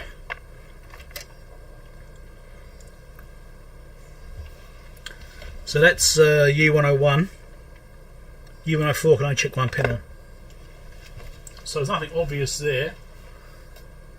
U101's one I'm interested in. It's definitely strange it's blown.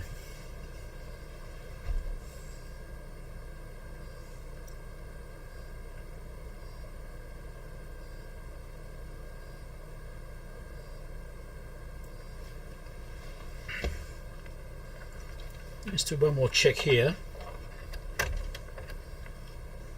on these diodes. That one of them will be normal. That's just charging up app or something. That's fine.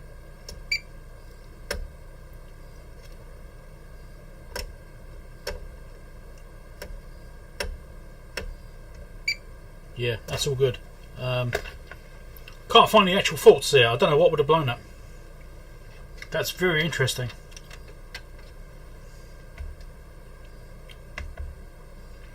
I think I just need to replace the things and just see what happens.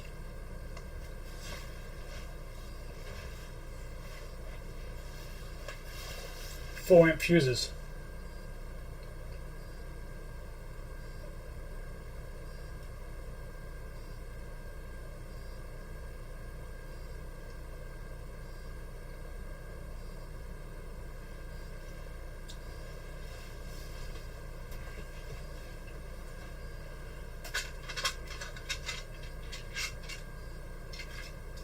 I've got some 4 amp PTCs. I'll do some fuses I can put in, it's alright. Do I have to take the board out again to change those fuses, or can I do it from the top? What do you reckon? What do you reckon my chances are? I've got some glass fuses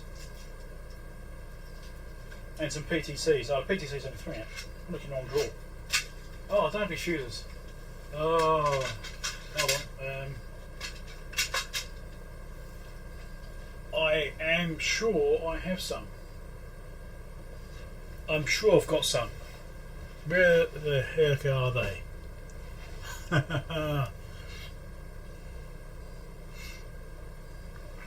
I'm sure I've got some. Where are they?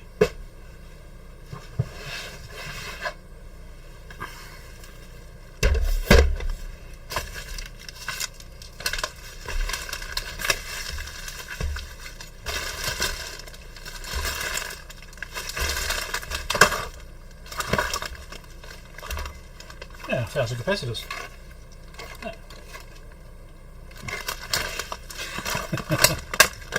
Also, we've got this Boonton that I've completely forgotten about. Some diodes and some valves.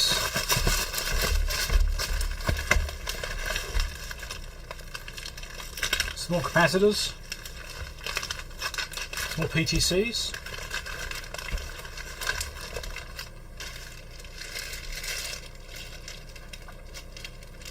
I mean, do I put a PTC in there, or is that not going to be a good idea?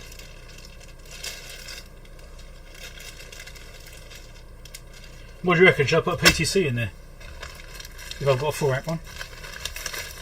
Hey, I've got some more capacitors. I'm getting distracted. Oh look, some more capacitors. Right. Okay, it's not what I'm looking for anyone. Oh look, more capacitors. What I'm looking for is some inline fuses. Or should I use PTCs? I don't know, have I got any 4 amp PTCs?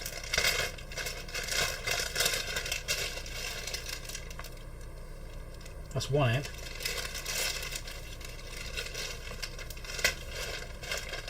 Two amp is massive. Yeah, I think I need to use an inline fuse. These are PTCs, I'm not doing it.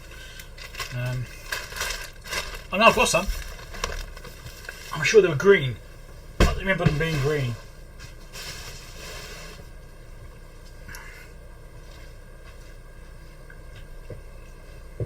Chat. One strand of 24 gauge wire equals 2 amps. Yeah. Electromechanical might be in here.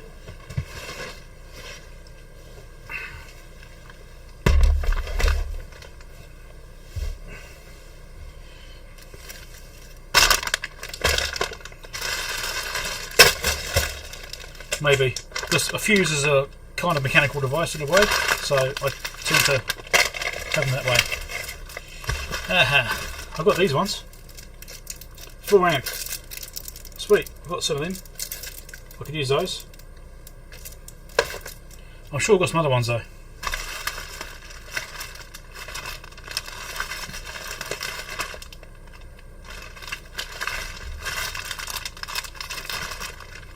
Standard fuses. I feel like Paul Daniels. The electronics guy, not the magician.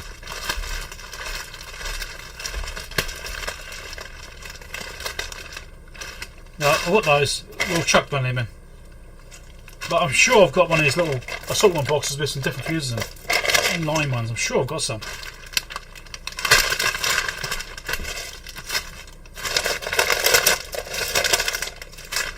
Of course, now I can't get it all back into this bin because the bin's full. what it seems to keep buying in mailbags. Yeah, it's like this. It's a bit full.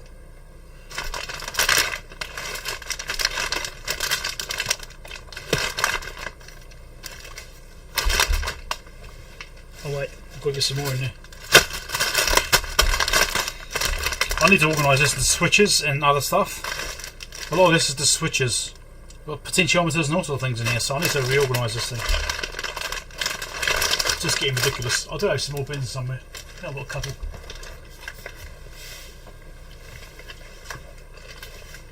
Right.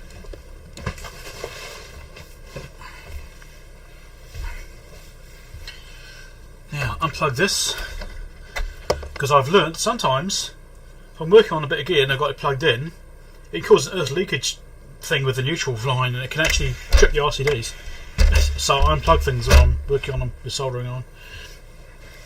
Right, so let's pull both these fuses out. Let's change this fuse so you can see what I'm doing. Hopefully. Tweezers I will need. That's my chunky tweezers.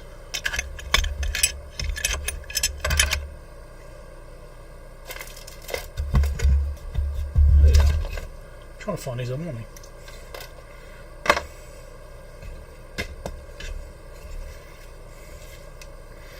Can try and do it from the top. Wish you luck.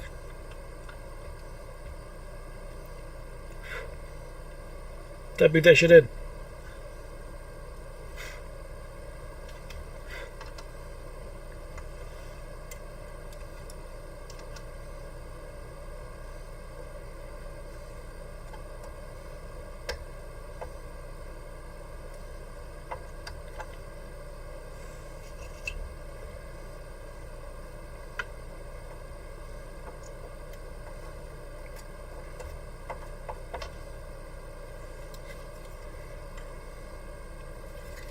Unplug this actually. I know you guys can't see what I'm doing right now, but bear with me.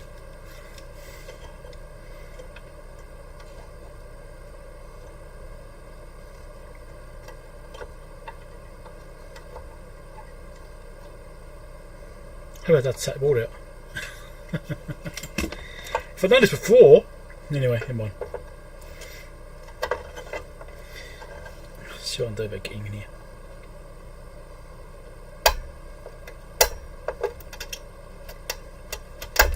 Come on, pull out. Yep, they're bent over. Of course they were. Right. Oh look, it's F8 marking underneath it. Nice if it's to the side of it so you can actually read it. Never mind, there's one.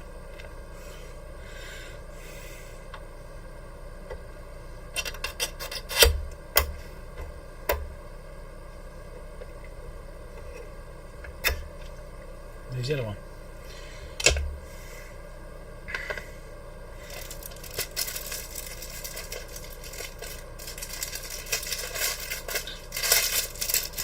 As you can see, I haven't used these yet. So 4 amp, these ones.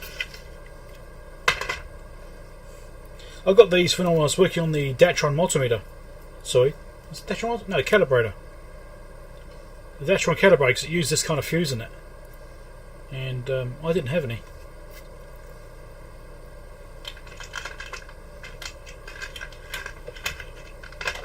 It wasn't blown, was it? I think it was. Was it blown? No, it wasn't. It's something else. It was alright. I was thinking of something. Maybe I think of something else. But anyway, I've got these. They're not quite the right footprints and stuff like that, but they all do the job. I'll put these in and probably hook up some multimeters and monitor the rails when I power it up and see what actually happens in case it blows straight away, because that's certainly possible.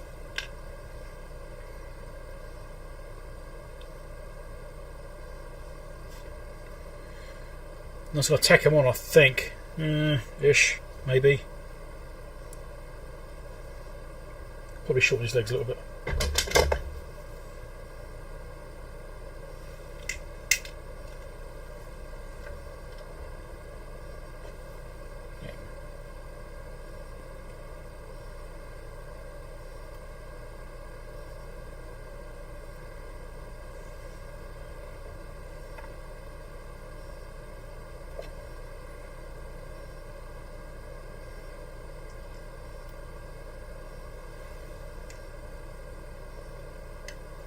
because I'm doing it from the top side, I've got to be a bit more careful about how I do this, because I don't want it poking through and touching the chassis in the bottom. Probably be alright, but you know, best be careful.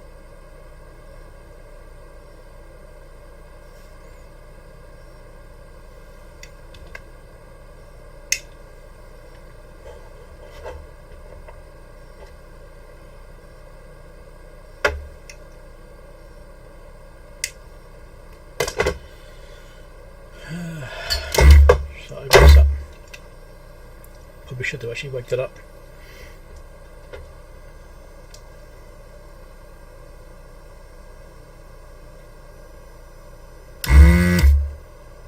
Come on.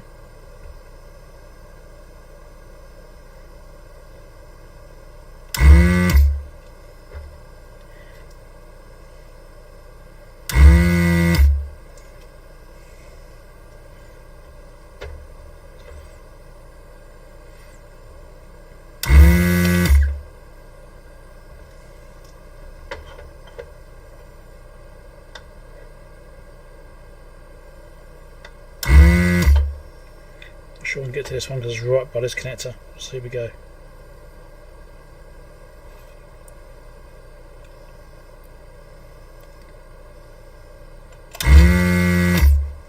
Oh, they get it. Right. And I don't have my tablet running over here, just lost the chat again. Come on, wake up.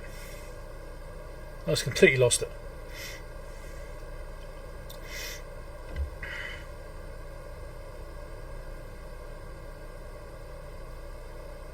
Pause that. Okay.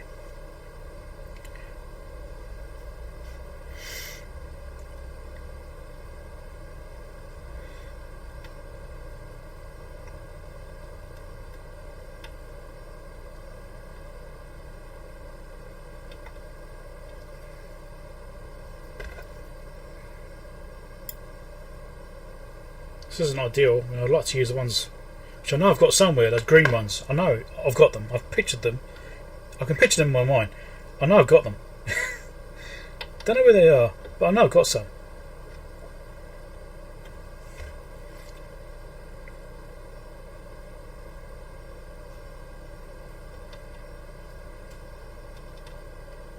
And for the time being, this will have to do. I can get those tacked in like that.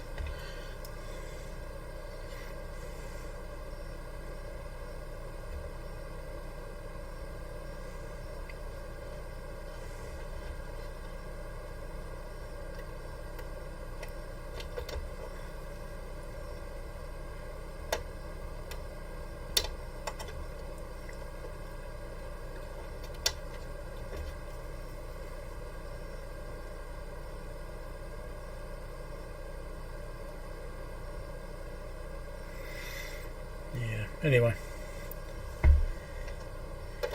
but at least we actually had to fix something. That's the best bit. There actually was something that needed fixing. Right, there's those. Let's get it soldered in.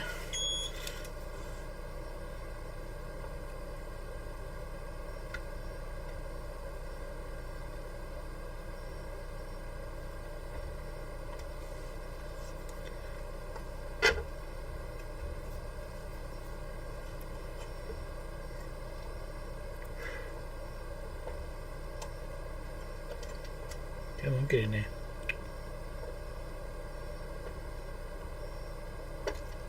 Oh, fell out.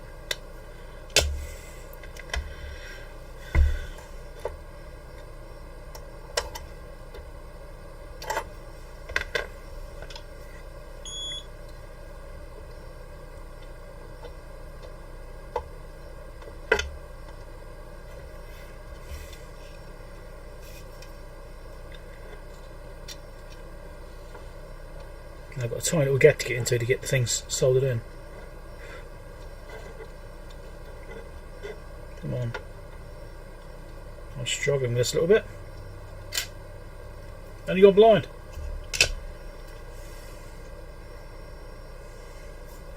Hey, Folly House.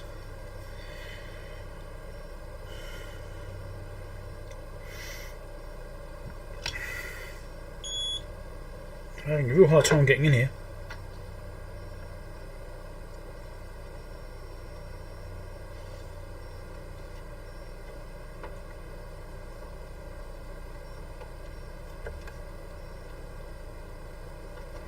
Why is that? It's not bloody melting. Come on.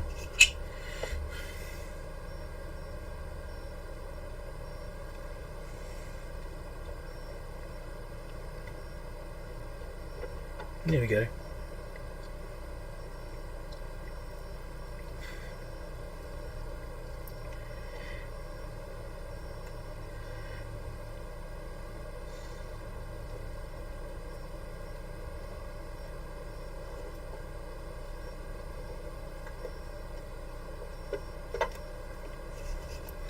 It's a bit ugly, but hopefully it will work. Got one more lead to solder yet. I have trouble getting my iron in there, so I just need to move things around slightly.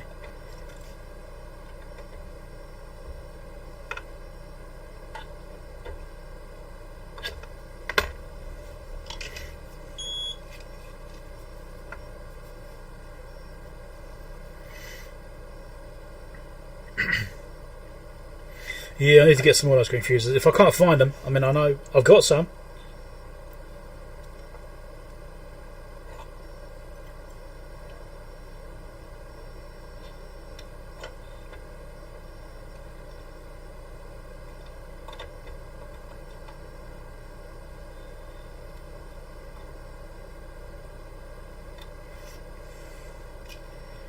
Okay,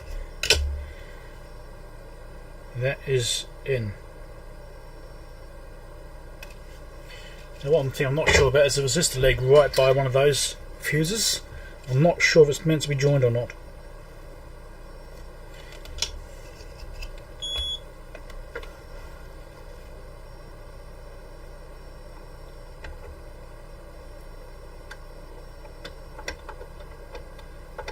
Yeah, there's a trace there, that's fine. Okay, ready to try this again. I think I'm going to hook up some test gear on this though before I power it, so I can check it all properly as it powers up in case it pops almost immediately. I want to be able to see that. Clip leads, conveniently I already got some here. Which one's going to hook onto? Plug that back in for a start. Can I hook onto that one?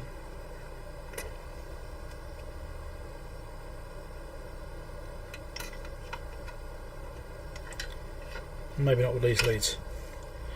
Different clip leads.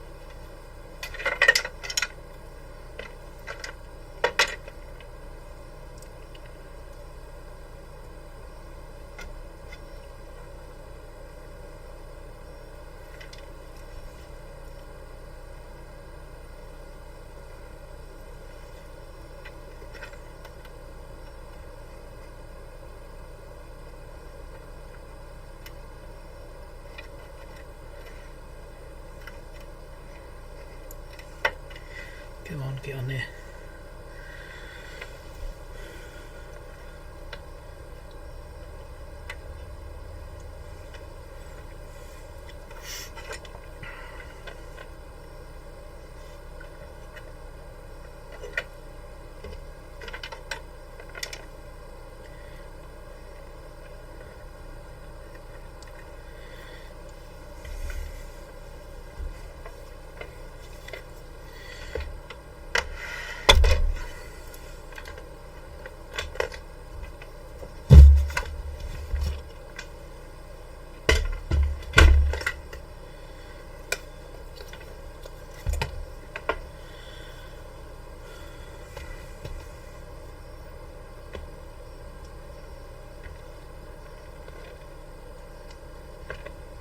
sure these don't drop. I was at rip the clip lead off. Another multimeter. Which one should I use? Let's go for the Fluke.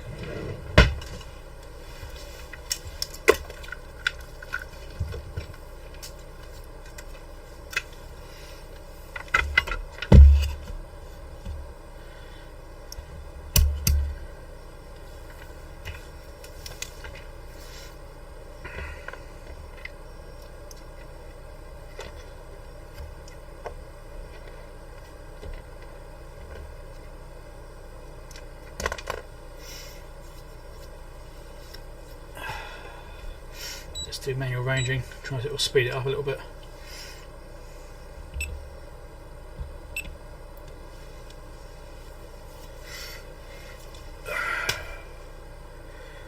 Right, I think we're just about ready. Dave, a lot of free advertising. Well, I don't mind Dave, he's alright. I've got a lot of time for Dave, he's done a lot for the community. Free advertising's fine.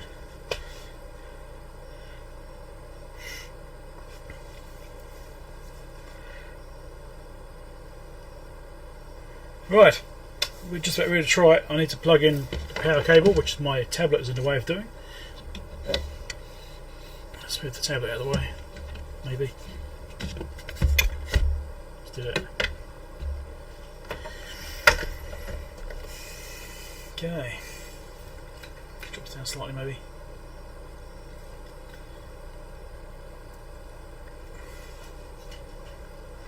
Get some see this screen when it powers. You can see it, no. No, it's tilting feet I said I didn't want to put on. Right. Well, that's not good. Better than it was. Focusing. Yeah, that's about right. Cool. So I've replaced these two fuses. Both of these are blown, so put some ones in which I had. Oh no, when the clip leads fell off, and I'm going to power it up in a second once I put this clip lead back on again, and we're going to see what happens with the power supply rails. So I'm monitoring two rails, the plus and minus 15 volt rails. I think that's what they are anyway, that's what they should be, and hopefully they won't come up. I just want to see if it comes up and dies, or if it's, you know, something else going on. I just want to see what's going on there. So I'm going to put this clip lead back on again and we'll try it.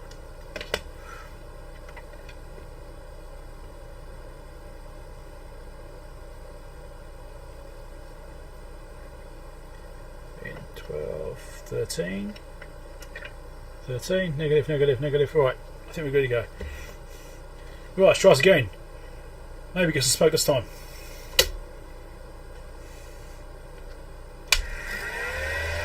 We've got a fan. Both rails are there.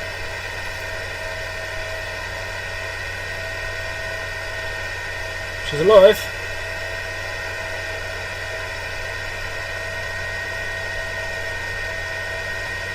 We're waiting to see if it dies.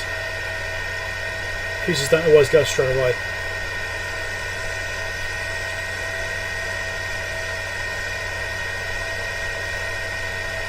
And also the magic smoke doesn't always come out straight away either. They're looking rock solid, they're not changing around. That fan, yes, indeed.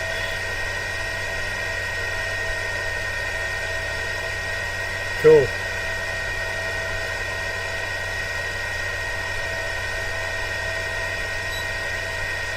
AC ripple, nothing showing up on there.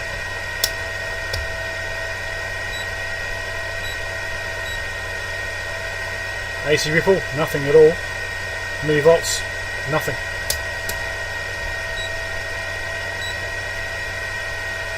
The same on this one.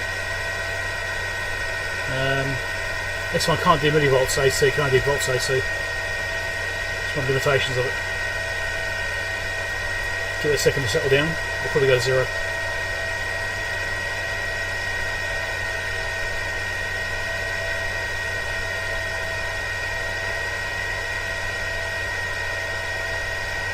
Anyway, so this is 1 millivolt, which means it's inconsequential.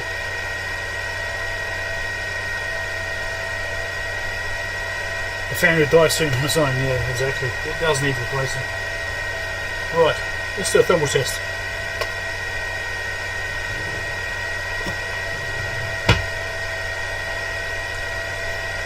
Roll camera.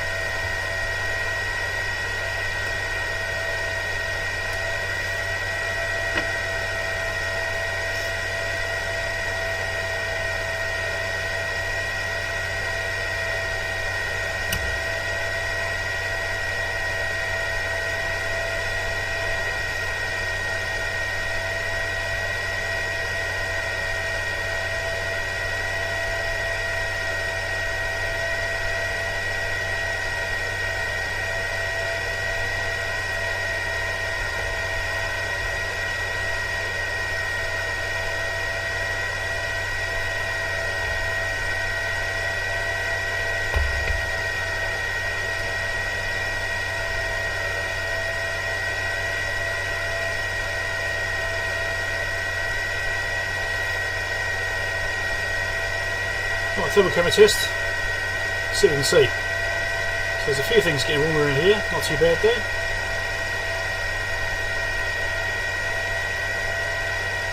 It's 31 degrees, 48 degrees, that chip over there.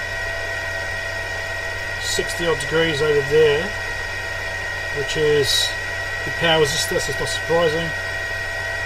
I don't have the output turned on yet. The fan itself is also warm. 21 degrees, 22 degrees. It's only warm over there. What's that? 33 degrees. What's getting warm over there?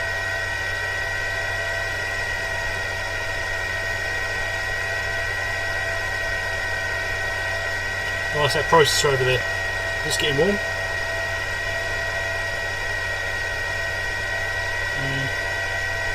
I was in shot most of that time, hopefully. And then a bit lower down over here. Just adjust the camera again.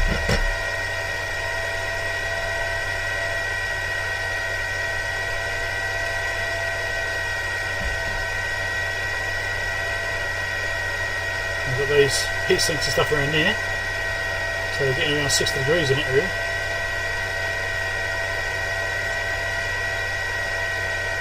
There's 64 degrees on the heat sinks.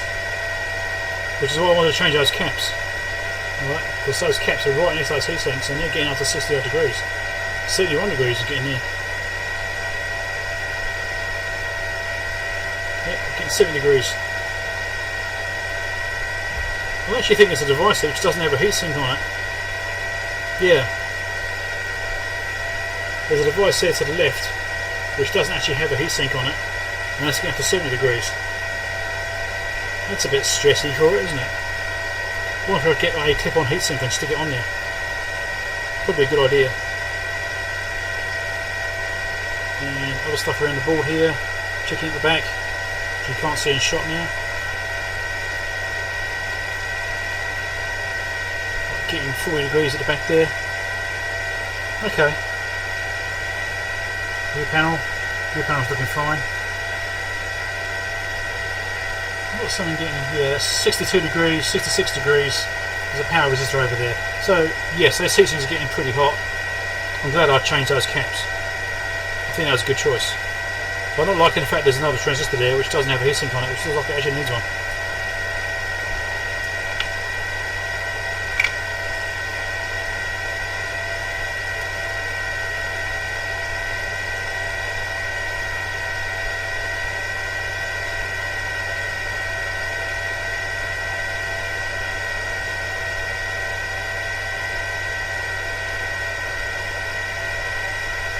Yes, a sec does mean secondary side, yes.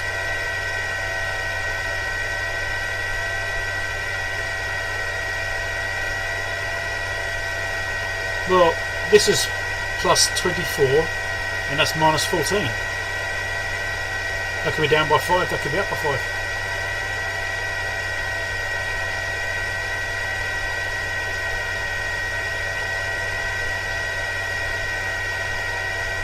I suppose the fan, it's awesome.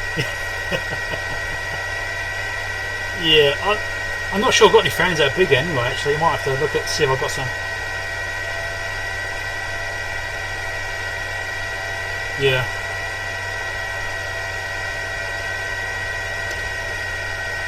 So the casing has got holes on the sides, so it will be sucking heat across this section and across the area, so it'll probably come through like this and pull heat through there, so, or airflow through that region. So yeah, it probably will run better with the casing on it. It's quite likely.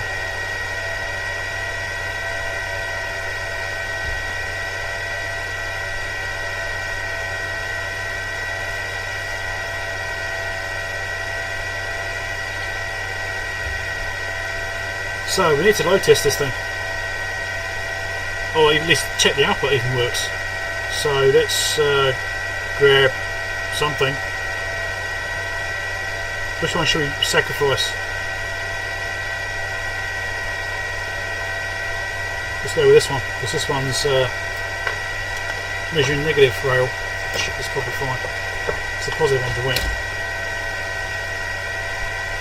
We'll stick this across the output terminals on the back and see what happens. Should be nothing there because it's not turned on. Set for 6 volts.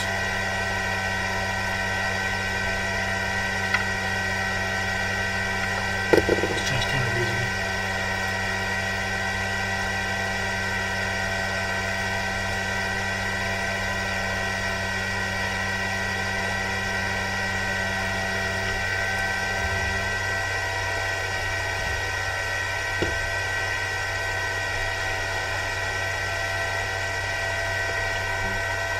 Just screw these onto the back actually.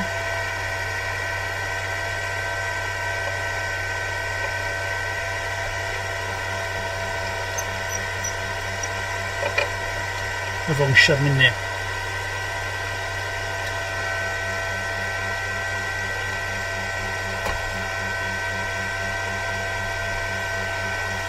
There, perfect.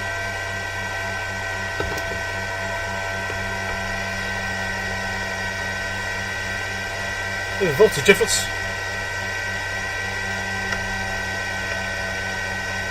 Right, so I've hooked up the Bryman here, or the E-log Bryman, to the rear terminals, and that's currently saying minus 6 or 0.6 volts, and that's exactly what we're getting, is minus 0.6 volts. I'm not sure why it's minus 0.6. Anyway, let's turn the output on. Is that working? Disable constant current. How do I set this in? Voltage set. Let's do 1 volt.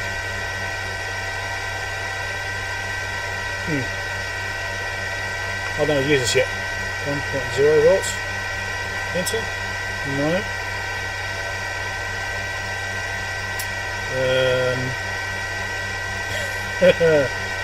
Current set 1. Okay, we've got current set of 1. But we see negative values. Now, I don't have the sense terminal hooked up. It could be something to do with it. Voltage set 1. Voltage set 2.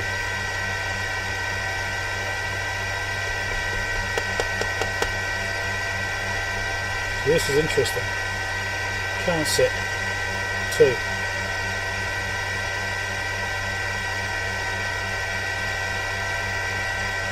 Is that actually consuming 2 amps of current? I'm not sure how to use this yet, but this doesn't seem right.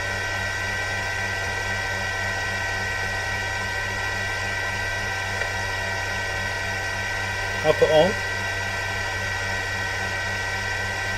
It's not generating anything. There's more to do yet.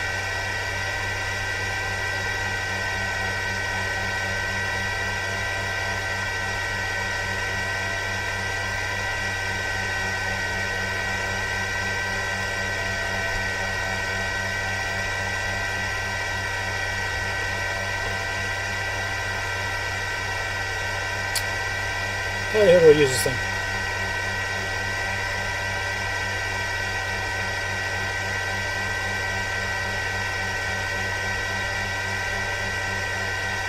The voltage is set.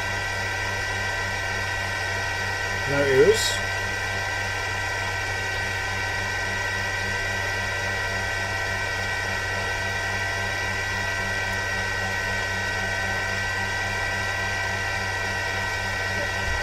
Check it out.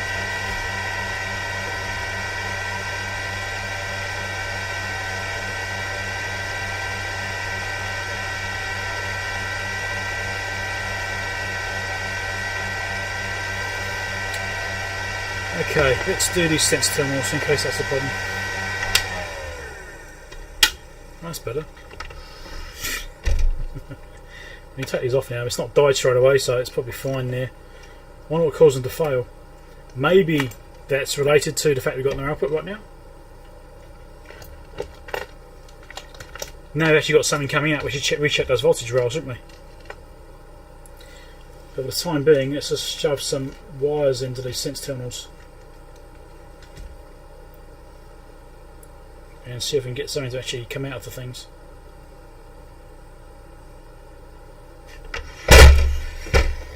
Could be lack of sensing.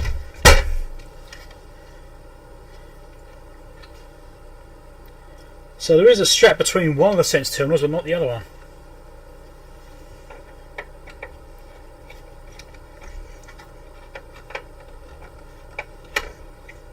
Yeah.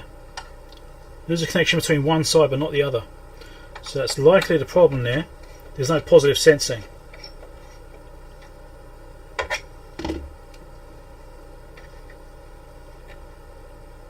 So I'll drop a little wire loop in there. If we can.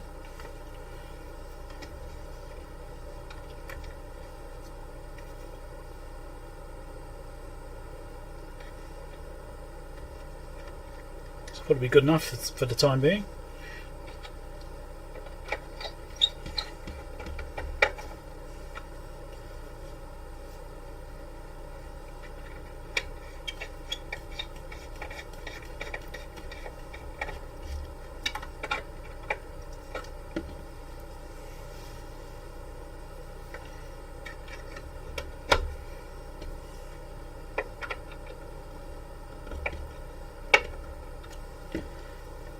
Need a clip lead.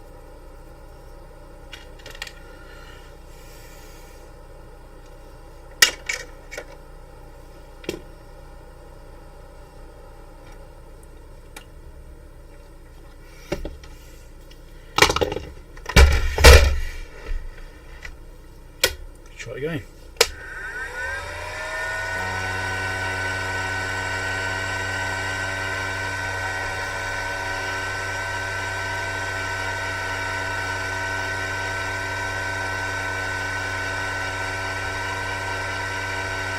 Yeah, something's going on with us.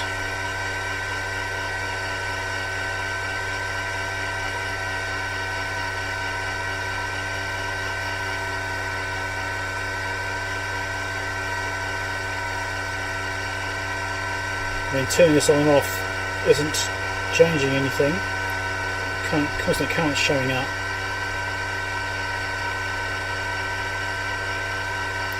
And it's also showing overcurrent. I should have noticed that before.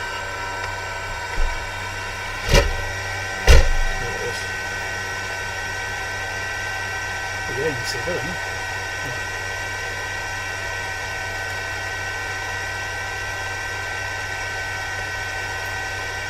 So it's also got overcurrent showing up. So this is overcurrent constantly on.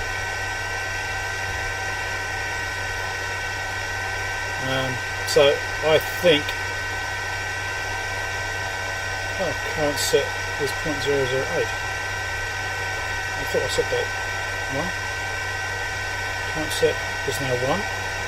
Voltage set is 0. I don't remember it over power cycles. Voltage set is 1. Okay, try this again.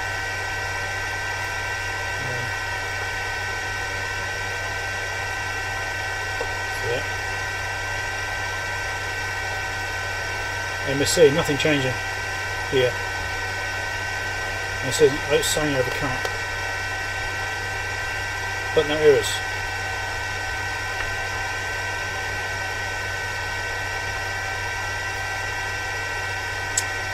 Right, this doesn't appear to be working correctly.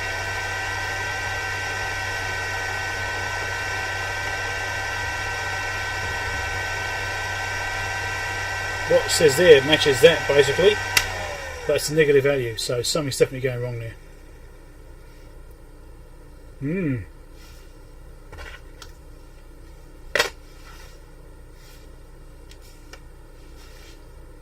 Wow.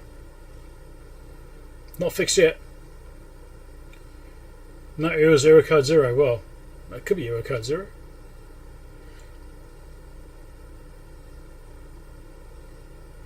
So, let me think about this. I can see another fuse. There's a fuse 7 over there.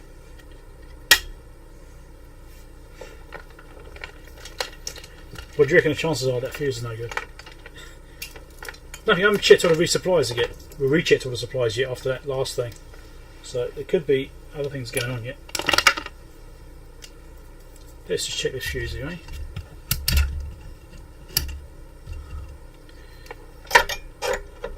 If I get the probe in there. There we go. Oh, look at that. There's just another blown fuse. Fuse 7 is also blown. That might be something to do with it. Looks like it's going to a MOSFET, which is switching these other things. That's what it looks like anyway. Okay, what other fuses? So I've done 3, 8, 7 is blown. Where are the other ones? Why are all these fuses blown?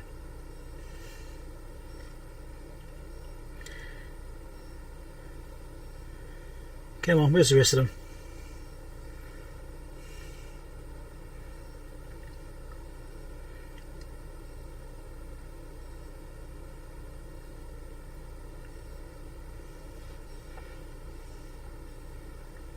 There's one there. That's good. Where's the rest of them?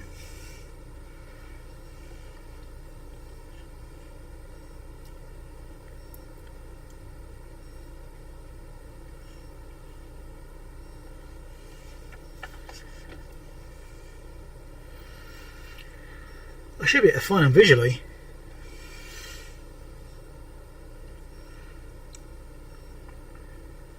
Unless you've got weird numbering, that's possible.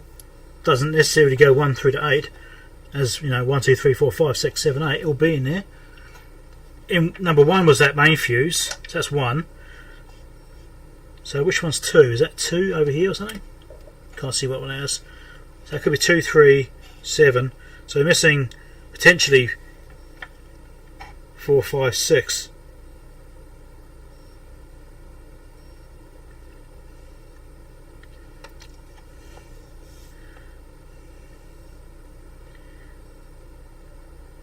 But I don't see them.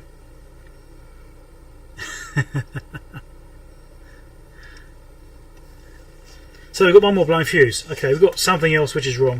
F7, let's go and find out what stories with it. Actually, I should record that, shouldn't I? You know, being, you know, a video and everything.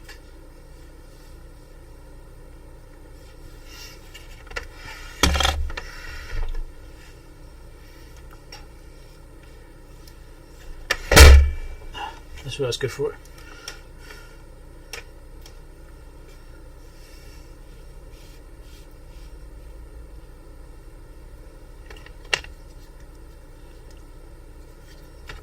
So just in here, there's another fuse right there, F7, and it's open circuit. That might explain why it doesn't work.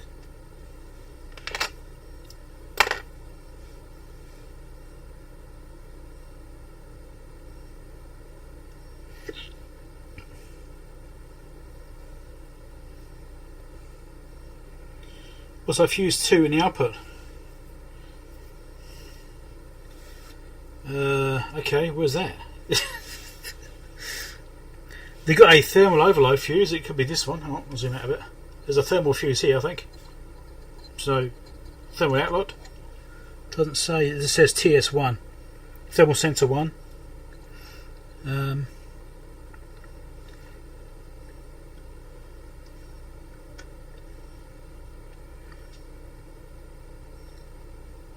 Is that a fuse there? Or is that a capacitor? Let's check it. Could be either one. because there is a capacitor there as well. Don't know, can't see what it is. There's definitely a capacitor there. That could be the one. Ah, this fuse 6. That's found. Ah, here you go. Let's found 5 and 6 over here. 5 is good. Sorry, 6 is good. 5 is good. So we've got 5, 6, 7, 8, 3. Where's fuse 4?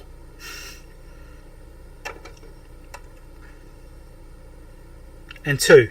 We've got one over here. I'm not sure which one that is. I think that's 2. So where's fuse 4?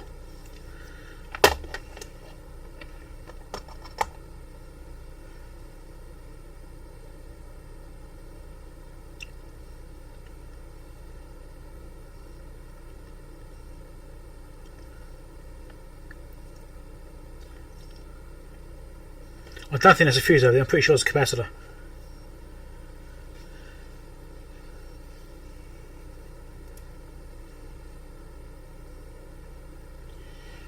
PDF page 49. Thank you. I'll go and check that out. It showed some of them, the ones I did see. 49.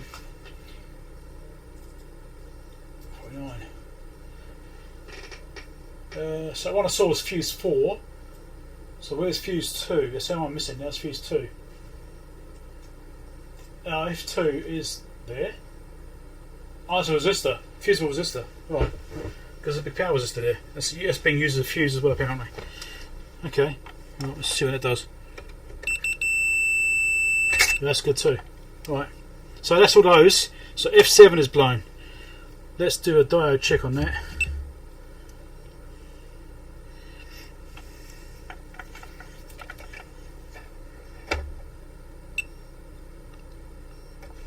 Point 1.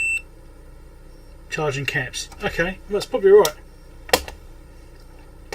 It's not a dead short. So we should pop out fuse 7 as well then and change that. What the hell is it? That's the next question.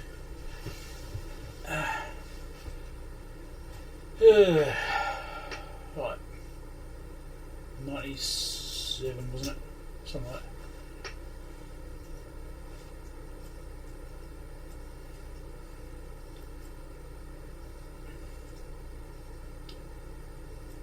Where's fuse 7 on the diagrams?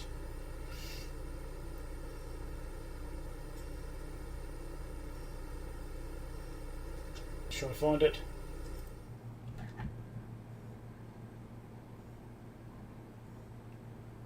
May not be in a section, it just seemed like a power section is a good place to check for it.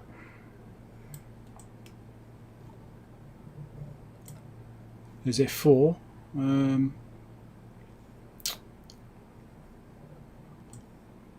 Don't see it in those diagrams.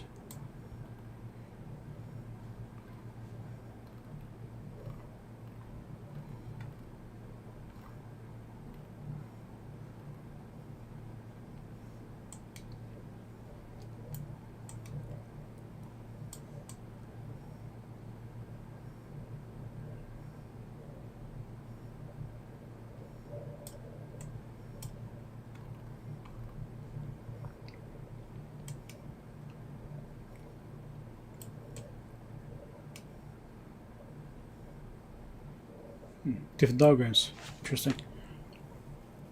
Different versions.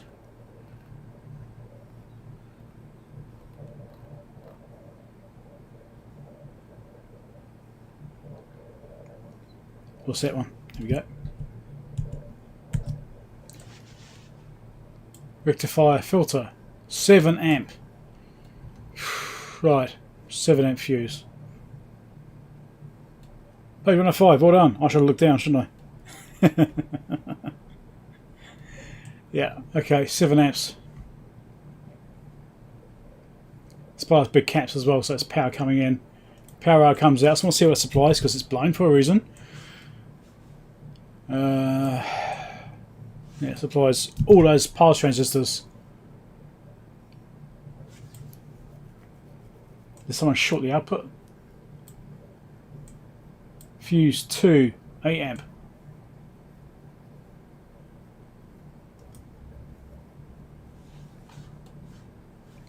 Oh yeah, there are resistors there indeed, there are. Well done.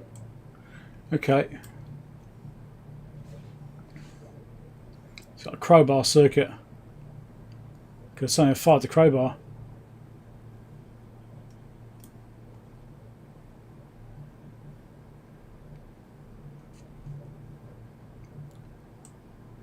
What's this?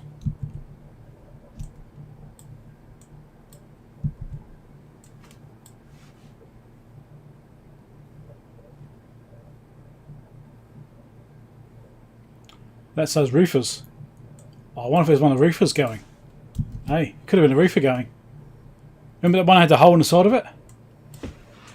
Was that the 4200?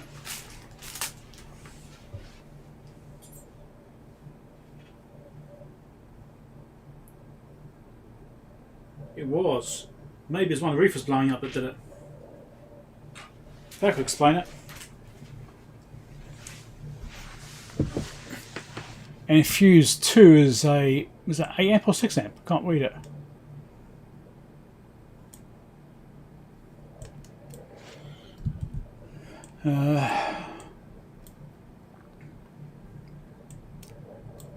Hopefully all these transistors are right. Could be a bit troublesome if they're not.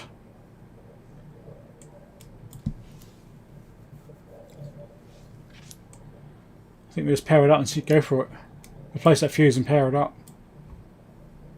Could be that reefer going, which is caused the flow to trip.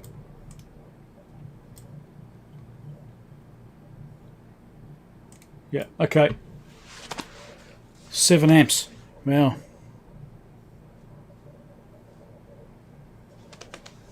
Yeah. Okay. 7 amp fuse.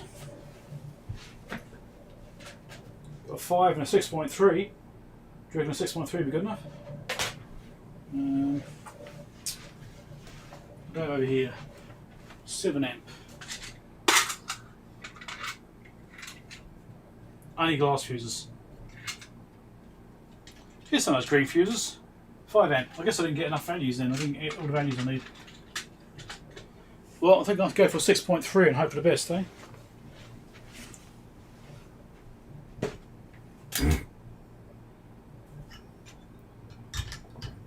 It's going to be really hard to get to put it in though.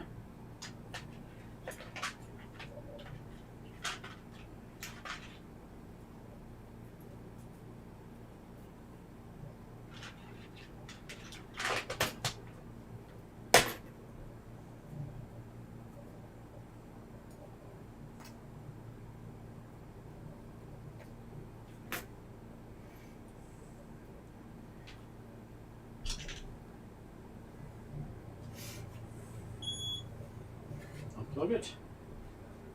Don't forget that lesson.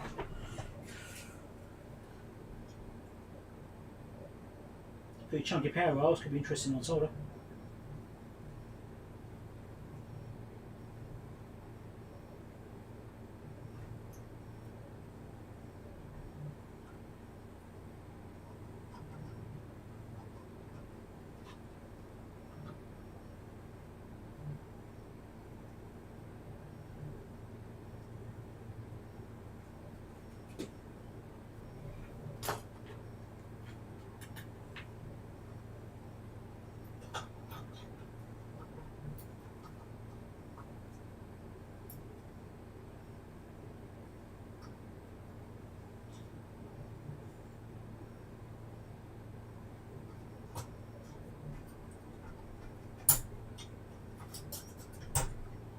Come on.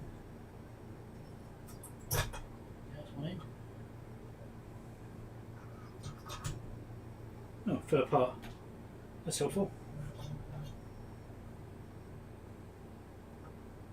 And it fell apart in this one place. I can't get the iron back in there. Come on.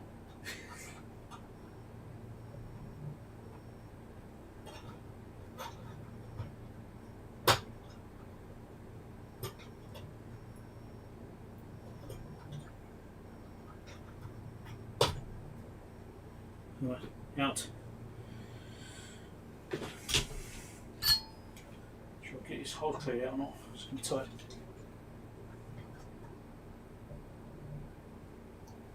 I might just pop it a little bit. It's a big thermal masses here.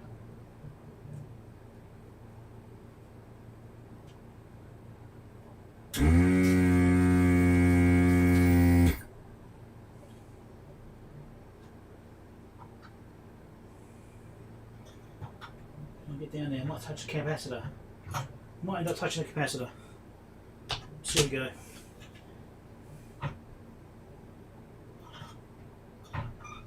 Bloody heatsink's in the way. Right up against that cat. Oh well, so be it.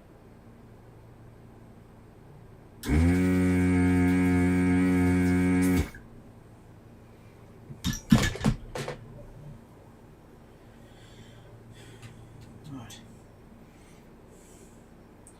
Now, of course, this is a bit of a pain to get to. I think I'm going to give myself plenty of lead space on this one, so I can get in there a bit easier. Or should I just do it like side on? Something, I don't know. It's going to be a pain to get into.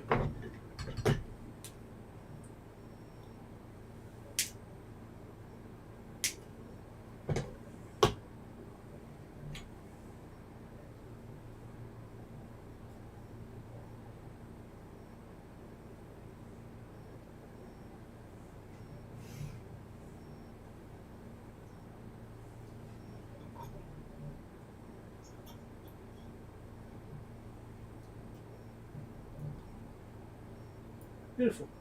Drop straight in.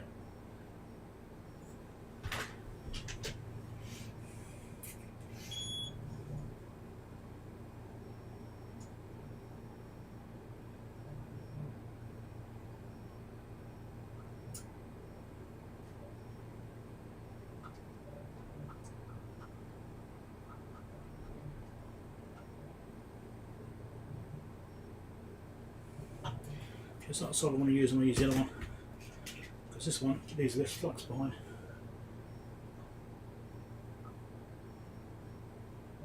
I use the really fluxy one for desoldering because it helps to get it moving quicker.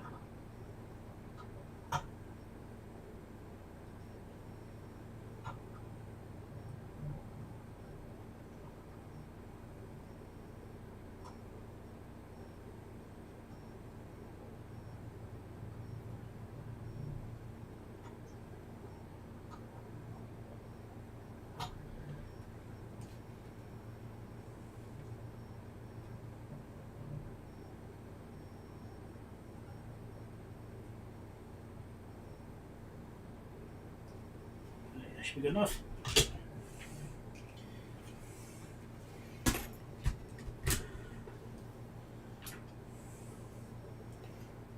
So that's still hot up to the back.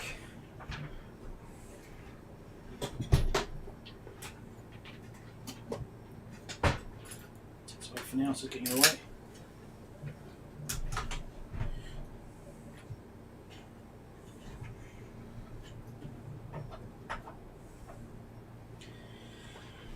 Right. So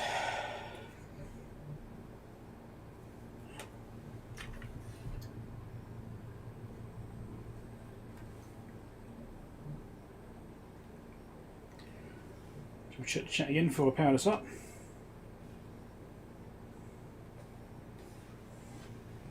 Oh no, I'll figure out which way I've got to turn that thing. Chat.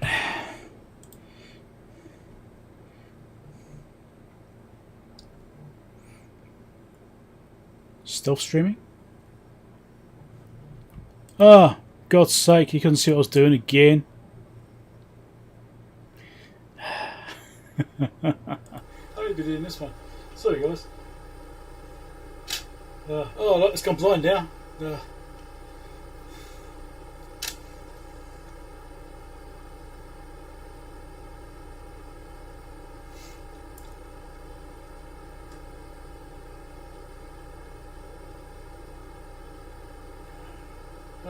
Interesting, David.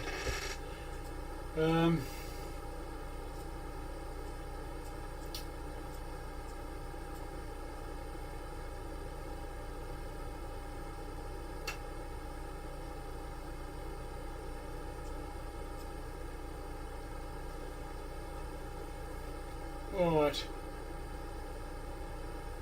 W3, Y3, I wonder what that is. Should I risk it? I'm inclined to go just risk it and try it and go for crowbars and pops.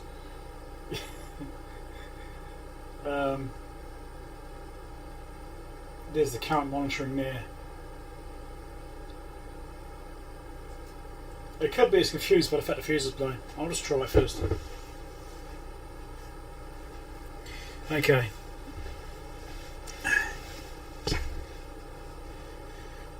Alright, fuse is replaced. Now, I don't actually know why this fuse popped, obviously. And I'm just going to see what happens. It could be the crowbar circuit's got a fault. It could be something else. It could be one of these output transistors are gone. It's possible. Might be able to try it out. So let's just try it out and maybe we'll get some magic smoke. Build up.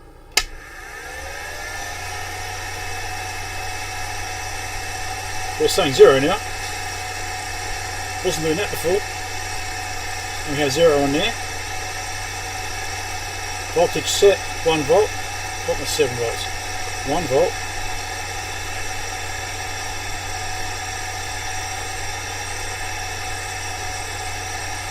We're getting 1 volt.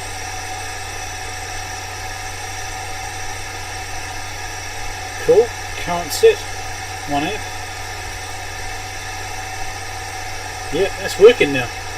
So we got, was that milliamps? Yeah, 400 microamps being shown on display. So we can probably use a recalibration, but it's doing 1 volt, and it's obviously out slightly, but it is working. Okay, this can go to 50 volts. Voltage set 2 volts. Just going to double it for now. Yep, that looks good. 5 volts. Yep. 10 volts. 10 volts is looking good. 20 volts. Oh, 21. Oh, close enough. 21 volts. Yep. Is that still manual ranging? I'm sure. I think I did manual range that before. I think so also now. I think it is, we'll find out in a second. 30 volts. Good. 40. Good. 50. Good. 52. Out of range. Yep, cool. That's fine. So it's doing 50 volts. That's working. Excellent.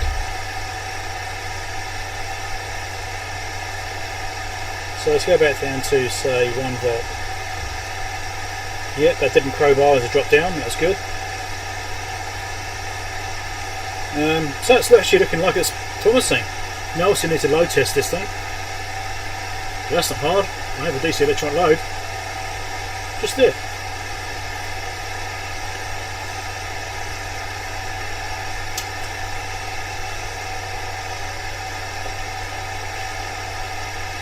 It's interesting the way the thing turns on when you power it up. Normally you'd be off state when it powers up when you turn it on. I guess these are configured to work backwards to that because it's a system supply.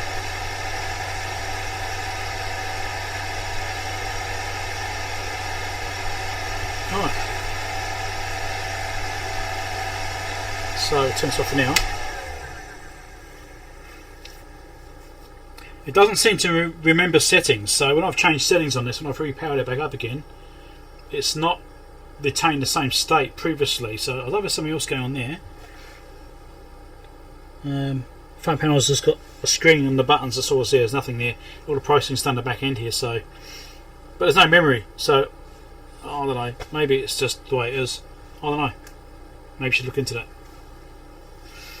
So load tester is powered up. I need to figure out how I'm going to hook this up to this thing. Let's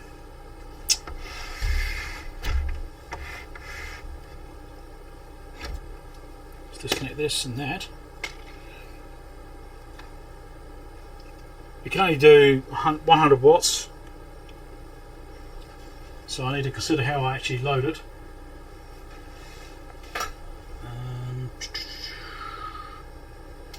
Got some clip leads. Could try this. I'm not going to go too high with it.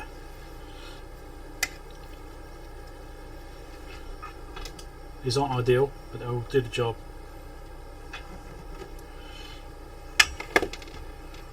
And I'm going to hook torque on. Make sure I get the polarity correct. I won't like it if I don't do that. I did a screw up.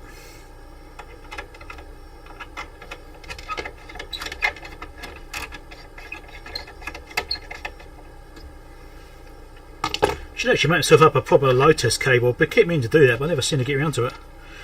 Right, there's a negative there, or positive there. That's on there. Right.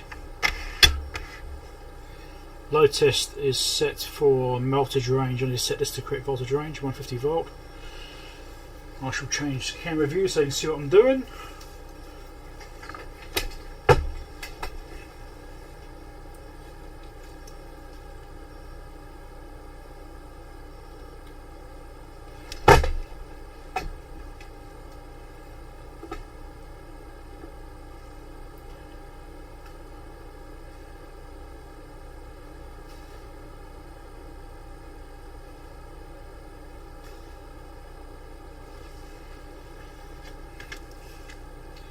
So here's my load tester. So I've got it set as a high voltage range. So I'll power this back up again. And we'll turn it up on. Is it off? On? I think it's lost its voltage setting again. I think it always resets to 0 when you first power it off. So voltage set. Let's do 10 volts. Nice easy one to think about. 2 volts, there we go. That's looking pretty good there. Jumping around a little bit, which is interesting. Current set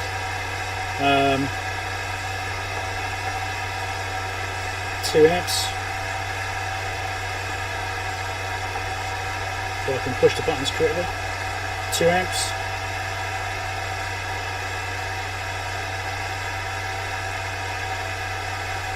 So let's set this to, let's do a small load first. Let's do 0.1 amps. 0.1. Do half an amp. Half an amp, there we go. Turn the load on. Now you will get voltage drop for these cables, not ideal, and they're clipped onto the back. But it's doing half an amp here. The display says 497 millivolts. Bit of discrepancy. So milliamps. But it is working.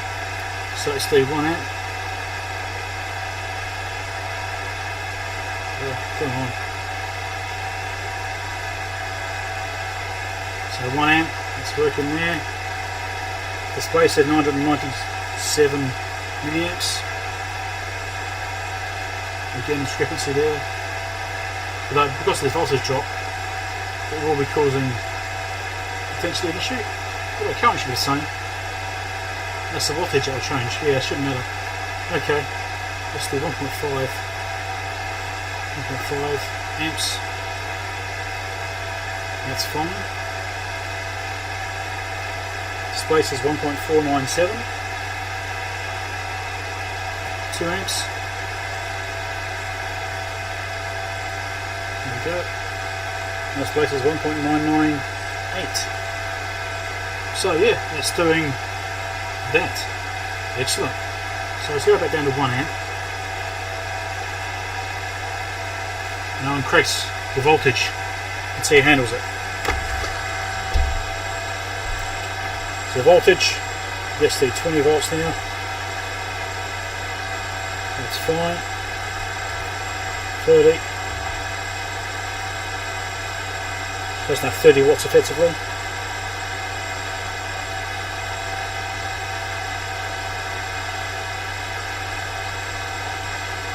40, still fine, yep, and 50, still fine. So that's doing 50 watts. Let's increase the current, 1.5 amps, yep, if I do this right that'd be helpful. 1.5, is 75 watts, yep, still going fine. Let's go 2 amps, which is 100 watts. And yep, it's managing it okay. Excellent. So it's otherwise working.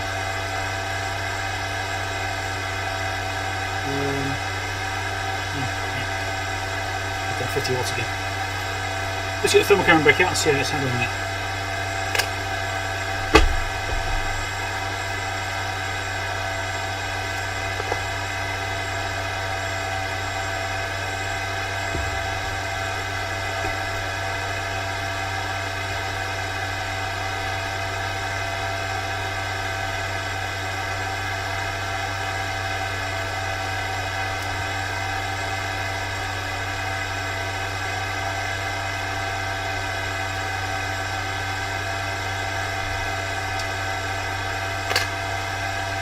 There we go, that's what it's looking like inside. The maximum setting so far is 72, which is over by these regulators over here, down there.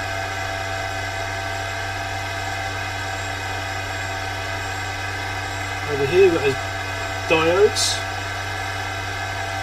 and the power resistor. Power resistor is hottest thing, which is about 65. Diodes are about 58. Power transistors. One of them looks like it's doing more than the rest. Could be reflections because you know the system, how it works. The back ones are definitely looking warmer. Yeah, the back ones are definitely hotter. So it must be the thermals going through that chamber that's pushing the hot air through, and the back of it's getting hotter than the front. Try and get my camera over the camera. Okay, maybe just see it. See the front one there. I'll put it in there, sure. Front one's right there. And as you go back, it's hotter and hotter. Back one's 33. Front one is 29. So there's not much difference, but it shows up. And this one here, I put the crossways on it. It's 29 on the front one on that side. And over there, it's 34. So there is definitely a difference there. The back one's running hotter than the front one's there. What's that? 74 degrees. What's that getting hot there? There's a resistor here, R223. That's getting warm. It's 77 degrees. Should probably find out what that is. But otherwise, it's looking alright. Yep. That could be a fix. But I'm not finished yet. I still need to put binding posts on the front panel.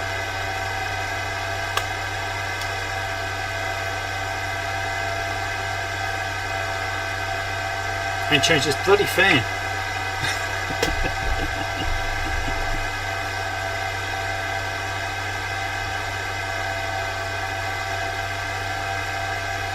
Well, that is certainly a racket. Oh, that's better. Come back and check the chat.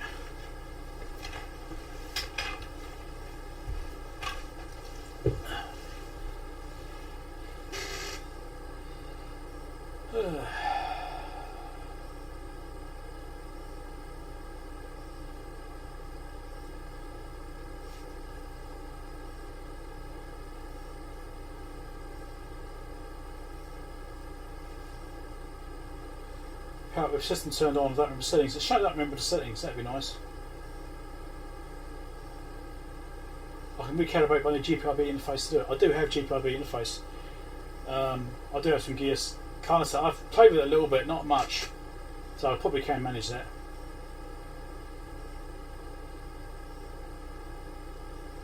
Oh, thanks Tom. You've probably gone by now, but yeah, thanks for dropping by. And hey Johnny, how's it going? Didn't realise you were here, Johnny. Didn't see you sneak in.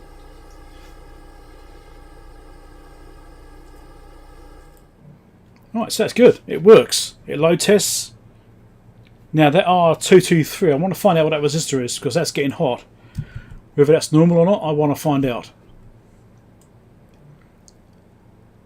It must be in here somewhere. R222. Where's 223?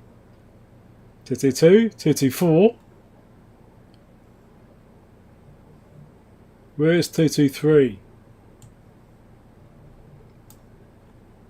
213?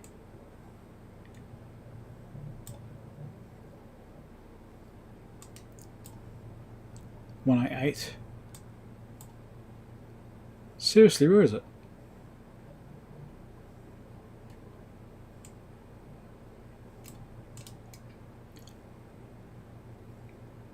Yeah, I need to find out if that 223 is. Yeah, I'll do this so you can see what the hell I'm looking at. Because that's getting very hot. I'm suspicious about that. It could be nothing, but I want to find out where it is to see if it is a problem or not.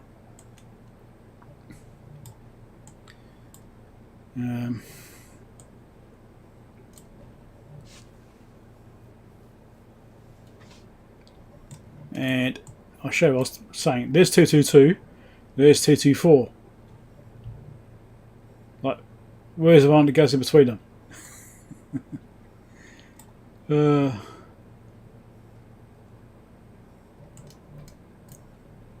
So 188 is the current shunt.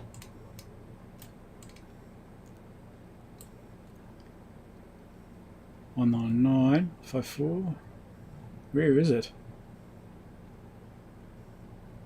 Because based on the temperature, I thought it would be something to do with the drive circuitry or perhaps the current feedback.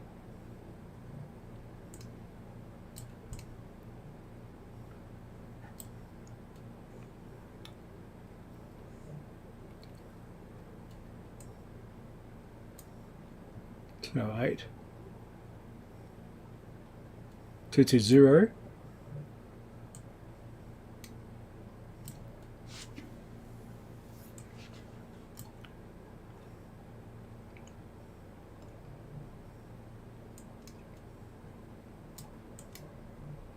Two oh 7 211 212. Come on, where's 223?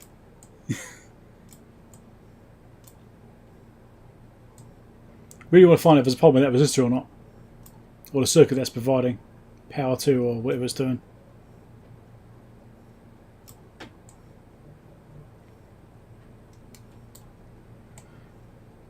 Wow, it's somewhere, obviously.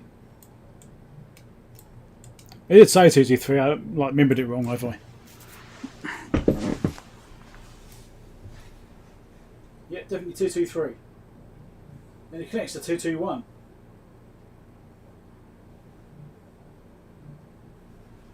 So I can find 221, that'll be close as well.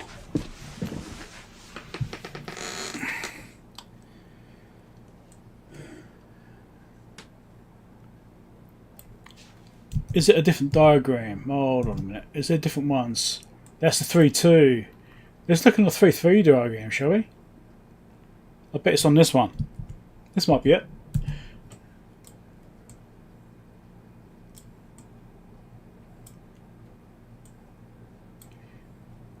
Or not. It's not in here. At least I stand a better chance to get the right diagram.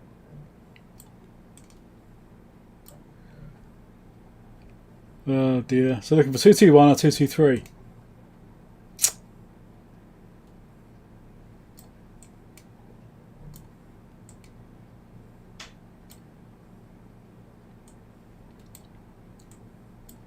It's 220.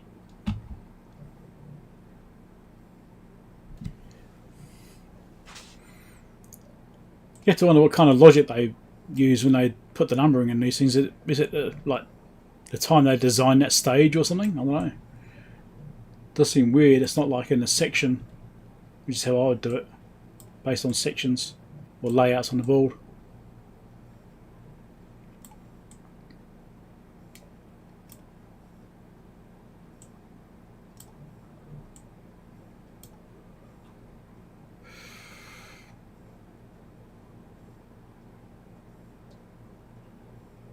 Hey, thanks for dropping by, Christian. I'll catch you later.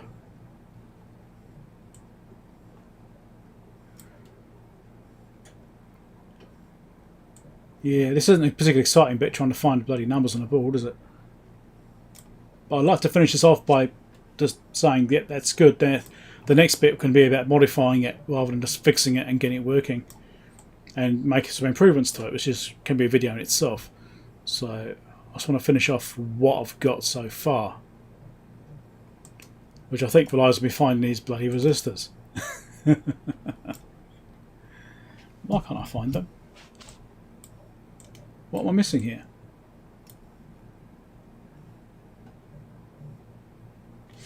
Is this thing OCR'd? I wonder if it's got RCR'd in it. 223. Can't find it. 221. Can't find it. I'm guessing not OCR'd then. Well, I know it's 222. Can I find that? No, so it's not OCR'd. So that doesn't help. I'll often do that for things I want to work on, because I'll sit there and I'll OCR the document.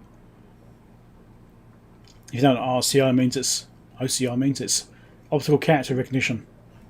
What am I printing? That's not printing. I'm going to close it. Give it that. Where the hell is this part? It's near the heat sinks, right? So it should be in this area somewhere. Surely.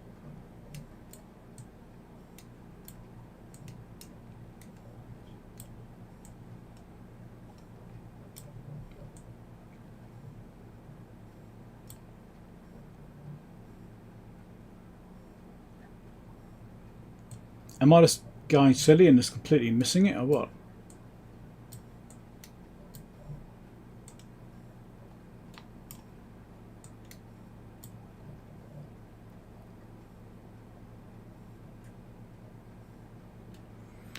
Yeah, shopping mall millionist mats, yeah.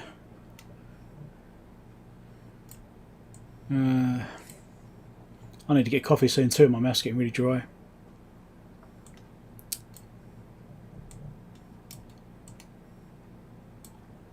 Well, it's got a fair bit of current going through it, so I'd be surprised if anything like a control circuitry like this. So I was really expecting it to be like the MOSFET drives or something, you know, or BGTs, whatever they are. But they weren't there. 211, 214, 212.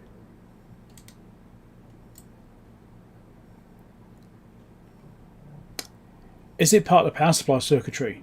The other diagram. Maybe that's why it's not on here.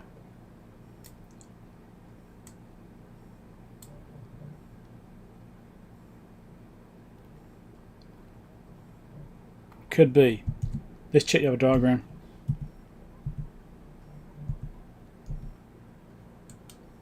Is it part of this diagram?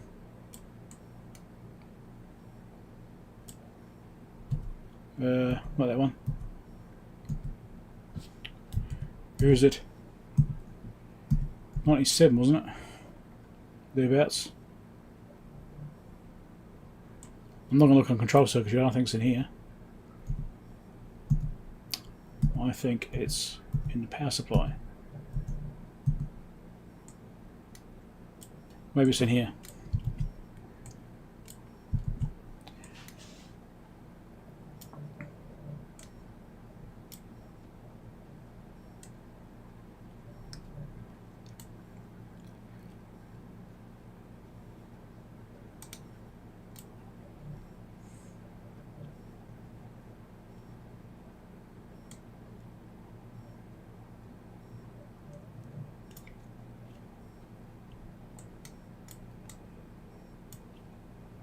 Or maybe it's not.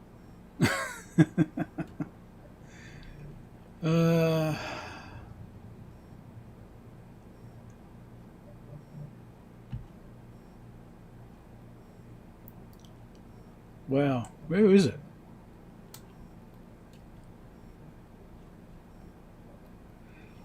Oh, thanks Peter for dropping by. Catch you later. Well, this is really nice. I really want to find this and finish this video off. But I need to find that bloody part first.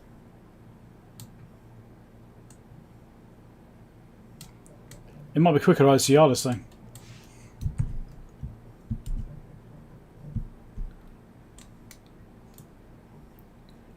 I mean, it is here. Otherwise positive.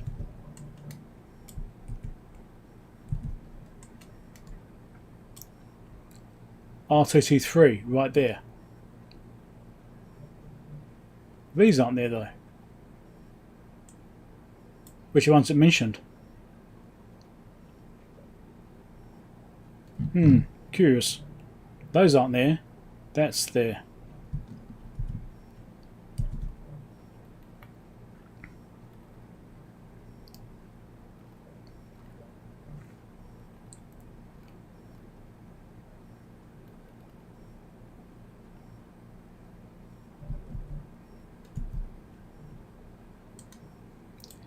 Well, it shows it on the board layout there, right? The board layout showed it on it.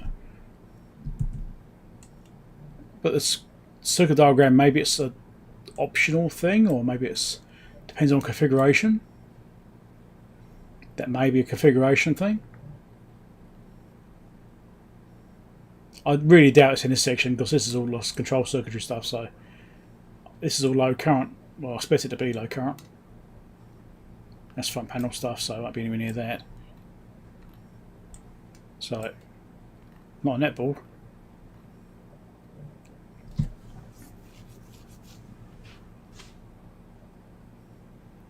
But it's worth checking anyway, just in case it is around here somewhere for some reason. See, it's not where I thought it'd be. I'll probably look at this later on after looking at it for an hour or two trying to find this bloody part, and I'll go straight to it and go, oh, that's where it is. Somehow I missed it 5 times.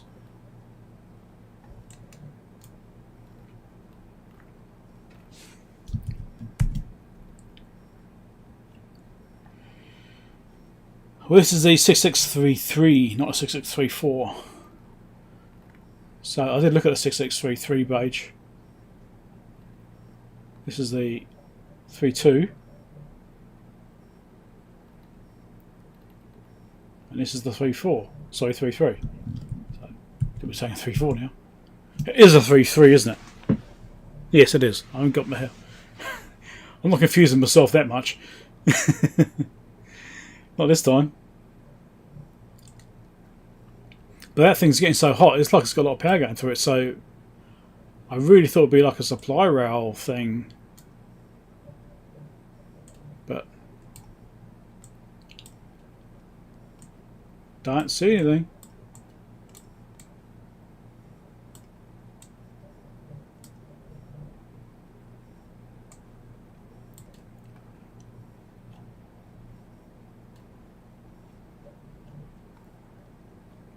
It's a mystery. All we've got is 222 and 224.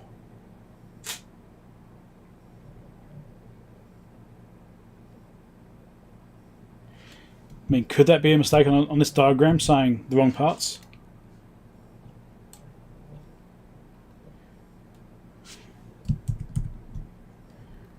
Okay, let's look at the other one which you mentioned, the 3-4.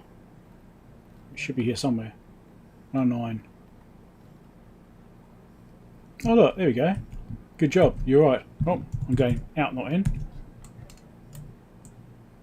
Now I've lost it.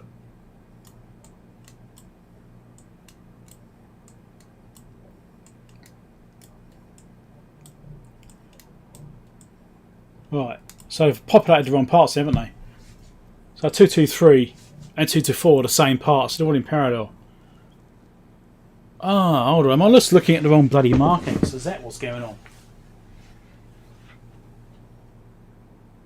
I'm an idiot. That is 224, not 223.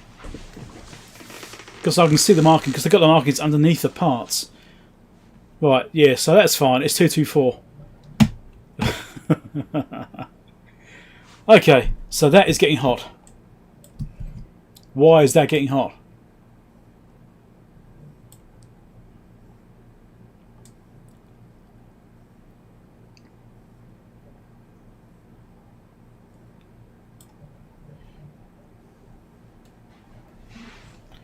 Thanks, David. Yeah, you're right.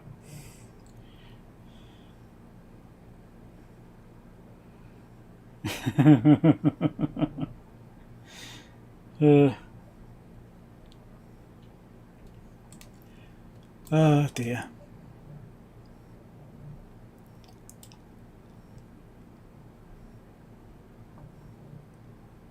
So we've got CT. What's CT we're referencing? We've got S here, which you know about.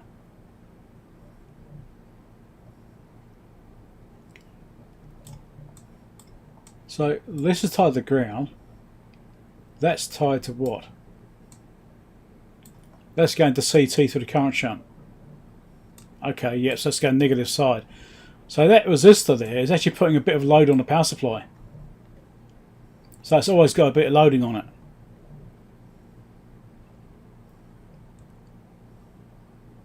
So we got, interestingly, they're not the same value parts. Well, they're not the same size parts. Like, I'll show you. 221, 223, and end to end, and they're completely different parts. But these look like the same parts. That's interesting. Yes, right, David. Let me change the camera view. Make the camera up. It's not 221, is it? It's 222. I should explain this on the video as well. I've don't know, read a circuit board number. Oh God, I'm sure that's good for it.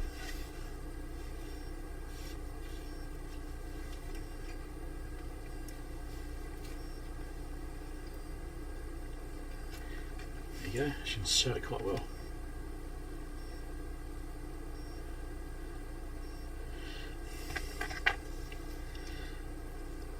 So I was getting confused by this because I can see R221 and R223 right here. Those aren't the actual parts here. This is the one that's getting hot, this one here. And that is not R223, it's R224. Because that part number normally goes underneath the component. So that's actually options for different configurations of these things. They've got different population parts. So the interesting thing about this is that it shows us having two 3Ks in series. Well, we've got a single 0 ohm link and this thing. What value is that? I'm trying to see what it is. I'll come back.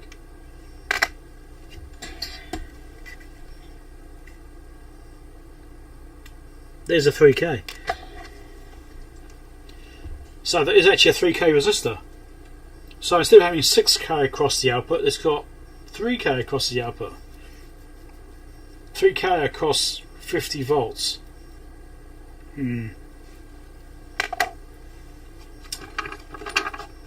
Calculator, I can't bother doing maths in my head.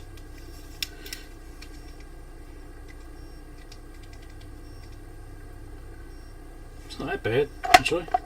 It's a bit better than I thought it was going to be.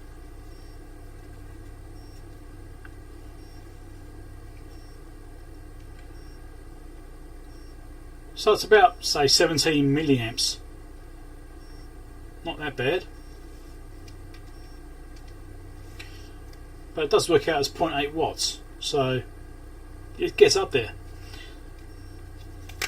That's a 2 watt part, so it should be alright. It's just getting a bit toasty. I'm just surprised I did it that way.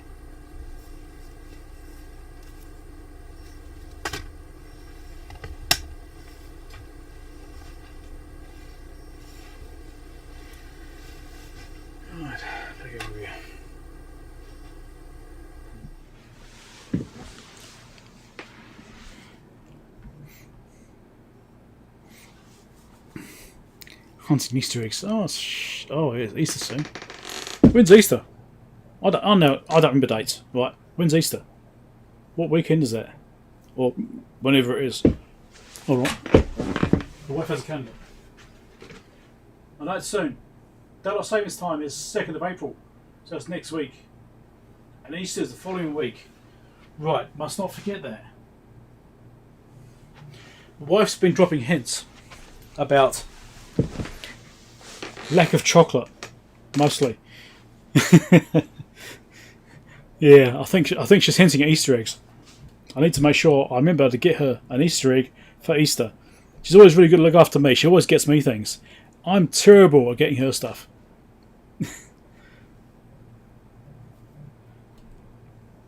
Surprised it's not over the estuary of the fan. Yes, that would be a better place for it, actually. But I'm just really surprised that that particular part isn't quite what's in the diagram.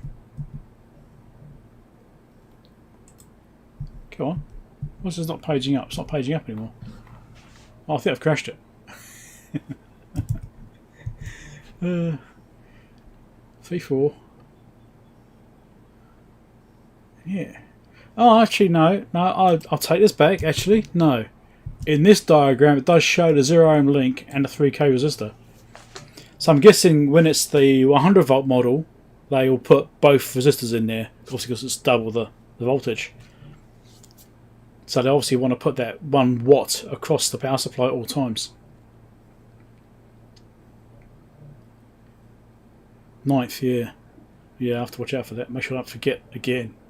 Like I did last year. And the year before that. And probably the year before that. Yeah, okay. It's also got this jumper here. Well, I'll change screens so you can see what I'm talking about. And make it bigger. And make it bigger. It's got this jumper I did see there for normal and fast. So normal is going through a capacitor and fast is going through a resistor.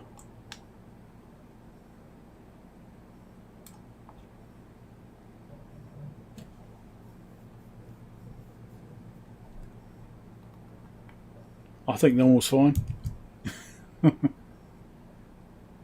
Right, okay, that's good. So we have a working power supply. The hot resistors is explained. And I think I'm pretty good there. I'm happy with that. The next thing I think I need to do is the binding posts. See if I've got a fan. That fan is awful. There's also a fan upgrade, which is to, well, a temperature controlled fan upgrade, which will take a while for me to do. I've got to build a little circuit board for that and stuff like that. And I may even get, I don't know, should I approach PCB to sponsor that one? Maybe I could do that. Get a proper made PCB, or I could do it on bloody perf board stuff. Perf board will work alright.